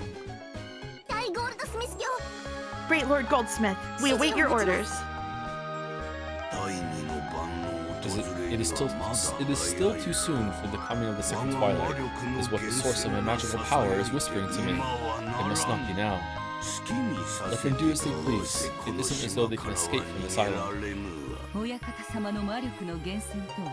The source of the Master's magical power is noise and risk and tests of luck. Ho ho ho. In other words, tsumari, it means being fickle, it would seem. Cackle. Perhaps you could also put it that way. Good work, Gap. Let us steadily advance the ceremony from here on. Well then, that is that. Next are my grandchildren. I will test them to see whether they are... You're still gonna do that? Whether they're qualified to become my successor. Let's see, how shall I test their qualifications? Cackle, cackle. If you decide that they're qualified, do you intend to abandon Beato's resurrection? Of course. Despite that, I will test them. Perhaps a woman cannot understand that contradiction, nor my madness. Okay, cackle, cackle. Well, apparently men are as weird as ever. I don't get the very concept of playing around with risk. Oh my, and I thought you loved that sort of thing. Of course. If a man whispers to me about dangerous risks in love, I go head over heels. But only if he's hot.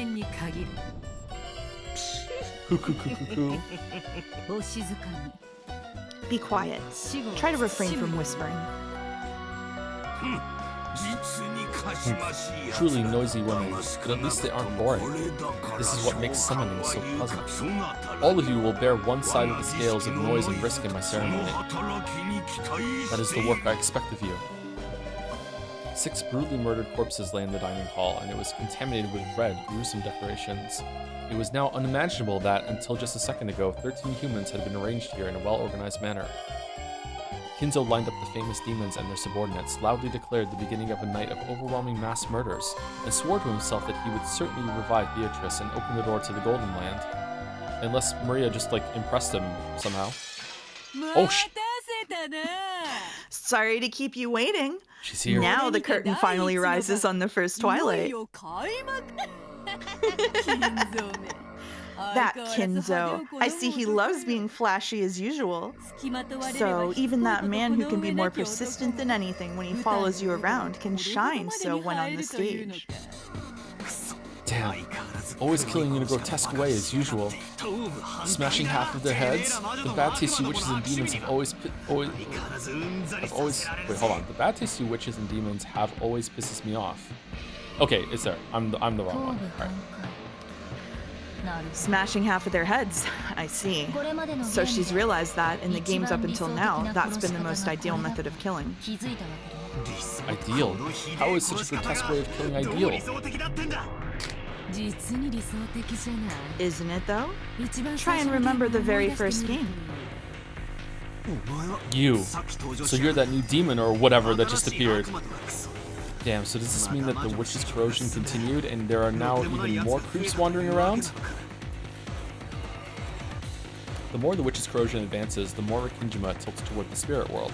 That's why strange, insane people keep appearing one by one. This island has been closed off by the typhoon, so no human can leave it, much less appear as a new character to increase their numbers. And yet Angie, but the more the corrosion advances, the more witches and demons can appear without limit, increasing one by one. By now, there might be more demons than humans among the characters appearing in this insane tale. The numbers might be a thing that represents this mad corrosion. Yeah, I'm sure that's true. And the corrosion hasn't just affected the number of people, but apparently their fashion sense as well. If the corrosion advances any further and even more weird people appear, just what in the world will they be wearing? This is what Battler's thinking of? It's so scary, I can't imagine, but I'm doing it anyway. Ah, seriously, give me a break. Don't make these weird guys increase in number anymore. I can't do that. They'll keep increasing more and more. I'll defile the foolish closed circle rule humans speak of over and over again. Welcome to my elegant game, Gap. It's been a long time, Riche. Have you been well? Why do I ask? You look great. Have you gotten younger? You look 200 or 300 years younger than when I last saw you. Okay. Oh, I see. What? Obama meme? Okay. The demon grandfather had summoned and introduced his Gap, took a glance at me, and then grinned as though she'd figured something out on her own. That smile felt openly obscene. I guess she's Beato's friend, which means she's gotta be a creep among creeps. By the way, they were saying something about a closed circle or whatever, but what does that mean? Serial murder mystery novels that occur in places isolated from the outside world, like Rekenjima is now, are sometimes called closed circles. Since such a place is isolated from the outside, it's like a circle that's closed. Therefore, in general, the characters and suspects are limited in number. Having new suspect candidates added on one after another from outside the circle goes against the etiquette of mystery novels. In other words, Swati, the witch is probably trying to desecrate humans in the mystery genre itself. You're Gretel? I see. You look like a wise kid. I love kids like you. You taste so sweet and tantalizing. Gross. Keep the jokes to your clothing. It's Devilish Pretty's newest, Jack the Ripper Christmas Blood. Sorry for having a style that a country bumpkin from the human world couldn't understand, okay? At least we know it's well ventilated. Why don't you add a gap to the head part as well? Let a little air into your brain. Gap is always sensitive to the fashions of the spirit world, but this year's fad truly is bold. I think I'll order one sometime. For you, Riche, I'd recommend Ali Gray, Alice in the Graveyard. Let's go to 666 sometime soon to look at the clothes. You really should drop by the spirit world every now and then. When this game is over, I'll be sure to do that. Still, your two opponents are pretty cute, Riche. It looks like this kid has figured out the meaning of the corpses with their heads half smashed. Know what that is, girl? Just now, she told me to remember the first game. What did that mean? Just what it sounds like. Remember the first twilight of the very first game? When the adults' corpses were found in the gardening shed with the magic circle drawn on it. Remember? Remember. Episode 1, The First Twilight. Kraus, Rudolph, Kyrie, Rosa, Shannon, and Goda. All 6 of them had their heads pulverized and died. At that time, there were 2 types of corpses. Some had their faces pulverized, and some had half of their faces pulverized. That's right. The ones with their faces smashed were Rudolph, Kyrie, Rosa, and Goda. The ones with the sides of their heads smashed were Kraus and Shannon. At the time, I thickly created 2 types of corpses, but I realized that the former, more atrocious type was actually disadvantageous for me. Disadvantageous for you? I see. So that's what this is. That's right. Smashed faces might look atrocious, but that made it hard to confirm the identity of each person. For example, at that time, Uncle Kraus and Shannon Chan had their heads half smashed. That alone was atrocious enough, but because half of their faces remained, it was easy to confirm their identities. But Dad and the other 3 were different. Because his face had been completely destroyed, even I, as a son, could only guess by inference that it had to be Dad because of his clothes and the like.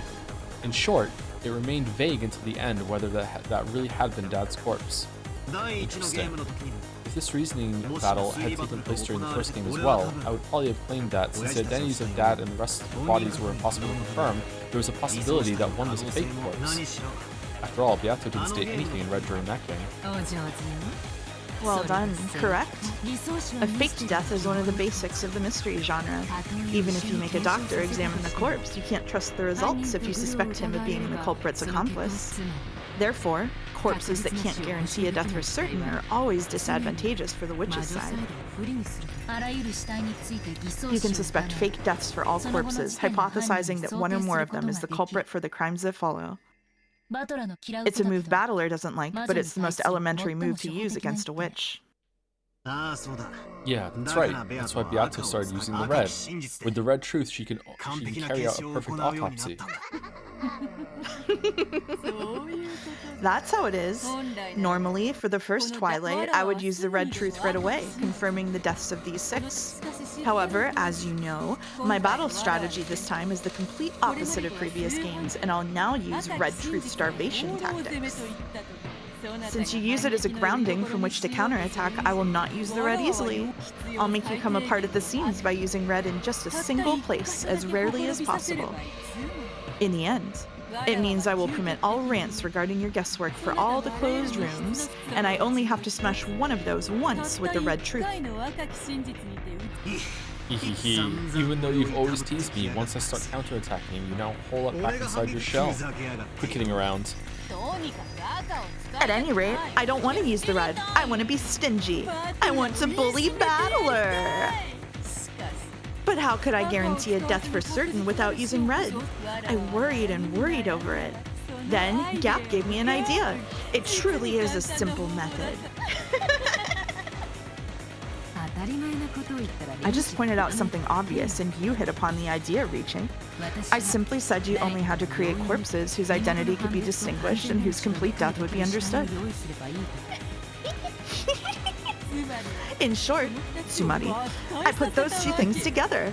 The face, which is necessary to distinguish their identity, and the pulverization of the head, the vessel for the soul, which is the perfect symbol of death. When I put those two parts neatly together, oh, wonderful! I came up with the perfect answer of corpses with their heads half smashed. I'll bet you love 2-colored bread and 2-colored ice cream. You're just like a greedy kid. At any rate, even if half of their heads are smashed, we shouldn't assume that they're dead at this point in time. Get it. Since Beato is trying to act tough and is refusing to say anything red, we've got to suspect everything. Of course, I'm definitely not going to swallow the theory of magical mass murder by the Chester-ass Nachans. You sure have gotten prudent. If this were the first game, you would have swallowed everything. I wouldn't have anything less from a rival. Since there's fortunately no red now, he can imagine whatever he wants and reason over and over again as he likes. At the very end, at the very sweetest spot, I'll cut him down at once with the red truth. Smash? Yeah!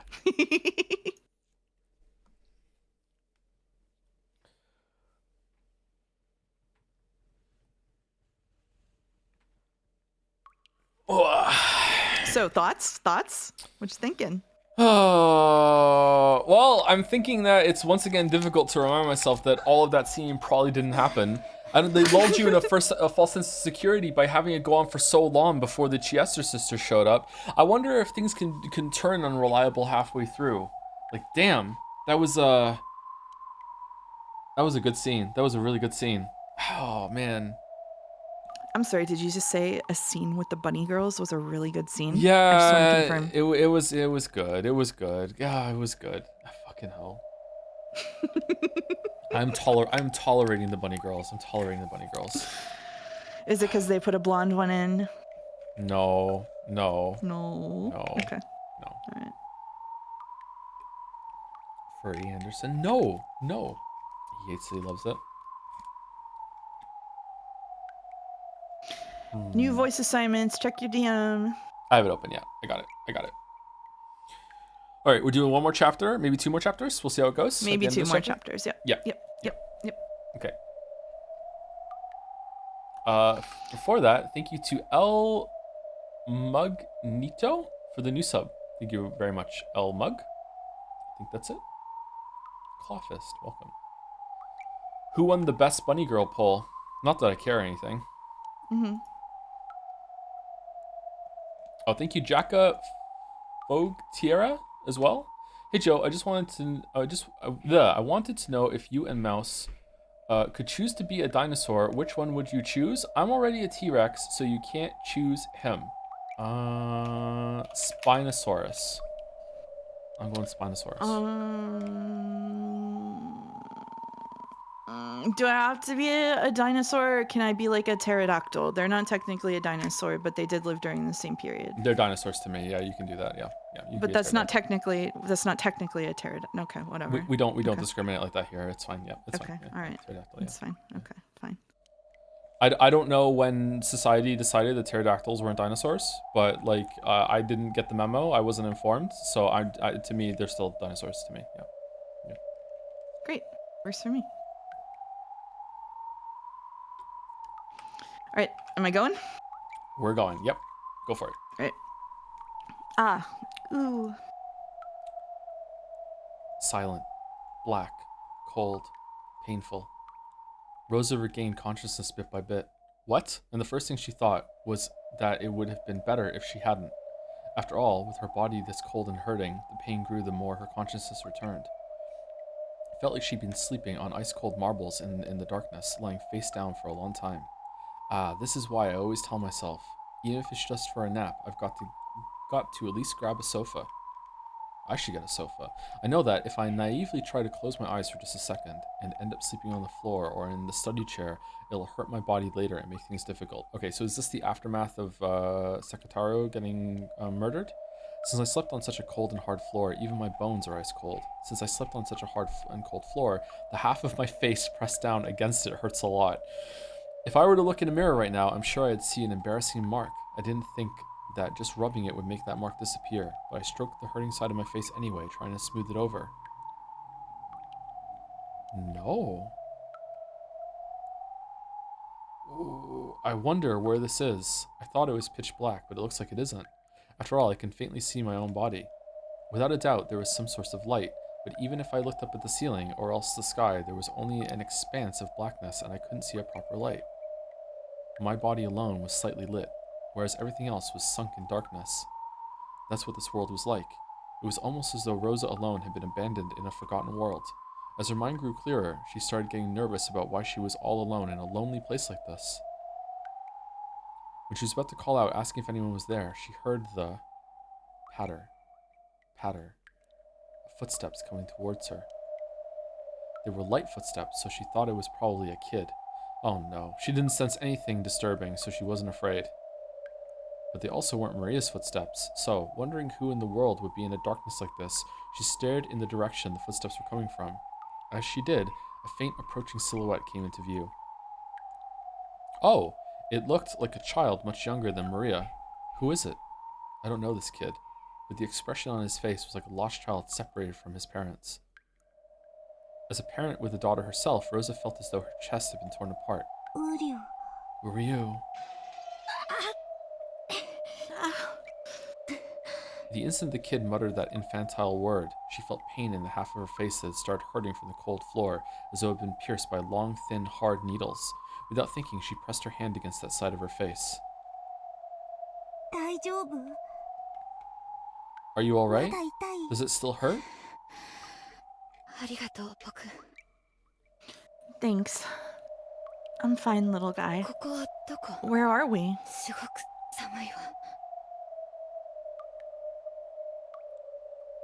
It's really cold.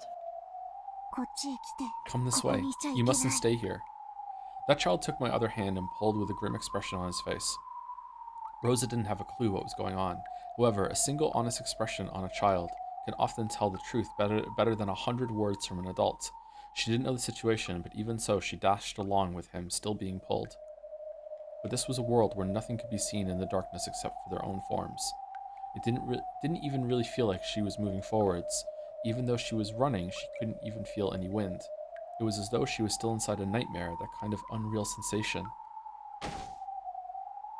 So even though I ran, I couldn't maintain my sense of balance, and my legs got tangled and I fell. Even in a world that didn't feel real, the pain of smashing my face against the cold, hard floor was reality itself. Ryu, are you okay? Daijobu. Mm, I'm sorry, my head hurts. When the kid said that infantile word, Uryu, pain like being stuck with needles ran through my head again. Even though it had only happened twice, I was somehow able to understand that the child's word was the cause of my pain. So I said so frankly. I'm sorry. Could you stop saying Uryu? Uryu. Ugh. Wait a second. Didn't I tell you to stop? Sorry. I had the feeling that this child's apology caused a sharp pain in my forehead this time. What is this child? I know there's no malice in him, but when I'm around this child, my head hurts. Are you okay? Let's go quickly. You mustn't stay here. Why shouldn't I be here? Hey, where is this? Who are you? Where's your mama? The one who made me is you, Mama. Huh? Oh yeah, I didn't even think that, like, technically it would be like Maria's brother, because that child stared at me with round eyes. This kid's mama is me? Who? Who is this kid? I don't remember at all. Did you forget about me? You made me, right? Wait a second. Stop kidding around. Maria is my only child. That's right. Where's Maria? Where is she? Maria? I suddenly grew nervous about Maria not being there. Why am I all alone in a place like this? Where's Maria? I'm only able to be me because Maria's there for me. Maria's here, but she's not Maria now. It's better if you don't meet with her now. It's better for your sake and Maria's as well. For Maria's sake as well. Escape. Huh? What are you saying? Where's Maria? Maria? Answer me! Maria's gonna find you. Come this way, quickly, Mama. That child pulled on my hand again.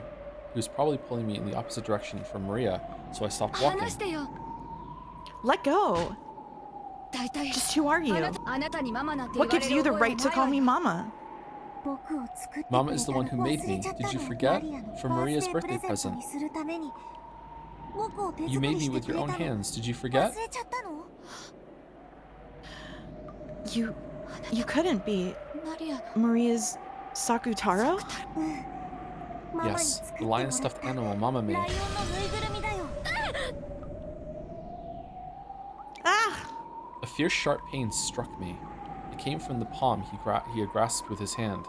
When I knocked his hand away without thinking, he looked at my palm. A hole the size of a thumb had opened there, and deep red blood gushed out. Ooh. It was a hole so big that I could see through to the other side. Who are you? Are you okay? Are you okay? What's wrong? Sakutaro noticed my wound and panicked. As far as I could tell by looking at him, he couldn't understand why my hand had sustained a serious injury, but in my eyes, it felt like I'd been injured because he'd grabbed my hand, regardless of whether there was malice in him. I understood that this child was something that would do harm to me, and he instantly seemed eerie. Go away! You have nothing to do with me. Sakutaro was just a disgusting, crappy stuffed animal, right? I don't know you. I'm not your mama. Go away. Disappear. Ooh, you. Slowly, the base of Sakutaro's neck was sliced in a horizontal line. It gaped open and pitch-black insides peeked out. No blood poured from it. Only an empty blackness peeked out. Ooh. Then, from the insides of the gash, cotton snow poured out, and as bits of cotton scattered, he slumped over. Then, all that remained was a crumpled yellow cloth and bits of cotton that looked like sticky, crushed cotton candy. A lion, stuffed animal, without a doubt. These were the remains of the Sakataro stuffed animal I tore apart on that day while overcome by my emotions. The instant I realized that, a long, sharp shriek that could rupture an eardrum tore the world apart.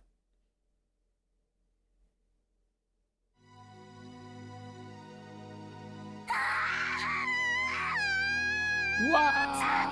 Sakataro! Sakataro! Wah! Wah! She's upset.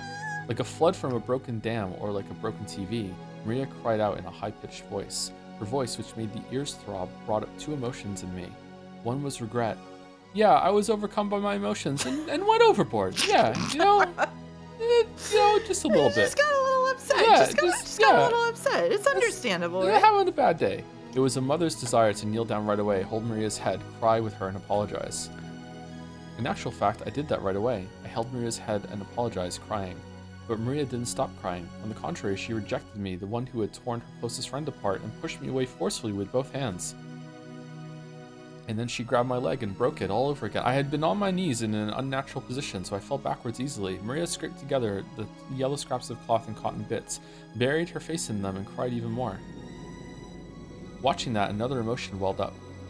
It welled up rapidly, and then it burst. After all, she refused to make up with me, even though I'd apologized, and there was nothing else I could do now anyway, and it was all Maria's fault in the first place. Oh god. Since she's too busy playing with stuffed animals all the time like this, she can't make any friends. That's why people treat her like a freak. This is a perfect opportunity to give her some instructive guidance. After all, it's not like I was pampered all the time. Everything eventually breaks, is stolen, is destroyed by someone. Even if I had lots of toys and treasures stolen, broken, mocked, and thrown away by my brothers and sister and father and mother too, huh? But when I cried about that, while I might have shed a few tears, not once did I sob like this and trouble my parents, throw a tantrum, get mad, hit the floor and kick and make a racket. Even though I always wanted to, I thought I'd get in more trouble if I did, so I always held it back. It's because I held it back that I was able to become the wonderful adult I am now. At that moment, I felt something strange. The same feeling as when you use a tool recklessly and it finally breaks so that only the base is left. But I wasn't using a tool. I'd just been repeatedly hitting Maria's head with both hands. So I looked at my hands. From my wrist onwards, my hands had broken off, splintered, and disappeared, as though only that part of my arms had become ceramic. No, as though all of me, from the wrist onwards, had suddenly become ceramic and had broken and fallen. They must have gotten filled with cracks because I hit Maria too much before falling off. After all, look, aren't both of my wrists lying smashed by my feet? Huh? There was no pain, but the shocking sight of my hands breaking off from the wrists onwards made me scream. Oh, what is this? What is this? My hands! My hands! My hands! Ah!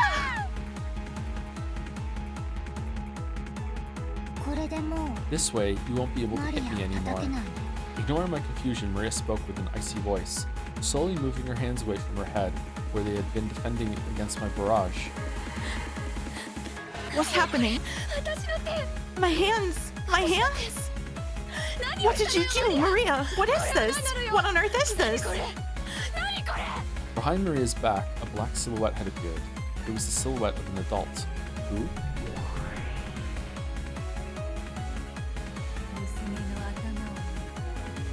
If she'd use those hands for patting her daughter's head, flipping through picture books, or making warm meals, it may have been worth leading them on. Mama hit my head more than she patted it. She never opens picture books. She doesn't even make me food. I go buy it myself. But I mustn't go to the same store more than once. Mustn't have my face remembered. Mustn't talk to the policeman. Why? Why is that? Is it my fault? Am I not allowed to have Mama pat my head, have picture books read to me, or eat dinner with Mama? Why not? Why not? I didn't do anything wrong. It isn't my fault. It's Mama's. Mama's fault.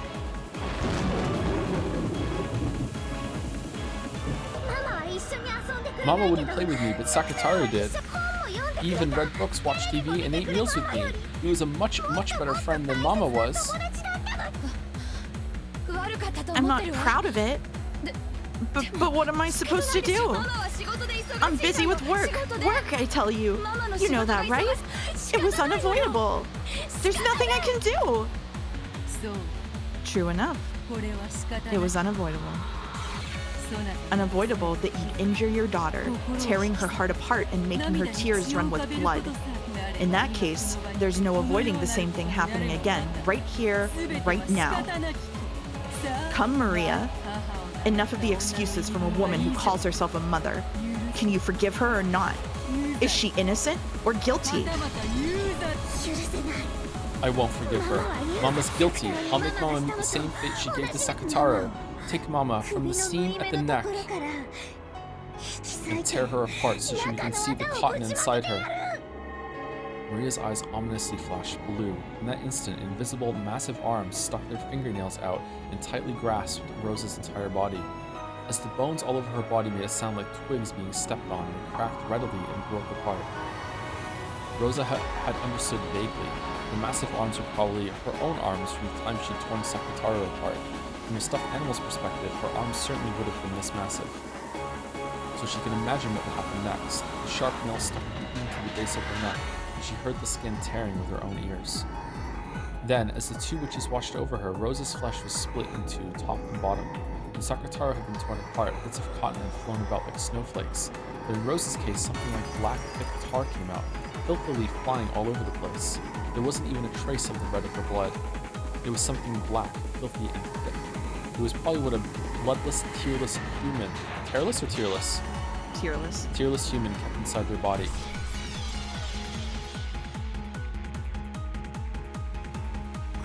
I'm quiet? Joe barely audible? What do you mean? Joe too loud? Joe is getting quiet? What do you mean? I think you were just talking quietly. Oh, was I? Okay, I can move the Yeah, I can move the microphone closer. Okay. This is incredible. Hideous. What filthy insides. Splendidly done, Maria. Well then, is this enough for your revenge? Can you forgive your mother or not? Innocent or guilty?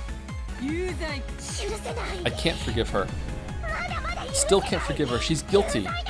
When Beatrice brandished her pipe cane, gold butterflies seeped up and restored Rosa's broken flesh in an instant.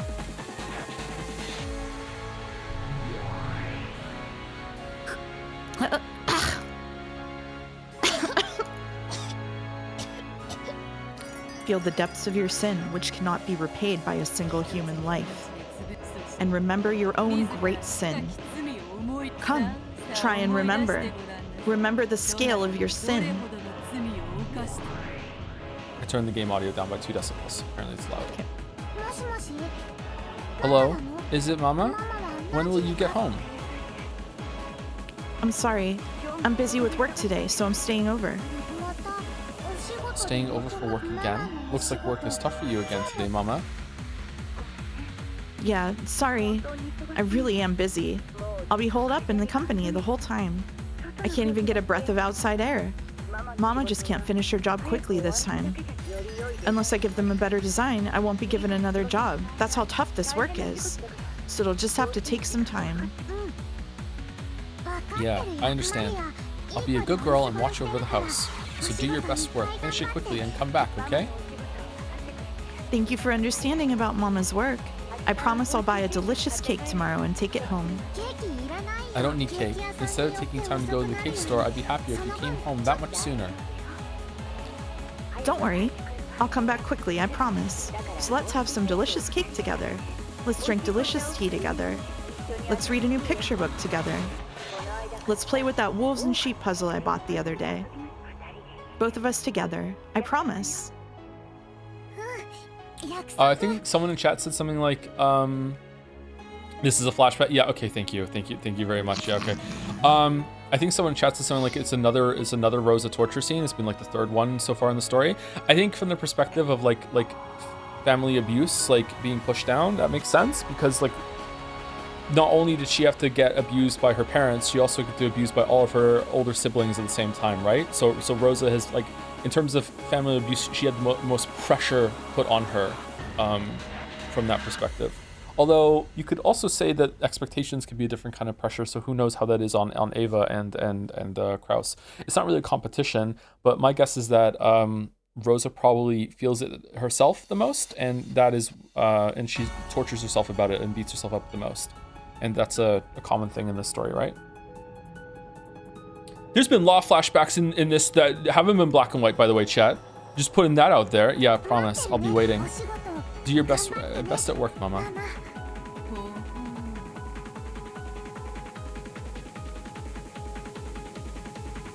Oh, I was muted, sorry.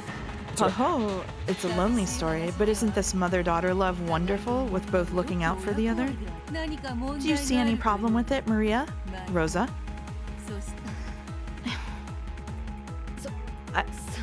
I kept that promise, didn't I?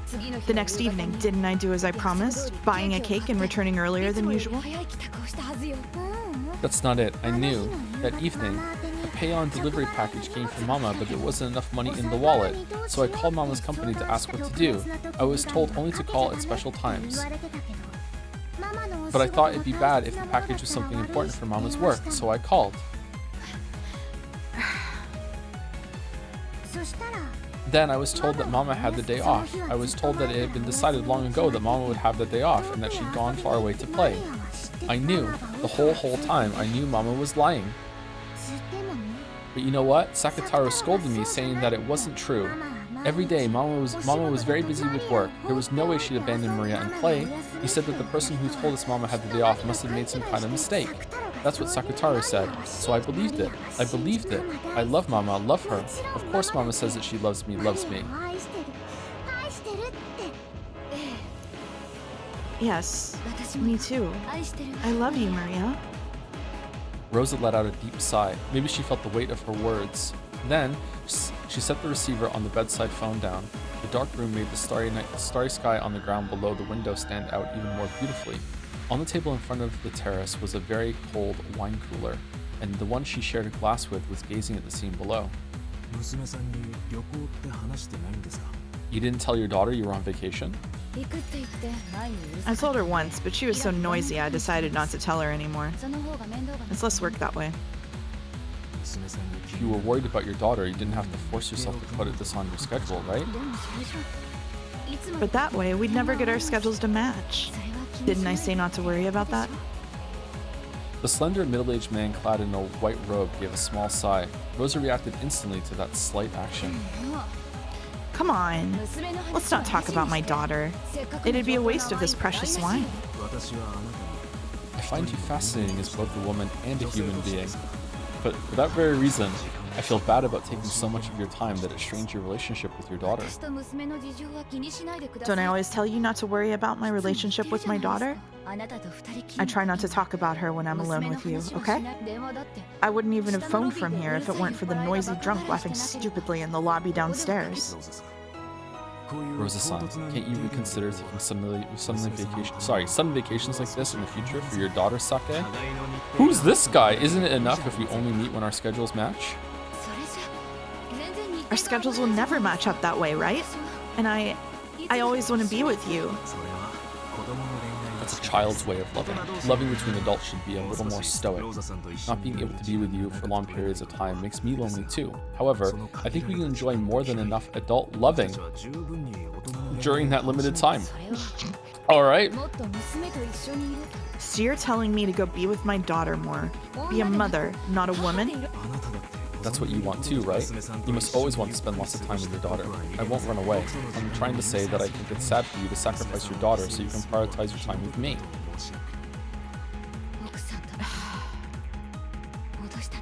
Did you get back on good terms with your wife?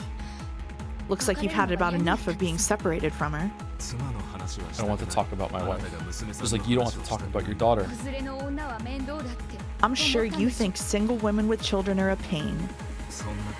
I've never said anything of the sort before. Whenever someone finds out I have a child, they desert me. Even if I tell them not to worry about paying that child's living expenses, they all desert me. I thought you understood about my daughter. But I guess you don't like single women with children after all. That's not what I'm saying. I haven't started to dislike you, Rosa-san. I'm just trying to tell you to take better care of your daughter, something I know you wish for yourself. And I don't want you to hurt yourself by lying to her. That's all I'm saying. Liar! I've just become a burden for you, right? That's not what I'm saying. No, I know. I understand. After being abandoned so many times because of that child, I know. I can tell by your mood. Yes, you're already like those other men. You don't want a woman with a child. You don't want a divorcee because that's a pain. You don't want to become the parent of a child made with another man, right? Yes, that's right. I totally get it. I once went out with a man with children, so I really get how you feel.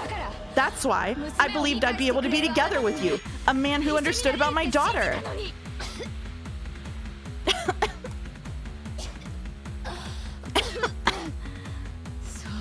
That's right. You were always in the way.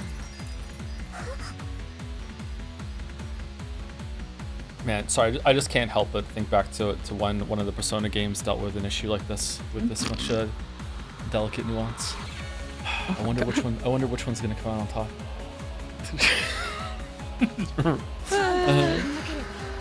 Not Persona catching strays right now. Come on, man. Give him a break.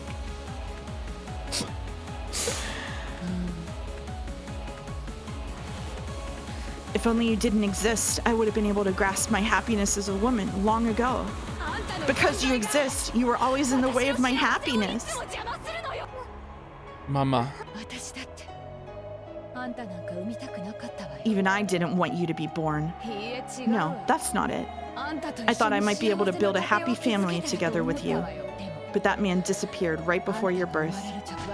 He said he'd build a warm family with me, tricked me, and disappeared from my sight for all eternity. Only you were left.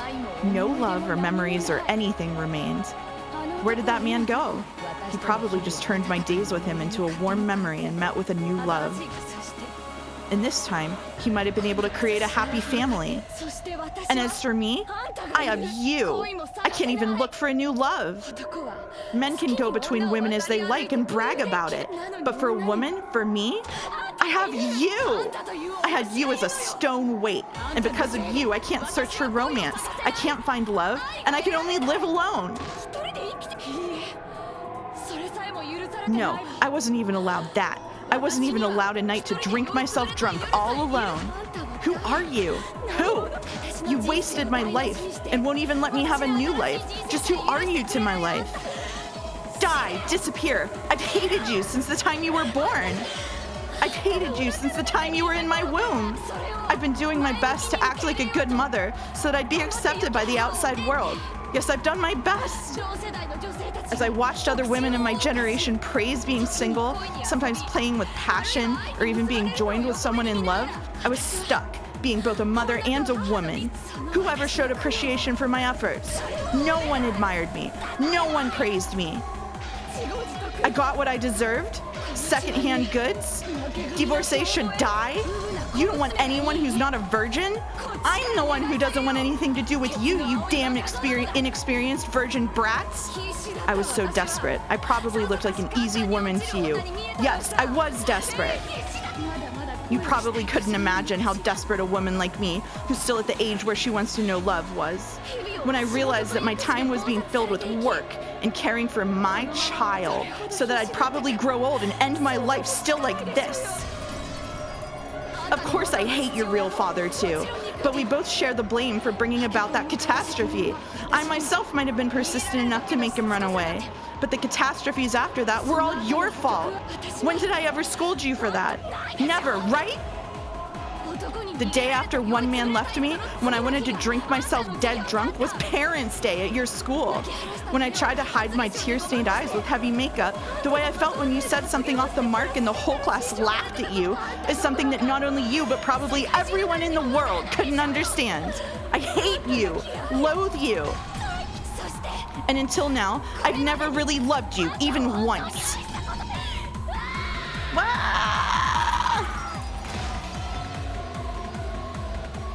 Damn. Yeah. Damn. Damn. Oh, damn. You okay? Yeah, I'm okay. I'm okay. I'm okay.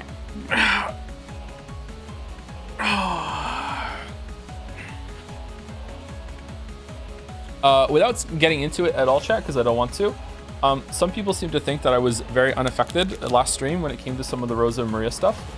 It's actually the complete opposite.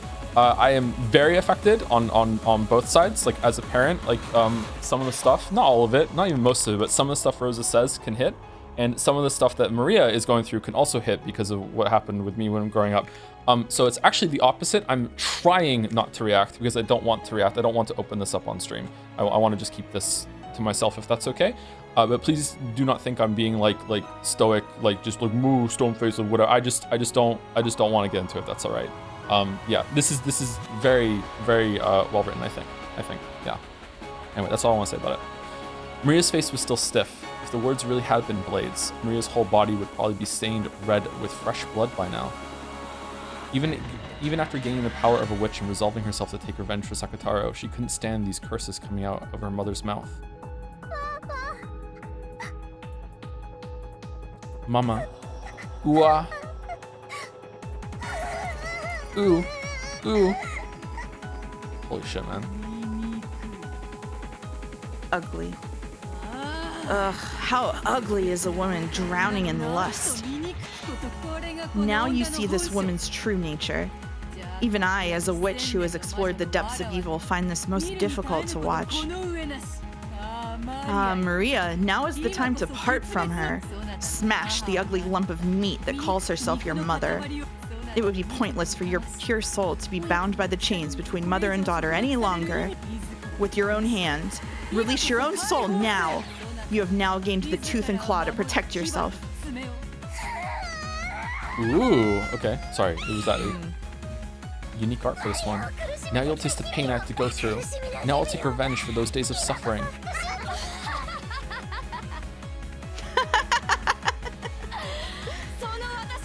Aren't you the one who's been hurting me? I'm the one who wants revenge. I should have done that before you were born. If only you hadn't been born. Disappear!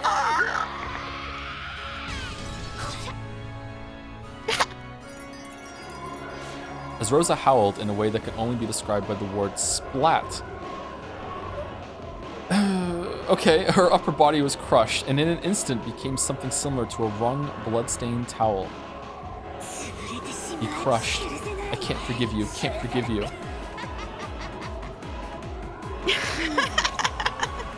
What filth. That form suits you. Even though Rose's waist and below was standing normally, just the upper half of her body had been pinched, and that extreme contrast was bizarre. Then she fell over, but the instant she fell, her body was restored.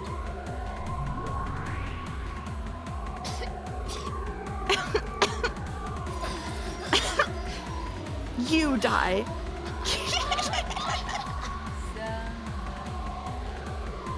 Come, Maria. Is this the limit of your anger and sadness? Now is the time for revenge. Time for the settlement of anger and sadness. Hit her, spit it out. Push out all of the wedges driven into your chest and fling them back at her.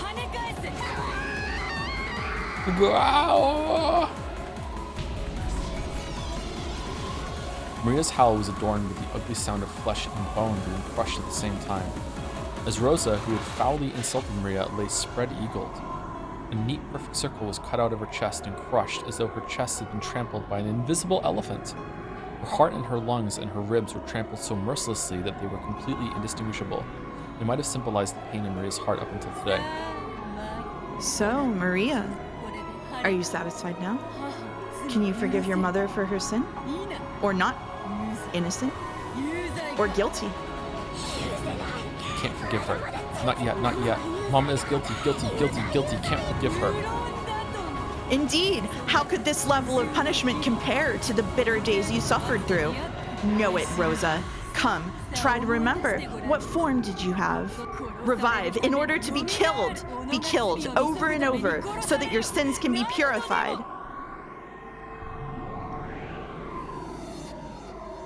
When Beato waved her cane, the body was restored again, and Rosa sat up, coughing violently in apparent pain. And once again, she spat out curses rejecting Maria. You aren't Mama. You're a witch tormenting me, and Mama, I won't forgive you just because you look like Mama. I won't forgive you. You're the witch, aren't you? Always reading creepy books and pretending to play with witches. You're the one who should disappear. Because of you, even I'm treated like a freak. Because of you. Because of you! If only you hadn't been born. Don't be born. I've hated you since before you were born. Wah! Maria screamed. Was she unable to bear her anger and sadness? Or else had she been taken over by an indescribable emotion? It was surely a cry of hopelessness. And yet, it was a reality that had to be accepted. Maria knew. She knew that she was thought of being she knew that she was thought of as a burden, but even though she herself had known that, she didn't believe it. She believed that her mother loved her and had done her best to positively interpret several events that could have made her doubt this, trusting and clinging to her mother's love, but she had no one except Mama. Even so, she really did like Mama and wanted to return to the days when she believed that Mama loved her. So I howled. I'll erase all of it. I won't accept it. I'll deny it. I'll deny the mother who says these things, the black witch who makes her say them, and the part of myself that can't forgive my mother. But I can't deny it. This is reality, fact, the truth, the answer.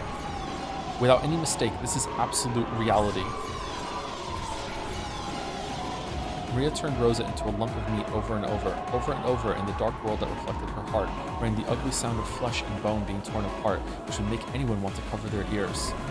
Each time Beatrice revived Rosa, she dragged her back into the world of endless torture, which could not be escaped from even by death. This was the true, deepest hell that the endless witch Beatrice could create. However, this world was not made endless by Beatrice's will, because every time Rosa turned into a lump of meat, she asked the same question to Maria. Are you satisfied, Maria? Can your anger forgive your mother yet? How could I forgive her? How could I forgive her? I won't forgive her. Won't forgive her. I'll teach you all of my pain. Teach you much, much more. It's still not enough. Not close enough. Since I was born, since before I was born, I can't get rid of the anger and sadness of being neglected so long.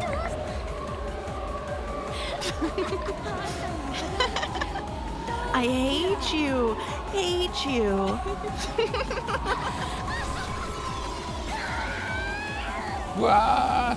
Revive over and over again, return to a meat lump over and over again. In various ways she crushed, smashed, beat, and tore to bits. Flying blood spatter and flesh turned the once pitch-black world into a world mixed with red and black. Maria's anger still hadn't calmed down. It was as though she was spitting out all of the suppressed rage from the time of her birth until today. As if, huh? And if that had all become poison to her heart, then would the repeated murder of her mother purify her soul? Would even this wasteful murder save her soul at least a little bit? This endless torture might have become a slight diversion from her sad, unrewarding life. After all, it seemed that she'd finally been able to regain her smile. Learn it! You, the source of my unhappiness, learn it! Learn that what you're feeling is nothing compared to my pain. Hee hee hee hee hee. What's wrong? Why'd you stop laughing? Try and laugh.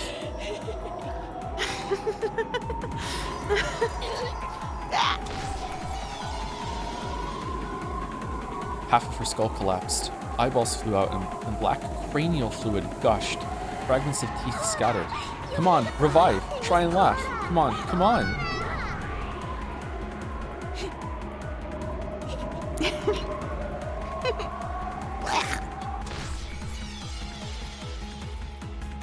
Her whole chest along with her ribs turned inside out, exposing her filthy innards. All of them writhed like some kind of impure creature. Come on, come on, come on. Revive. Can you still laugh? Can you still laugh? Hee hee hee hee hee. Rosa couldn't laugh anymore, but her face was laughing. It was filled with a twisted laugh and covered with a malice that rejected her unwanted daughter. I erased that laughing voice. Next, I'll erase that laughing face. I'll erase it, I'll crush it, I'll tear it to bits. Oh shit. Laugh. Try and laugh, Mama. What's wrong, Mama? Let's wake up, read a picture book, and go take a walk. Let's say we love each other, make a promise for next Sunday. Let's go shopping, let's go to the movies. And of course you'll break that promise. Hee hee hee hee. Isn't it fun, Mama? Isn't it fun, Mama? I'm playing with Mama now, right? Wahahaha. That's right.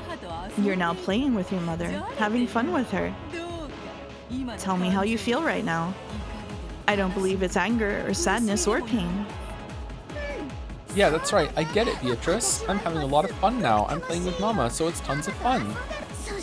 And even though I'm killing Mama over and over again, she can be revived with just a single bit of magic. I took care of my toys because I couldn't fix them if they broke, but if a toy could be fixed, I want to break it over and over again. Hee hee hee hee hee.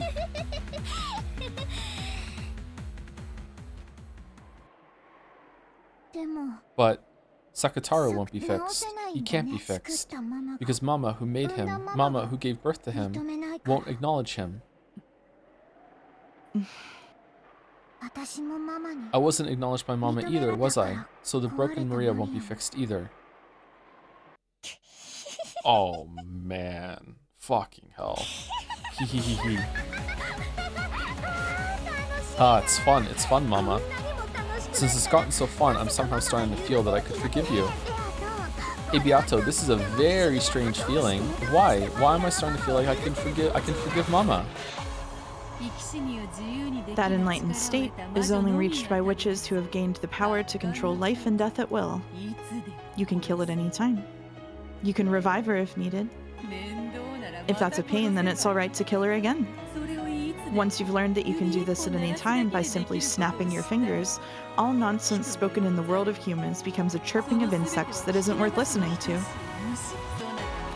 You didn't begin to think about forgiving your mother because your eyes were open to your mother's love.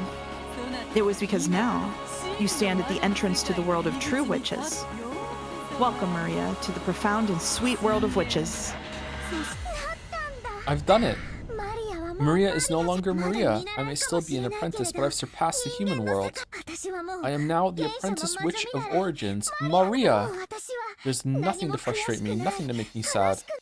Mama, I'll forgive you. I'm sure I can forgive you. I think I'll be able to forgive you after doing just a bit more. After all, I'm a witch. Oh, it's back. It is back.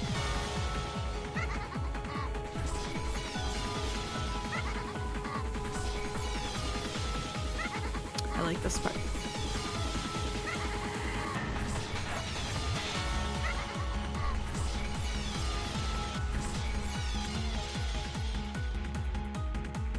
That was a lot.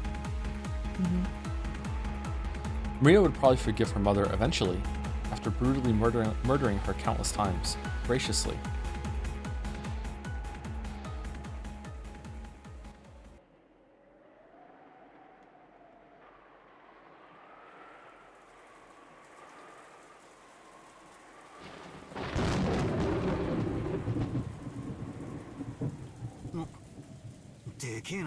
Oh, just back to Bandle.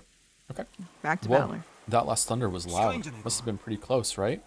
Looks like it. No matter how old you get, thunder still makes you jump. Bandle was looking at the dark night through a crack in the curtains. Every once in a while, a pale, white lightning bolt would shine, and he seemed to be enjoying it.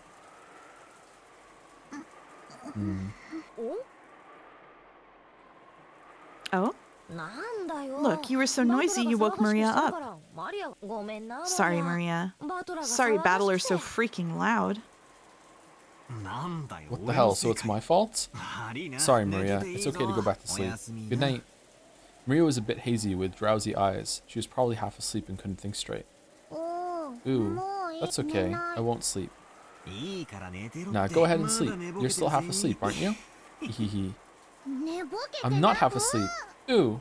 Come on, you're totally half asleep, aren't you? Sleep, sleep. I'm not half asleep. Not half asleep. Ooh, ooh. Ooh, ooh, ooh, ooh.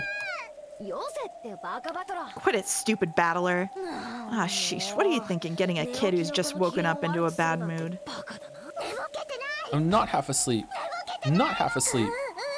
Ooh, ooh, ooh, ooh, ooh, ooh, ooh, ooh, ooh. I understand, Maria-chan. You aren't half asleep, so calm down. Not half asleep. Not half asleep. Ooh. Ooh, ooh, ooh, ooh, ooh, ooh. Maybe it was because of her delicate mental state after waking up, but Maria suddenly threw a tantrum. Bandle had only been trying to tease her a bit. so he was confused by this extreme overreaction. George held her head, trying to calm her down, but Maria's tantrum wasn't going to be quelled easily. Bandle and Jessica were trying to push the blame on each other, saying, it's your fault too. Hey, be quiet, you two. Jessica-chan, there was still some hot water in the pot, right? Did you make some tea for her? Did you calm down, Maria-chan? Ooh. It looked like her tantrum was dying down bit by bit, but she still glared at Bandle, who had made fun of her with sharp eyes. Bandle-kun was just kidding around. He doesn't really think you're half asleep, so calm down, okay? George noticed. Maria was staring at Bandle with incredible eyes. And despite having just displayed all that emotion, she laughed in a small voice. Instead of a laugh, it seemed more like she was muttering while thinking about, or else counting each hi or he. As though each time she said he, something brutal would happen over and over. Oh shit. George felt something creepy for just an instant, but he couldn't spot the madness that peeked out of the depths of the girl's eyes for just a moment. After a short period of stunned silence on George's part, Maria stopped her bizarre, quiet laugh and pushed George's arm aside as though telling him to let go. Ooh, I'll forgive him.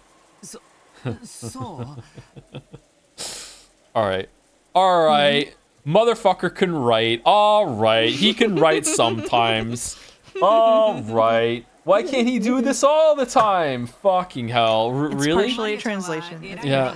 You're such a good girl, Maria. Bandle-kun, Maria-chan forgave you. Make up. Yeah, sorry for teasing you. Forgive me. Hey, Maria. Let's make some cafe au lait as a sign that you've made up. I'll put in lots of sugar so it'll be sweet. I don't need it, but I'll forgive you. Because I'm a witch. One more time, Maria laughed in a creepy, quiet voice. But it was only for a very short time, so Bandle and Jessica didn't think much of it. They decided to think that it had probably only looked that way when the lightning lit her cheek with a pale white light for an instant.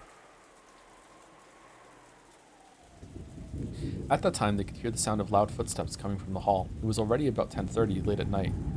Late at night is usually a time when you aren't supposed to be disturbed. Hearing footsteps like that at this time was far from calming. Then, along with a clearly ominous knock that repeated fiercely, they could hear Goda and Kumasawa's voices. That clearly told them that this was an abnormal situation. Children, are you there? Are you there? It's Goda. Miss Kumasawa, is everyone okay? Oh, what has happened? What has happened? When George opened the door, the two of them tumbled in, sopping wet. It looked like they had dashed here from the mansion without an umbrella. What's wrong, you two? Did something happen? It was the master and Kraus-sama and everyone. Whoa.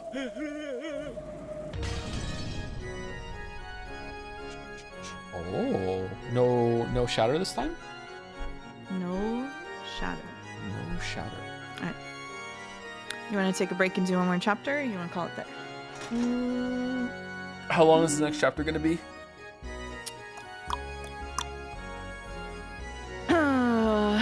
Maybe a little over an hour. A little over an hour? Mm-hmm.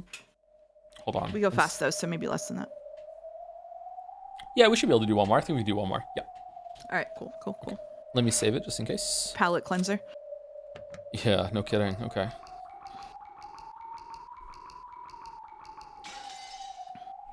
Yippee, says chat. I don't think I'm gonna make a tea, but I might get some water. I think I had a Gatorade here too with this tea. Before I go, thank you to Toasted Waffles for the resub. Hey Joe, dropping by to sub. Couldn't catch this live. Dancing Joms will watch VOD later. Well, I hope you hear the thank you later, Toasted Waffles. Thank you very much. Thank you, a cat named Doge as well for the resub. Big appreciate you. Hope all is well. Thanks. And thank you, Parnik, for the bits as well. Rosa fucking everything up. Why would Maria do this? Thank you for the bits in the message. Let us wait, hold on. Tips before you're dead at end of stream? What? Tips? What kind of tips? Tips? Tips about what? I don't think they're in here. Oh, there's some new ones here. We'll do them later, I think. Do you have a tip? Did we read the tip tips? for give Chad a tip about something? Yeah, the tip is that if you've been sitting the whole time, you should walk around. It's your break time. It's break time. Go brush your teeth. Ooh. All right, muting the microphone. 3, 2, 1.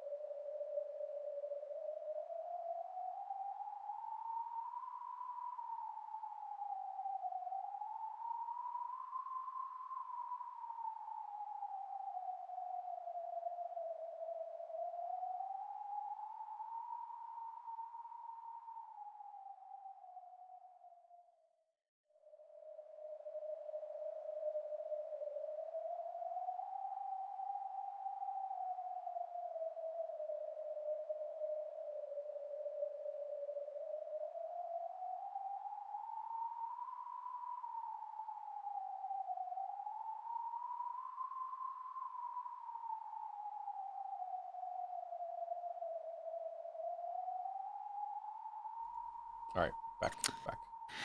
Hello, chat. Oh fuck. Voice assignments. Shit. Fuck. So in this chapter, I'll do all the Coscodal? female voices. Coscodal? Coscodal? Okay, yeah, do Coscodal. Okay, but in this chapter, I'll do all the female voices, you do all the male voices, and I'll do narration. How about that? We call it. Okay, now I don't have time for Coscodal. That's okay. That's all right. Go ahead. Do Coscodal. Do it. Who's gonna stop you? Me. I don't want to now. Go to do it. This is Do awkward. it. No, I Open can't. it up. I can't do Open it. it up. It's too much pressure. Okay. Oh All right. my god, just do the fucking Coscodal. Do it. This never happens to me. Okay. I'm sorry. Oh my god. Fucking. No. Thank you, Live a la mode, for the resub. I love how the VN keeps recontextualizing things that seem unimportant but have a deeper meaning once you get some backstory. It's gonna do that for everything except for the first 4 hours. They're irredeemable. Nope, we will never be able to make me admit that the first 4 hours are worth it. They gotta be gone. They gotta be cut. I gotta find the clip. Hold on, I gotta find the clip for them. Go ahead, keep going. I gotta find the clip for them though. Hey To, just wanted to thank you for the streams. I've been loving hanging out in Umiful and appreciate you, Mouse and Jelly, making my week. Gap out of 10? I don't know. I think Gap's trying too hard. I don't really like Gap so far. I don't know. Too far. I like her.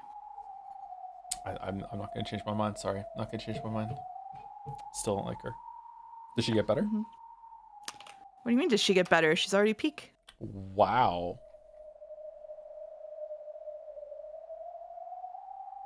It just happens, just fake that you did it. just fake Coscodal. Okay. All right. Oh, Falzar rated. Hey, Falzar. Thank you for the raid, Falzar. Hello, Falzar.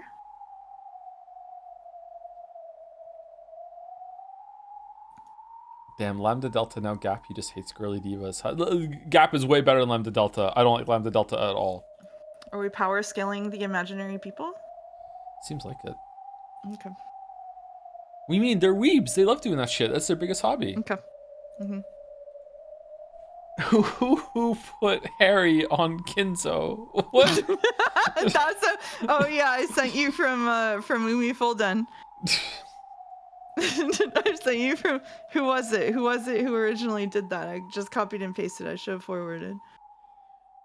I don't know who did it. Umi Fulden, who did it? Who made the Kinzo Harry thing? I had the cocktails, so you can't ask me to. It was Parnick. No, it was Rain. No, it was everybody. It was Umi Fulden Hive Mind. Okay. Easy peasy. It's that easy. Okay. All right. So you're doing the narration here? Right. Yep. You ready? I'm ready. Stay strong, Mouse. I'm so strong. I'm the strongest in the world. I do CrossFit. It was a pitch black room. There were no windows, and with the weak light bulb, one could just barely make out the state of things around them. It appeared to be an old, forgotten underground storage room with some kind of dusty furniture haphazardly thrown into it. However, even with just a little light, one could at least make out that it probably wasn't a storage room. After all, that room was sealed off with iron bars. Where is this? I don't know. Could this be underneath the mansion? Has there always been a room like this directly underneath the dining hall? They had dropped into what had appeared to be a pit, falling into this room. Therefore, it was natural to assume that this room was directly under the dining hall. However, not even Kraus could bring himself to believe that there were pitfalls rigged in his beloved dining hall where he had enjoyed his meals for years, and that this dungeon-like room lay directly beneath it. But the ceiling above was of crude stone craftsmanship, and they couldn't understand how they could have fallen from somewhere up there. No, all 5 people who had been dropped here thought the same thing. Although they'd had the sensation of falling into a pit, there was no way there could be pitfalls in the dining hall, nor could this dungeon-like place be directly under it. But the truth was that they had actually fallen into this place and were locked in. So they were confused. Nanjo, it is lucky that no one was hurt after falling from such a height. Shannon, Cannon, did either of you two know? Did either of you two... They're fucking just addressing the two of them, just obliterating the fucking theory again. Did either of you two know about this room? No, we did not know of this room either. Really? Really? We really don't know about a room like this. Despite their age, Kyrie apparently wouldn't have found it odd if they, as servants allowed to wear the one-winged eagle, might know of some of the mansion's secret tricks. There was a long silence, as if Kraus was evaluating their answer. No, it's probably true that you don't know. After all, this is the clean freak Shannon we're talking about. If she knew about this room, she probably scrubbed this place until it was sparkling. My wife just died. The filth of this room is proof that you two don't know about it. Christ. More importantly, I think we should worry about what to do next. Exactly. We need to call the police, or rather administer first aid as soon as possible. And oh, sorry, it's you. Nanja's words were hollow. Obviously. 6 people had been killed in the dining hall. Everybody had seen the exact moment when they'd been killed. And since half their heads had been destroyed, anybody could tell that the deaths had been instant with just a single glance. Everyone understood that first aid no longer held any meaning. Thank you, Dr. Nanja. We already understand that our partners are no longer alive. Thanks for trying to console us by mentioning first aid. Natsui. Oh yeah, Natsui. Once again, a gloomy silence dominated the atmosphere. But Kraus shook his head harshly over and over and for the time being, decided to forget the pain of losing his wife and to dedicate himself to figuring out where they were. Everyone, listen to me. Father is hopeless now. We've passed the point. He's searching for a reason or an explanation that can be expressed in words. Nobody answered. Without any kind of discussion or mercy, 6 people had been killed in an instant. And Kinzo had even been so bold as to proclaim that we'd become sacrifices for a ceremony involving 13 murders. Since we've been locked up in this place, we too will probably become the ceremony's next sacrifices soon. Around this time, our eyes became used to the darkness, and bit by bit, we were able to understand more about the dungeon's interior. What we thought was furniture, haphazardly left in the dungeon, turned out not to be furniture at all. They were things like small cages to lock people in, restraints, or else torture racks. At any rate, it was obvious that it was eerier than a mere jail cell. Since the objects were rusted together and coated in thick dust, there was no doubt that they had been forgotten. Maybe you could even call these things Kinzo's sealed and forgotten madness. However, we had been locked away in this room. My chinchillas are hitting things again, sorry. Those objects weren't exactly comforting to people who were locked up, hoping to be released without harm. At any rate, let's get out of here. We've lost loved ones and friends and would like to spend some time shedding tears. But more than that, I'm worried about the children. I wonder if the children are safe. All we can do is pray. Come to think of it, Kumasawa and Goda aren't here. Perhaps they were able to get away safely. You never know. It would be a relief if they were able to meet up with the children. When the going gets tough, Goda-san is reliable, and Kumasawa-san is knowledgeable and calm. I'm sure they'll be able to help the children. Yes, that certainly would be comforting. Shannon and Kraus smiled bitterly a little, but they quickly realized how improper that was and stopped, clearing their throats. You can't be optimistic, Ne-san. There's a chance they've already been attacked after we were. I agree. When what Father carried out in the dining hall was the 6 murders of the first Twilight from the Witch's Epitaph, right? Then the second Twilight is to tear apart the 2 who are close. We can't deny the possibility that Goda-san and Kumasawa-san may have been killed after escaping together. We can't cling to the optimistic idea that they must have gotten to the guest house and are protecting the children. Kyrie coldly analyzed the worst-case scenario. For her, it was heartbreaking to have lost her beloved husband. But right now, The most important thing was protecting that husband's son, along with the other children, from becoming the insane family head sacrifices. She overcame her sadness with the parental urge to protect children from sorrow. It seemed that both Kyrie and Kraus were strong enough to forget about their grief, if only for the time being. They would let their tears flow later. In order to protect the children, they had to act. Anyway, let's get out of here.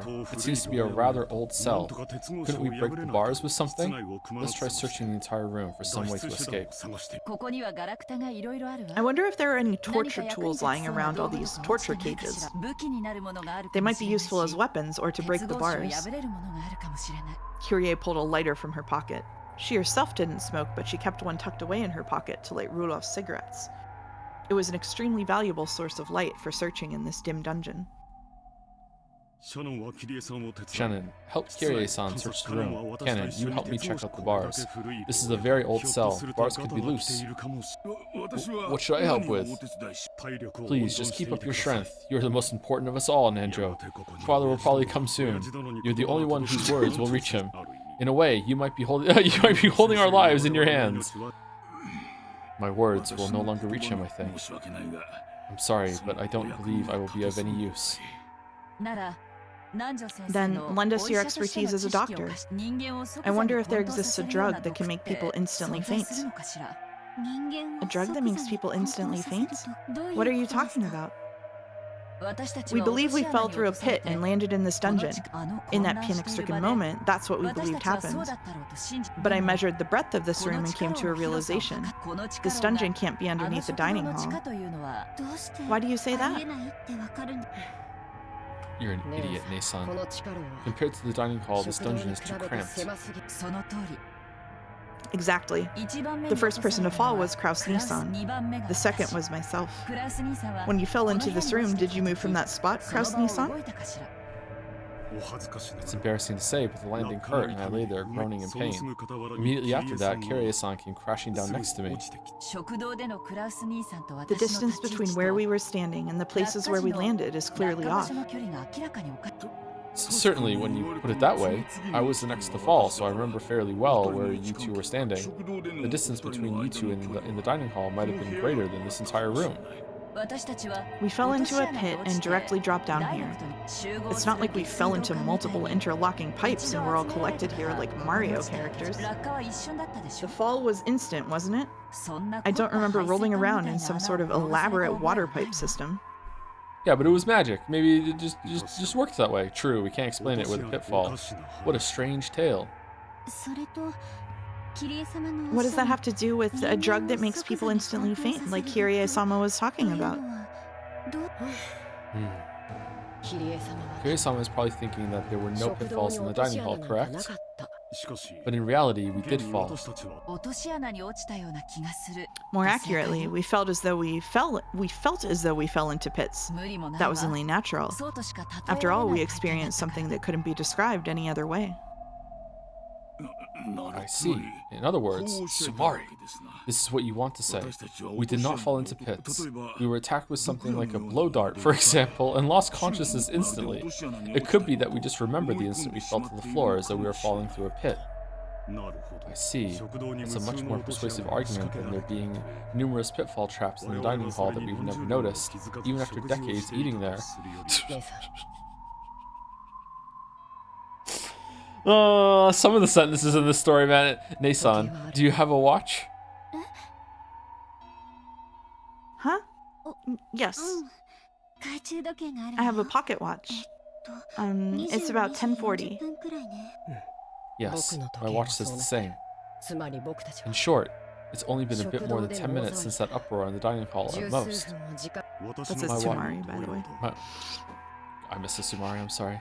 My watch has the same time. That's much too short a time to knock us out and carry us somewhere. Judging only from the time, it's reasonable to assume that we did fall through a hole leading directly underneath the dining hall. They could have tampered with the watch hands as much as they wanted. While we were passed out, they may have wound everyone's watches back. We're incapable of proving that this possibility doesn't exist. Whether it was a pitfall, Ace Attorney-ass bullshit, by the way. Or a drug that induces fainting. Have you played all those? Ace Attorney? Yes. Yeah? Well, which one's your favorite? The one with Dahlia Hawthorne. Ooh, okay. Whether it was a pitfall or a drug that induces fainting, it does not change the fact that we need to be on guard. Well then, Dr. Nanjo, is there a drug that can do that?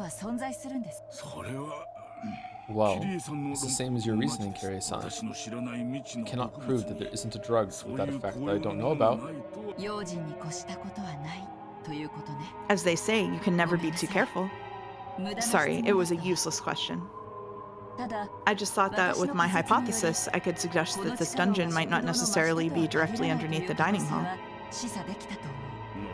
See, there's always the possibility that we were carried off to the hidden mansion they say Father built in the middle of the forest. Yeah, I was gonna say that. That's where I think they are. If we can escape from here and get outside, then we'll know. We'll save worrying about that until after we get out. Exactly. I'm truly sorry. I've only been asking about and prying into useless things. No, it's quite promising. If you notice anything else, please tell us. It might become a hint to escaping from here. Rudolph was always talking about you. He said he was always surprised by your ideas, and they would sometimes give him valuable hints. The fact that you're here is a blessing within a tragedy. I can't believe that you're single. Thank you. I heard something from Rudolph-san as well. He said that you usually just swagger about, but when things get serious, you overflow with a sense of responsibility and can be a very dependable older brother, and I can't believe that you're single. Haha, that's too kind. Damn it, at any rate, these iron bars won't even budge. How are things on your end, Canon? No, this side is no better. Kraus and Cannon tried wiggling the bars in various ways. There were a few bars that could be twisted, and a few had enough space to rattle a little bit around in, but they couldn't be broken with human strength alone. However, there was still hope if they could use some kind of lever-like tool. It was still far too early to give up yet. The children's lives were hanging in the balance. Even if there was no hope, they couldn't stop their struggle. And it was better for them to act this way. If they were to stop, there's no doubt they'd once again be overcome by the grief of losing their loved ones and curl up, clutching their knees.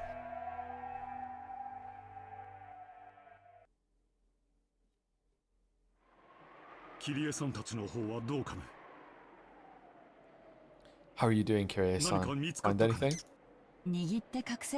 I found some small stones that we could hold onto and hide. Something like this could probably be used as a weapon. Though it'd probably be impossible to whittle down those iron bars with them.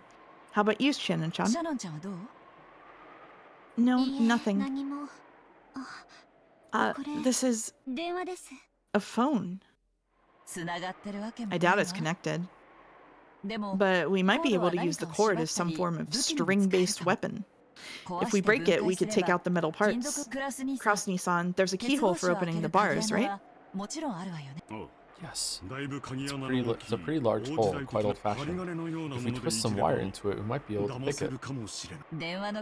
We might be able to use the metal parts of the phone as a substitute for something. This phone will become our weapon. It's just like investing. What? Our weapon is information. Kraus and Kyrie laughed together at how they hadn't even thought of using the phone as a means of communication.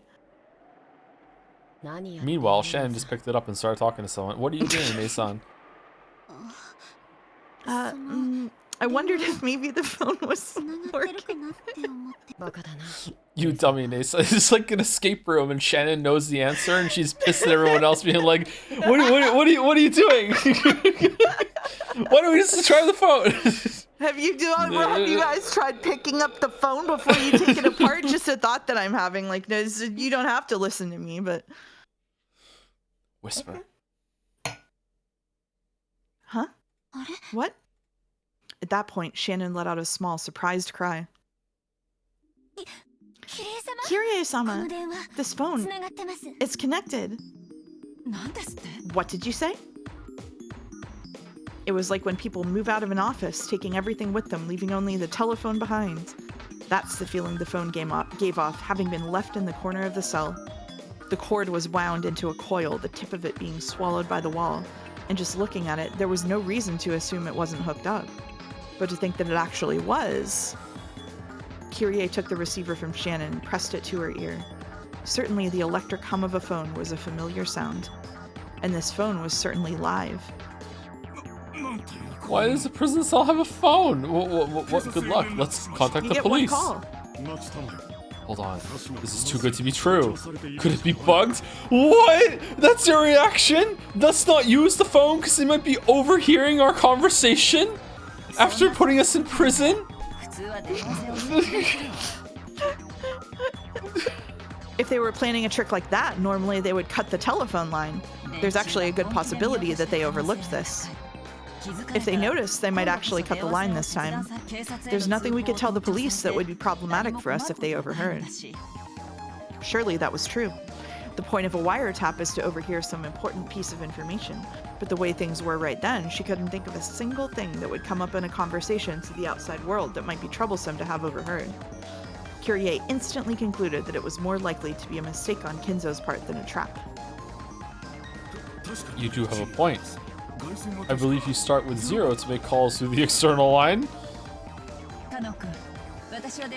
Kanekun, I'm gonna make a phone call, so will you watch how things are out there for me? If you sense somebody coming, let me know. Yes. Cannon raced off toward the iron bars, silenced his breathing, and strained his ears. As everyone present watched her, Kyrie dialed 110. 37. However, she pushed the hook down and redialed many times. It didn't seem to be working very well. The outside line begins with 0? 110 would be 0110 then, right?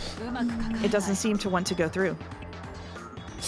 Kinzo strategically placed phones all over the place just in case he just suddenly had to call Domino's. Emergency pizza. Leono? Yep, Leono. And over here, I'll try to call. Kraus took the receiver in Kyrie's place and tested various things. Kraus typed 80085, but in the end, they were unable to notify the police. Oh no. The phone itself was definitely live, but the circuit was apparently cut somewhere. Did this mean that they were not so naive? So it's useless after all. It means our enemies aren't naive either. What was the point of this then? What? Kyrie let out a deep sigh, leaned against the wall, and hung her head for a while. As cool thinking as she was, for a brief moment, she may actually have had the naive hope that the phone might actually work. She sneered at herself mockingly for holding on to that naive hope for even a single moment. Then, she remembered just what was happening here, because apparently she knows. Truth be told, even after being shown a scene like that right before her eyes, or rather, exactly because of that, she still couldn't think of that gruesome mass murder as something real. It was less that she couldn't believe it, and more that she didn't want to.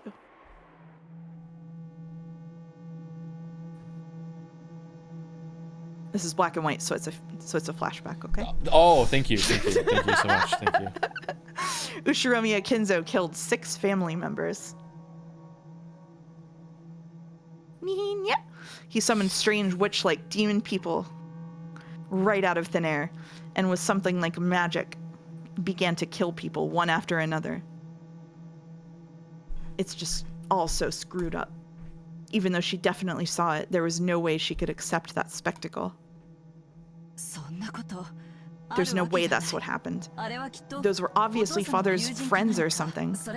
They just hid somewhere in the dining hall beforehand and used some tricks to appear suddenly and fool us. There's no other way to explain something as screwed up as that. But when those 6 had had their heads blown apart, a golden arrow had flown around and around the room. That had truly looked like magic. Was that another thing we just saw wrong? There's no way it was magic. It was definitely some kind of setup. Since those heads were smashed, there's no doubt it was some kind of explosive. Is yours bugged For example, yeah, mine is bugged too. It's like differently bugged, it's funny. For example, a styrene toy plane like they sell at candy stores painted gold, and with a powerful explosive loaded onto the end of it. Okay, Kyrie, okay. This is where Bandle gets his inspiration. You got to remember, this is the #1 intellectual fucking influence, okay?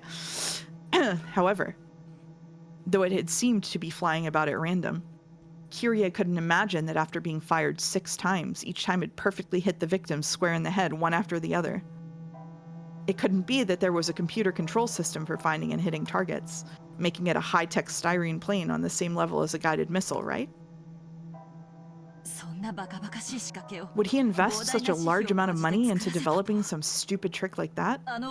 For that insane sideshow? Yes. Does this take us Does this take us back to the old I wouldn't put it past father? A number of mysterious people appeared out of thin air. 6 people had had their head demolished by a mysterious golden flying object, and the 5 of us were locked away in a mysterious dungeon by a mysterious set of pitfalls, or else put to sleep by some fainting poison dart. The family conference started a bit after 10. It's only been a bit more than 30 minutes since then. Most likely, even though I witnessed it myself, that event took place in such a short period of time, so I still can't understand it, and I still can't come to grips with it. For argument's sake, even if we did get a hold of the police, it would probably be impossible for anyone to accurately explain what we saw. Even though I saw it just now, my brain's fried, and I have no confidence in what I saw myself. Kyrie tried her hardest to cheer herself out of her overwhelming confusion, to just hold on to her sanity. Damn it, what's going on here? Damn it. Kraus started to become desperate, hitting the hook multiple times and resetting the dial. Kraus had also been feigning composure, but he was unable to hide his panic. The more he retried the dial, the more the pretense of serenity peeled away. I don't know what's going on anymore. Kyrie couldn't help but pray that the events that had just occurred were a dream. At that time, the look on Kraus's face changed. Oh? I got through! It's ringing! Really, Kraus-san? No, I see. How shallow, old man. Since we can't contact the police, the external line has probably been cut, but he failed to sever the internal line. The internal line? Kraus-san, where did you call? The guest house. I'm calling the room where Jessica and the rest are staying. Hello? Hello? It's me. You're... Goda? Is Jessica there? Is she safe? Kraus-sama! I'm so glad you're safe. Yes. Lady Jessica and the other children are here as well, safe and unharmed. Dad? Is it Dad? I'm so glad you're okay. Is Mom okay? Is she there? Kraus choked on his words. Kraus had clearly seen Natsuhi's head crushed, had seen her killed right before his eyes. Eventually, he was going to have to tell that to Jessica. However, Kraus began to fret over whether he should tell her now or not, and lost his words. But even that was an answer under these circumstances. I don't know about your mother. Let's pray for her safety. For now, I'm just glad you're safe. Yeah, I understand. I'm sorry for asking. Jessica's voice was filled with tears. Kraus was certain now. Jessica and the rest had heard everything, start to finish, after meeting up with Goda and Kumasawa at the guest house. When they learned that 6 people had been killed, they must have been anxious to rush over to the dining hall. Luckily, he'd been able to call before they'd stormed off toward the mansion. Kraus was relieved at this good timing during such a tragedy. We have Kyrie-san and Dr. Nanjo, as well as Shannon and Cannon here. We've been locked in a place that's like a dungeon, but don't worry. We'll figure something out. A dungeon? Where? We'll come and save you. Unfortunately, we can't figure out where this is either. We think it may be under the dining hall, but that might not be true. Anyway, Jessica, you must stay where you are. You've heard about what happened from Goda and Kumasawa, yes? Yeah. Grandfather. Everyone. Grandfather isn't in a sane state of mind right now. If you encounter him, you'll be in danger. You might be killed. You mustn't even think about trying to come and save us. We'll take care of ourselves. Then what shall we do? Damn you, Grandfather. How dare you do that to Mom and the rest? I'm gonna kill that undying bastard. Jessica, if you talk like that, you'll sadden your mother. Those aren't the words of a lady.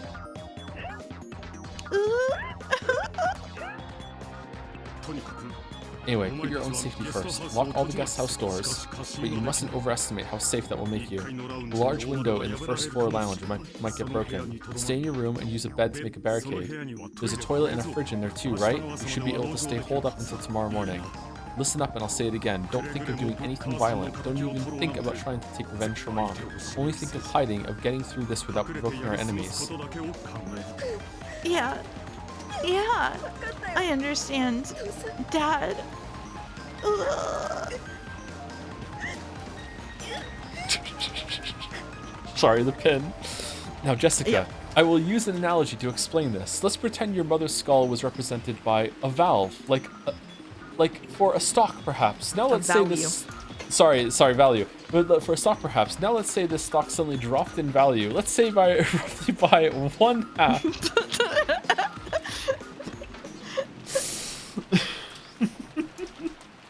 Sorry, go ahead.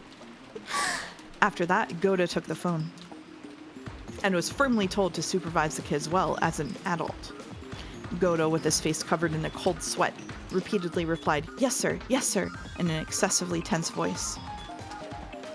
From there, Kyrie took the receiver and spoke with Bandle, and when Shannon and Cannon got their turns, George and Jessica answered. Following that pattern, Nanjo and Kumasawa picked up as well, so that all members of both sides took the receiver in turn, confirming that everyone was safe for now, even if their location was unknown, and encouraging each other, coming to an understanding on the current situation for both sides. They wanted to talk forever, but now was not the time to chat. Kraus explained that they would be hanging up for now, and those in the guest house consented. Fuck are Nanjo and Kumasawa talking about? If anything happens, we'll call. Wait by the phone so you can pick it up quickly. Again, be careful. You mustn't do anything rash. Mackerel. Yeah, I understand. As long as you and Cannon-kun and the others are okay, then that's good enough for me. We'll do our best. Stay safe. This is episode 4. Why didn't we get like a 5-minute conversation between every single of those pairings that they just went through? They're fucking they're really losing their shit in this one. Yes, of course. Well then, I'm hanging up for now. Be on your guard. With that, the phone call ended.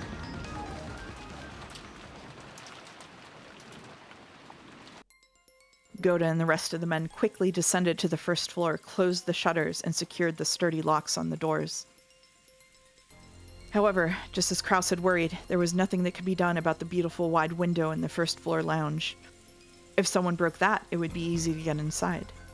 It wouldn't be hard for someone like Kinzo, who hadn't hesitated at committing murder, to invade the first floor.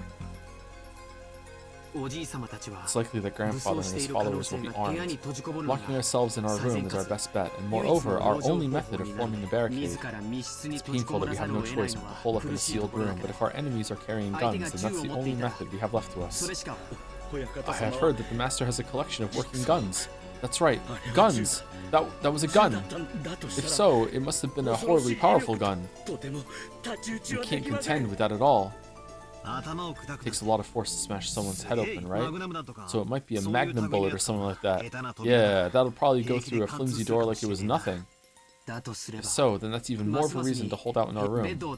Let's slide a bed in place and block the window too. If we do that much, then no matter how many guns they've got, they shouldn't be able to raid us.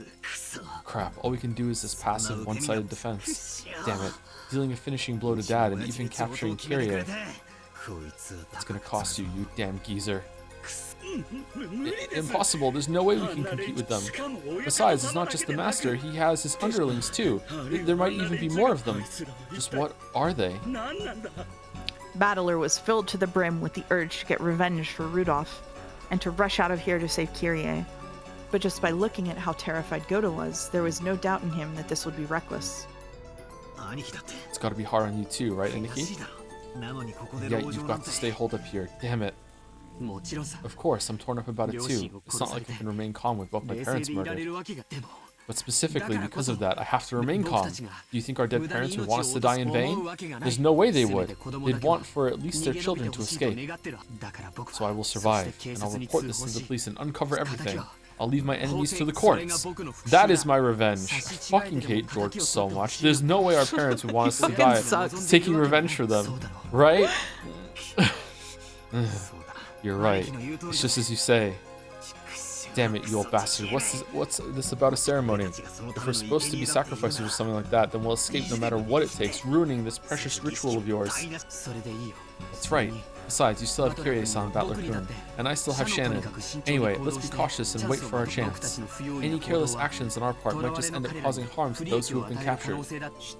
Hostages, huh? But grandfather captured them so he could use them as sacrifices, right? If we don't go and save them, then are we just waiting for them to get killed? We don't even know where the dungeon they're being held is. Shannon and Ken-kun didn't know about it, and of course Goda-san and Kumasawa-san didn't know either. The possibility that they're in a secret location that only grandfather knows of is incredibly high. Under these circumstances, aimlessly wandering about would be practically suicidal. I wonder if they check what time it is about the watches being rolled back when they're on the phone. I understand, but still, damn it, are you saying the only thing we can do is stay confined here until something happens? Because that would narrow it down, like, how carrying the amount of people far you did in 10 minutes. It has to be in the mansion at that time, right? About the time. Yeah, they might not know that they're in a murder mystery, though. Oh, that's true. Yeah, I would know. You would know? Okay. I would know. Cool. No, Kyrie-san knows she's in a murder mystery. Battler-sama, I understand how you feel, but let's put safety first. From what Kraus-sama said, they seem to be in a fairly old cell, and they may be able to break the bars somehow. The wise choice of action now is to believe in them and wait. Grandfather has a number of subordinates, and they're all armed, correct? Yes, he does, and they're probably all armed.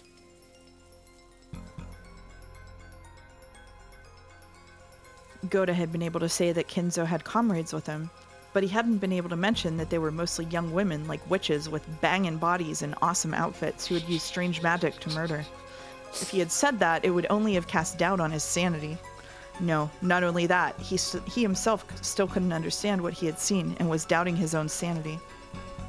But regardless of sex or appearance, regardless of whether it was done with magic or a gun, the fact that those girls had followed Kinzo's orders and killed 6 people in an instant was an unshakable truth. If that group came to attack the guest house as well, what would happen? Just closing the doors and windows like this was surely meaningless.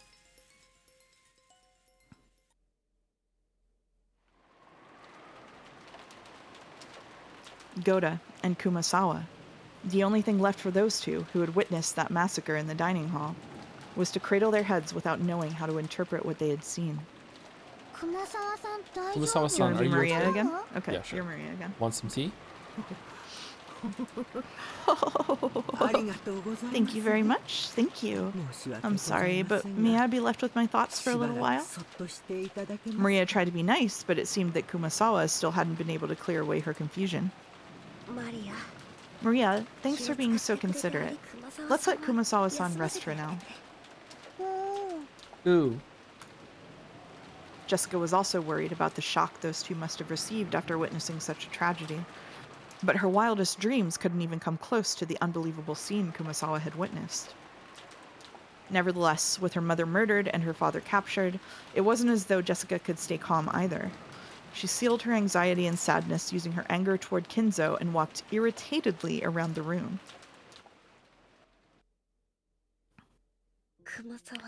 Kumasawa-san, is Mom really dead? Yes. I've never seen such a horrible way to die before. Is it possible that she's still alive? And that if we fix her up, we could save her?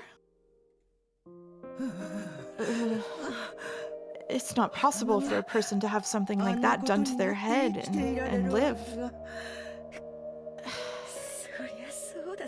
Yeah, you're right.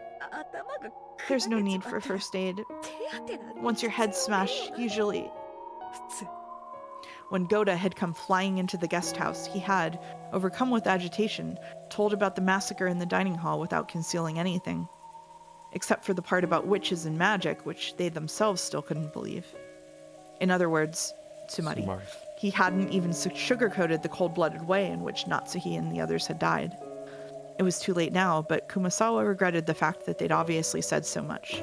Too much. However, while lightly shaking her head and with a slightly painful laugh, Jessica spoke.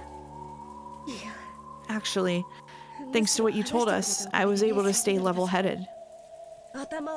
If you'd avoided mentioning the part about her head being smashed, I would have thought she might still be alive. Then I would have run off toward the mansion, met grandfather, and I might have gotten killed. That sliver of hope could have been fatal in the end. So I'm grateful. I'm truly sorry. I'm so sorry we didn't choose our words more carefully. Don't worry about that now. There's nothing we can do for Mom, but Dad's still alive. Canon-kun and Shannon, and Aunt Kyrie and Dr. Nanjo too. I want to save them somehow, so we shouldn't do anything unnecessary that might make things worse for them. The most helpful thing we can do right now might be to wait by the phone. They might receive a phone call asking them to create a diversion while the others escaped. Or the others might discover their location and call for rescue. Jessica understood that in order to act promptly when that time came, the only thing they could do for the time being was to wait in this room.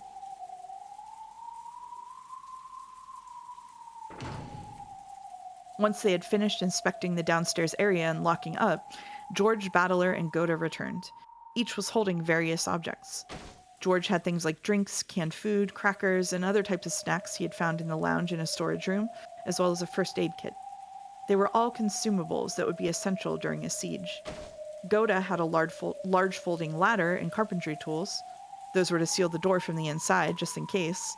If it came to it, the ladder was for escaping out the window. Bandle brought the portrait of the witch. No, Bandle had brought up objects that could be used as edged weapons or poles. In addition to the obvious kitchen knife, there was a disassembled table leg that could be used as a club, and a pole roughly the size of a person, which he'd apparently made by taking apart a hat stand. Even though the pole had no point, it could surely be used like a spear. There was a good chance that their enemies had guns, so it was dubious whether these would be of any use. But it was still better than not having them, and if having these could give them at least a little peace of mind, then they'd be useful for their calming effect. Then the bed and the sofa were placed up against the door, barricading it. They didn't go so far as to seal it up with nails. There was still a chance that Kraus and the others would escape and come to meet up with them. They had apparently set up a barricade at the top of the stairs as well. It had been set up in a way that would create a racket, so it would serve as a warning alarm as well. That had apparently been Bandle's idea. For that reason, they turned the TV off. This way, if the first floor window were to be broken, they would hear. Once the switch had been turned, all that was left was an eerie silence.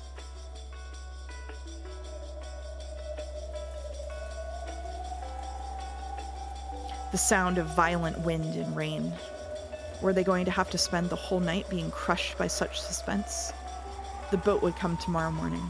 However, judging by the weather report, most of tomorrow was going to be covered in the typhoon, and the boat probably wouldn't come. The typhoon was set to pass by in the morning of the day after tomorrow. In other words, Sumari. The boat would be arriving in the morning after next, the morning of October 6th. And right now, it was late at night on October 4th.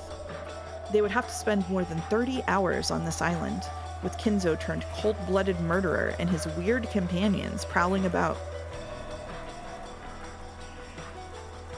Even with the shutters closed, there would definitely be a little bit of light seeping out. It might let the enemy know that they were hiding here.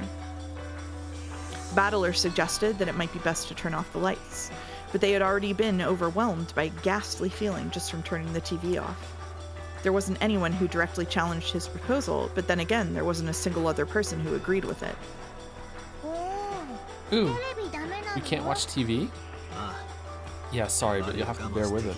We can't just let the sound of the enemy breaking in slip by. Boring. Even though she'd been told of her mother's death, Maria alone didn't feel an approaching sense of danger. She just seemed to be upset that the TV had been turned off.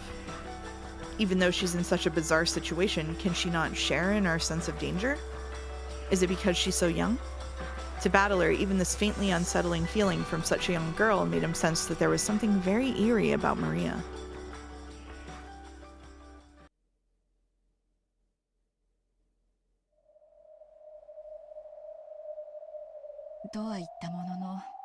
That said, we've already done all we can.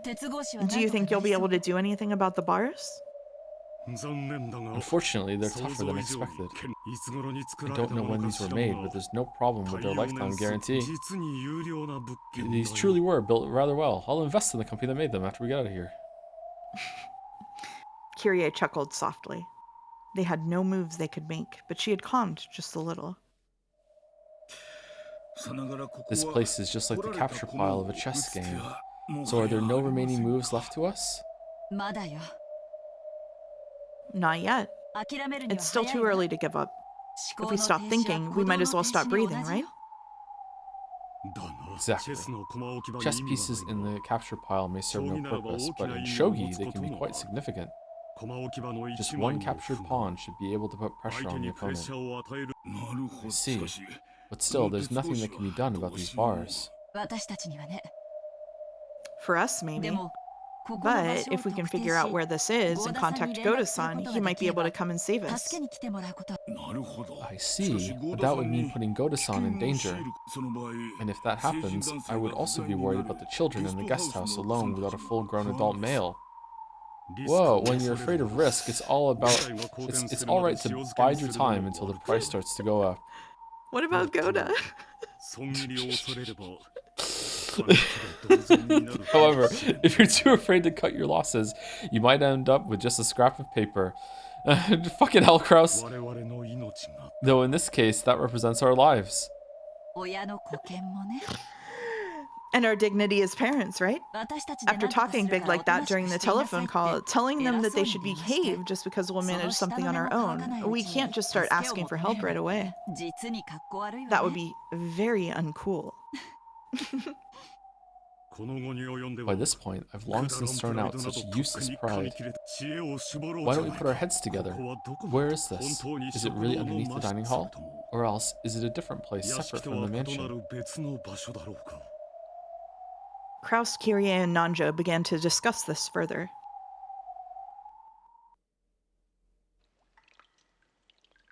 Cannon was squatting by the bars, silently trying to sense anyone's presence, just as he had been ordered. Shannon came close to him, and they both squatted down together. Do you sense anyone? Yes. They haven't focused their attention in this direction, but there's somebody relatively close by. Is it human? I think it's the goats. Their breathing is rather noisy. Cannon's ability to sense the presence of others was several levels above that of a human. He said that their breathing was noisy, but Kraus and the rest couldn't even pick up the slightest hint of it. Therefore, if he had obediently reported it, they would have merely doubted Cannon's ears. They got us, didn't they? It's rare. I think that they captured us without killing us. This time, Beatrice-sama didn't make an appearance, and the master left his study. I don't have a clue what's going on. What? Hmm? Yeah? I know. Whatever happens or changes, it's all for that witch's fickle entertainment. In the end, nothing will change.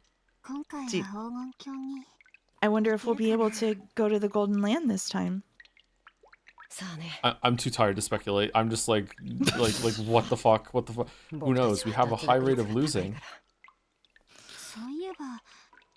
Come to think of it, it's very rare for us to survive the first twilight together.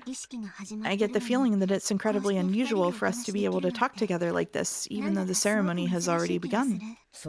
That may be. But even that's just for the witch's entertainment, I'll bet. I can't think of it as anything other than her letting us live just a little longer to ridicule us, since we usually drop out right in the beginning. I wonder if we'll be unable to reach the Golden Land again. I'm sure we won't make it there. If we hold on to any foolish hope, we'll get taken advantage of again. That's right. Last time you got taken advantage of, didn't you? I'm an idiot. Cannon made a sour look and turned his head. Shannon laughed softly and apologetically leaned toward his shoulder. But I'm glad Milady is safe. She's only escaped from the first twilight. She might just be waiting for an even crueler death later on. What about you, Ne-san? Aren't you glad George-sama's safe? Oh, they're talking about Jessica! I thought they were talking about fucking Beatrice. It'd be nice if you two could reach the Golden Land together. Thank you. I wish the same for you and Milady as well. I wasn't hoping for anything like that. It's just as you say. That witch is only having fun, dangling prizes in front of people and watching them vainly try to get them. I'm sure no one will be able to go to the Golden Land. If I wish to reach the Golden Land with Milady, then that person will find it funny and will certainly never let us reach that place. You're right. Beatrice-sama is thinking about which order of sacrifices will be the most interesting. The whole thing about them being chosen at random is just a blatant lie. That swindling witch. All that about having any wish you want granted in the Golden Land is probably just a lie too. That's not true. The Golden Land is a wonderful place. Have you been there? Only for a little bit. Though even that was probably just a joke of Beatrice-sama's. What's it like there? Well, it's a wonderful place. I can't really explain it well. It's like a world from a pleasant dream. A paradise-like place with roses blooming all over and beautiful butterflies dancing about or something like that? It's not a place with a tangible image like that. It's really like the inside of a dream. When you're there, it's very gentle, very peaceful. And you're allowed to sleep as long as you want, like when you wake up early on a day off, lying on a futon. Sunlight comes in through the cracks in the curtains, and you think you'll have to wake up soon. But then you realize it's your day off, and you can go back to sleep. It's a place where you can feel like that. I want to go to the Golden Land. I think it'd be wasted on me. Waking up on accident, even though it's your day off, is something only you would do, Nei-san. So? Well, when I was there, it was very satisfying and very calm. When I returned to this world, even though I had just been there a second ago, I couldn't remember it very well. It's like when you can't remember a dream you were just having. But I still remember that it was a very calm and quiet world. That's it? The heck, that Golden Land she's always bragging about isn't anything great at all. I thought it was a place where all your wishes come true. That's right. It's a place where all your wishes will be granted. Well, maybe that's not quite it. It might be better to say it's a place where you won't wish for anything. For example, Canon-kun, if you were cold and wished you had a jacket, you'd be happy to be given one. But if you were in a warm room to begin with, there wouldn't even be a reason to want a jacket, right? That's what the Golden Land is like. There's no need to even wish for most wishes. It's a world where everything is calm. You could even say it's a place that transcends the concept that having your wishes granted will bring happiness. A world released from everything. It sounds somewhat like a religious world. And there, everything is equal. Anything that can think is equal. There are no humans, furniture, nor witches. There, I was equal to everyone. There was no longer any need to feel ashamed that I was furniture. It was honestly a happy world, where all humans and even witches were equal. I can't really remember it well, but I have the feeling that when I was there, I was equal even to Beatrice-sama, and we were good friends. If that witch is there, it can't be much of a paradise. So, you want to go to that Golden Land with George-sama. How strange. The Golden Land is a utopia where you can be pleased with everything, right? Wouldn't you be content even if George-sama wasn't there? Good question. The Golden Land is very calm, peaceful, and everything is equal. But actually, happiness alone is left out. It isn't a happy world? Of course, just by being peaceful, calm, and equal, it's an incredibly happy world. But I guess you could say that it's a world of zero, where you're released from all negative worries. The human world is filled with negatives, so of course a zero world is incredibly happy, but it's still zero. What a luxurious problem to have. It's something like this. When you're nodding off on your quiet holiday morning, if the person you love the most is next to you and holding your hand, then it can become an even greater, more wonderful happiness. Something like that. Sorry, your Nei-san is too dumb to be any good at analogies. In other words, Sumari, to you, the greatest happiness would be reaching that world together with George-sama. Yes. And surely for you, it would be reaching that world together with Milady. We'll be released from our worries in a fair world? It's like some kind of strange religion. I'm more worldly minded. I imagined a world where we would be given some magic medicine and we could be reborn as humans or something more like that. If you go, you'll understand. If Beatrice-sama really is a fickle person, then surely someday she'll let you get a glimpse of it too. If so, then you'll be able to understand my analogy. Well, I'm not holding my breath. At any rate, it seems like a game over for us this time already. I'll hope for another chance. You're right. If we cling to any overambitious hopes, Beatrice-sama will take advantage of us. It might be best to just stop thinking and let fate take care of us. We can just be simple chess pieces. No matter what we think or don't think, we can't escape from the witch's chessboard. Our role is now just to wait and see how we'll be tortured to death. For us, the dream of the Golden Land is too empty. You're right. Sorry. Cannon shrugged his shoulders, then... it's you, sorry. Cannon shrugged his shoulders, then told Shannon to leave him alone because she was in the way of his duty, distancing himself from her. Realizing her thoughtlessness in bringing up such an inappropriate topic and instead hurting Cannon, Shannon bit her lower lip and stared at the ground. Shannon wouldn't bother him anymore. She went off and crouched down in a corner by herself.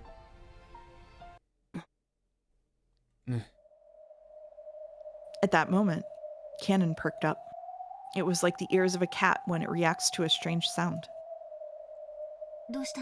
What's wrong? Shh. Croissant, someone's coming. What? They ended their conversation and strained their ears. For a while, they couldn't hear anything. But eventually, they were able to hear the shuffling sounds of a large group of people walking. So they've come. Time to pay the piper, or perhaps this is our first and last chance. I shall talk to Kinzo-san. I will try to somehow find out where this place is. We're counting on you. During the last phone call, Kyrie had asked what the time over at the guest house was. By doing that, Kyrie had learned that it was the same as her watch, and she had learned that their watches hadn't been set back. It wasn't just the clocks on the walls in the guest house. Several people's watches, including George and Goda's, had matched. If that was the case, then it had only been a few minutes between the time of the massacre in the dining hall and the time they had been transported to the dungeon. Not enough time had passed for them to be knocked out and carried away. Then were those really pitfalls, meaning that this was the area directly under the dining hall? All that they could do was pray that Nanja could find out where this was. Coming. There's probably 4 people. The master and 3 of those who appeared in the dining hall. That's enough. We'll come back here as well. We'll deal with the rest. Shannon-chan, sorry, but can I have you sit by the phone? Hide it with your skirt. Yes? The shuffling came close, and there was the sound of a large door being opened in the hallway. The light they were apparently carrying illuminated the hall, stroking the walls with sharp, razor-like shadows. And then, the light from the lantern they held illuminated the prisoners through the bars. The bars' sharp shadows divided them up lengthwise. There were 4 silhouettes. It was Kinzo, Ronove, Virgilia, and Gap. Silence, everyone. Please welcome the head of the Ushiromiya family, Lord Goldsmith. Goldsmith? His father's pen name. It seems he always signs with it when writing those bizarre grimoires. Kinzo made English style? Shouldn't that be Gold Warehouse? Fuck you, I'll call myself whatever I want. What more is a warehouse than a place to keep things in? However, I give birth to gold and use my craftsmanship to further increase its worth. Don't you think Smith is much more fitting? Sorry. True enough. What are you apologizing for? I apologize for butting in. Kinzo-san, just what is going on? Where in the world is this? Oh, my friend, can't you remember? True, you may have never entered the prison, but you should remember walking through this corridor. Huh? Huh? You don't mean... Do you have an idea? But, well, it is unthinkable. Firstly, we fell through a pitfall and were locked up in here after only a few minutes. Not only is the distance too great, that's physically impossible. For a human, right? Father, is this the mansion? I think that the mansion had a basement like this. Kraus, wasn't there a place whose existence you all whispered of, and which you followed after me several times trying to find? This is that place. No, to be correct, this is its basement. Cackle, cackle. Could this place be basement of Kuadorian? A splendid observation. This is indeed the basement of Kuadorian. Kuadorian? You don't mean Father's rumored hidden mansion? It really exists? This mansion was constructed for the sole use of my beloved witch, Beatrice. It's truly a shame that I cannot guide you to the above ground sections, as it is such a beautiful and elegant mansion. How lovely. Just the two of them alone in a mansion with a prison like this. I guess Father's tastes are a bit more than I can stomach. Kirie-san, perhaps it would be wiser to refrain from such rude comments. But I agree. If a mansion I was given had this kind of dungeon in it, that'd shake me out of even a century-long love, and I'd take anything of value and run. Oh my, so you don't have an interest in this kind of thing. And here I was thinking you went head over heels for it. Of course I go head over heels. Like if I get a collar or something for a birthday present. But only if he's hot.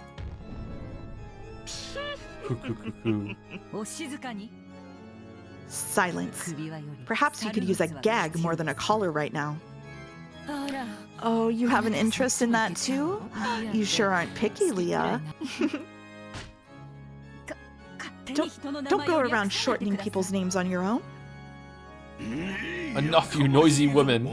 Are you telling me you'd like to be locked up in the same cell? I apologize, Master. This old body of mine would not be able to stand such a cold prison. Virgilia quickly apologized, but Gap and Ronove merely laughed together. It was like they thought they alone couldn't be imprisoned, or else that even if someone tried to imprison them, it would be pointless. Prison is a place from which the captured cannot escape. That implies a strong will and love to not let them go for a lifetime. It's not even worth speaking of love to a woman you could give up on if she ran away. What the fuck, dude? A woman who makes you so insane that you don't want to let her escape to the point of binding her in chains because she was worthy of that. She was a love worth sacrificing my life for. I will not ask you to understand. No one can bind me. I will not be bound. I don't want to be loved, I want to love. I feel the same as Goldsmith. That's why I understand the madness of your love. Love and madness are two sides of the same coin, or so they say. Always bring it back to money, how bothersome. But learning where we are so easily was a big step. We'll ask details later, but it seems you know about this place. Right, Dr. Nanjo? Yes, if that hallway is the underground passage beneath Kuadorian, then if we go straight down it, it becomes a long tunnel. And if we stay on that, we should be able to return to the mansion. There's a tunnel connecting them? Then if we could just do something about these bars, we could go home. Father, what do you plan to do with us? As I have already declared, you will become sacrifices for the later twilights. There are conveniently 5 people here. Exactly enough hostages for the 5 gougings. I see. Then it's time for us to pay the piper. Eventually. It's not why I've come to visit you this time, so relax. Besides, I believe I've said it already. If one of my grandchildren is deemed suitable to inherit everything from me, then the ceremony will be called off. In other words, Sumari, your lives will be spared. What do you plan to do to the children? I shall give them a test to see if they are suitable to be the successor or not. If even one of them can surprise me, I'll call the ceremony off. And if there isn't anyone suitable, what are you planning on doing with the children? There's no need to worry about that. After all, you all will be sacrificed first. How could anything that happens after that concern you? Entrust your fates to your own children. Your children, the embodiment of what you've been born, taught, and raised. They should be the most suitable ones for you to entrust with your fate. Uh-oh, cackle cackle. Don't look so worried, Kraus. Believe in the daughter that you brag is worth 10 billion yen.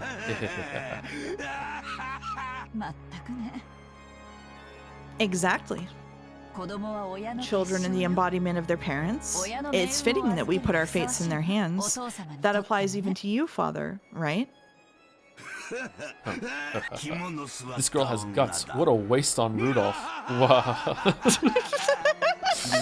Kirei-san, it would be best not to aggravate him too much. I agree. Let's bear with it for now. That's right. After all, we're just fish on the chopping board. There's nothing we can do now. Ha. Though you can insult me with such vigor, I don't dislike that kind of woman, see? Beatrice was like that too in the beginning. Cackle, cackle, cackle. Master, perhaps we should get back to the main topic. We've been off track for a while now. Ah yes, there was that. Sorry, my friend. Well then, back to the main event. For that, I've prepared a phone. Shannon, how clever of you. You don't have to hide it any longer. That's something I arranged for. Cackle, cackle. My apologies. Shannon quickly withdrew herself, and the telephone was revealed. Kraus. Call the grandchildren in the guest house. Tell them of the test and of the start of my trial. Ronove motioned for Kraus to pick up the receiver. And if I say no? Oh, and why do you think you're in a position to negotiate? If you don't make the call, then the grandchildren won't even be given a chance. The Ushirome family will end here, and I'll sacrifice you all right away. You'd be lucky to become sacrifices right away. Don't you think it'd be more painful to watch the children get sacrificed first before your very eyes? But the master is the one who decides the sacrifice order. Don't say things on your own. Leah, you just tried to shorten my name, didn't you? I did not. And I told you not to shorten other people's names on your own. Women truly are noisy, cuckoo. That's it. That's it. Oh, that's the end. That's it. No! Oh! Women truly are noisy. Happy International Women's Month. Evil ending.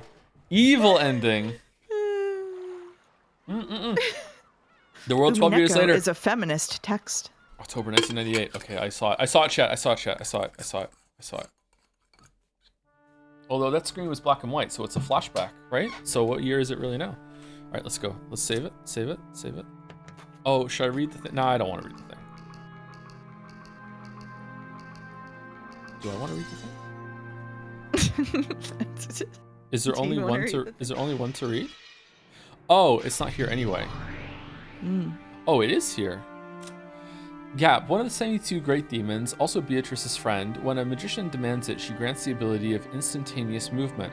Okay. These socks and shoes, damn.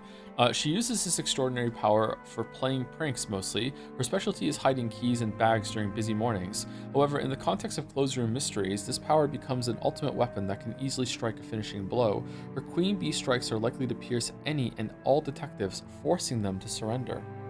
Interesting.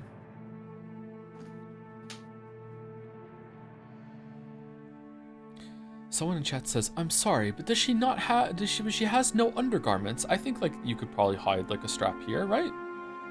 She might have some." Let me look here.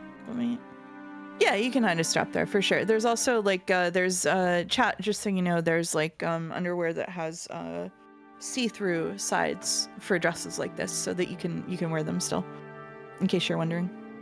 Yeah, don't say strap. Don't say strap to the stream, please. Yeah. Why? What's wrong with that? You can't say strap to your audience without causing issues. Oh, I didn't know that. Sorry. Okay, well, okay. Oh, cross the line. So she's got knee socks. Is that superior or inferior to thigh highs in your opinion? Inferior. Yeah. Inferior. Yeah, always the thigh highs. Okay. Oh, cool, yeah. cool. Mhm. Okay. All right. Yeah. I'm glad we're having this talk in front of 2,000 people. Yeah. You're the one with it up on your screen. I'm looking at your screen. Like what? There's a new bunny description. What are you talking about? You know what really bothers me? The blonde one. What really bothers me is that the shoes and the bow match each other, but they don't match the rest of her outfit. So anyway, go ahead. Oh, okay. Hmm. Well, there's some bows here. The pink up there. There is some clash. Yeah, no, they match each other, but they don't match they clash with the rest of her outfit because there's red in her hair. Anyway, go for it. But she's not blonde, Bunny. right? This is blonde. This is not blonde. No, she's no. Just read the rabbit description and then let's go. I'm bored. Chester 00, a weapon of the Sisters Cavalry, which serves Pendragon. 00 is their claim. Is their calm and composedly. I've wilted so far now. However, this is merely the role demanded of her, since she's far more frail by nature. 00 excels at reconnaissance and serving as an advance guard, displaying extreme supremacy in unexpected encounters. However, her excessively powerful fighting strength has been called inhumane, and it isn't rare for her to be lynched and abused when she surrenders on the battlefield. What? Her one eye silently speaks to that. Interesting. Okay. Okay, can you just give them like 2 minutes of thoughts about the fact that Cannon and Shannon said what they did? Okay, just the last thing. I'm tired though.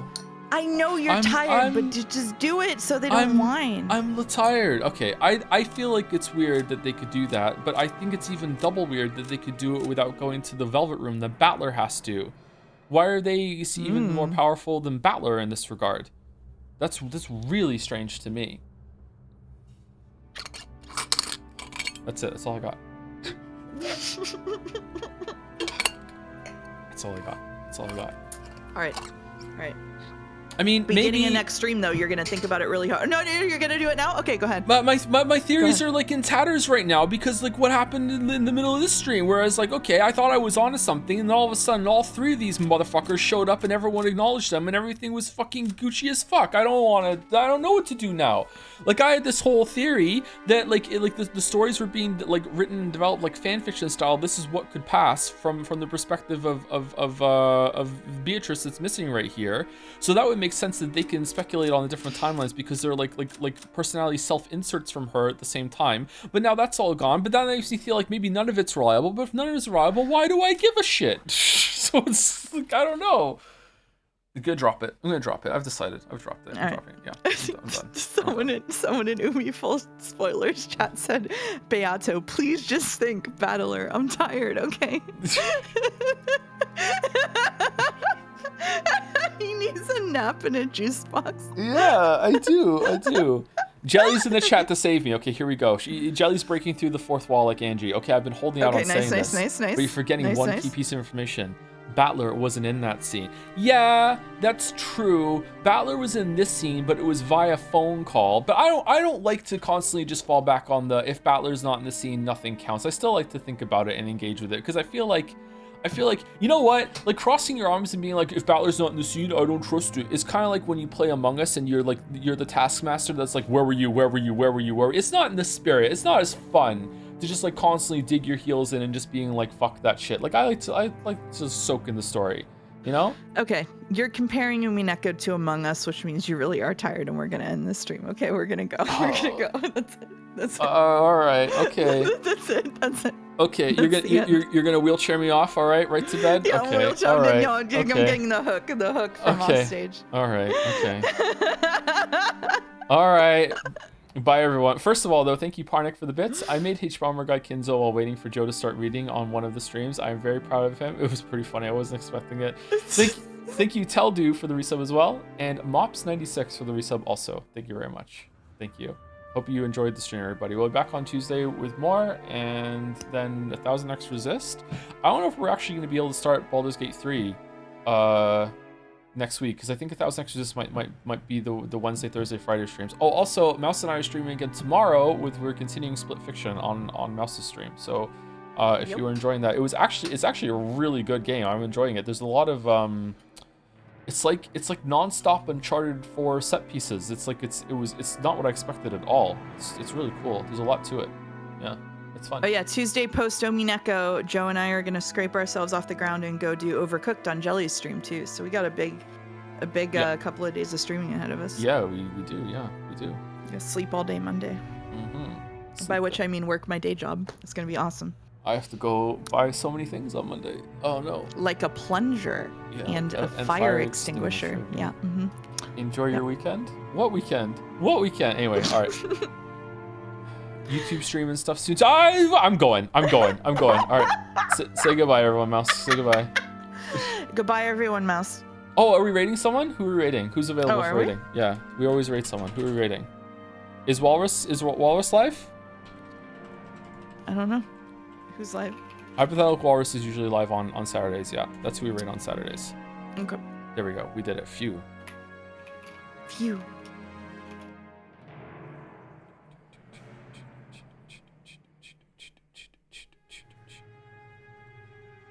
Okay, I want you all to type in with some Joms. Le Joms army has arrived. Okay, that's what I want you to do. Super cringe today for Walrus. Don't Why not? Don't be cringe for Walrus. Come on. What? Oh, okay, all right. Some of them are gonna do it now. I know. We're just dancing in French fries. There we go. We love ham French fry. Anyway, enjoy the raid. See you later, everyone.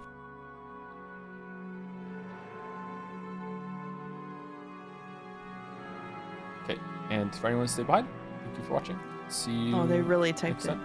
Are they? Oh no. They really typed it. Poor Walrus. What have I done? All right, time to go do Costco. I'll see you later, everyone.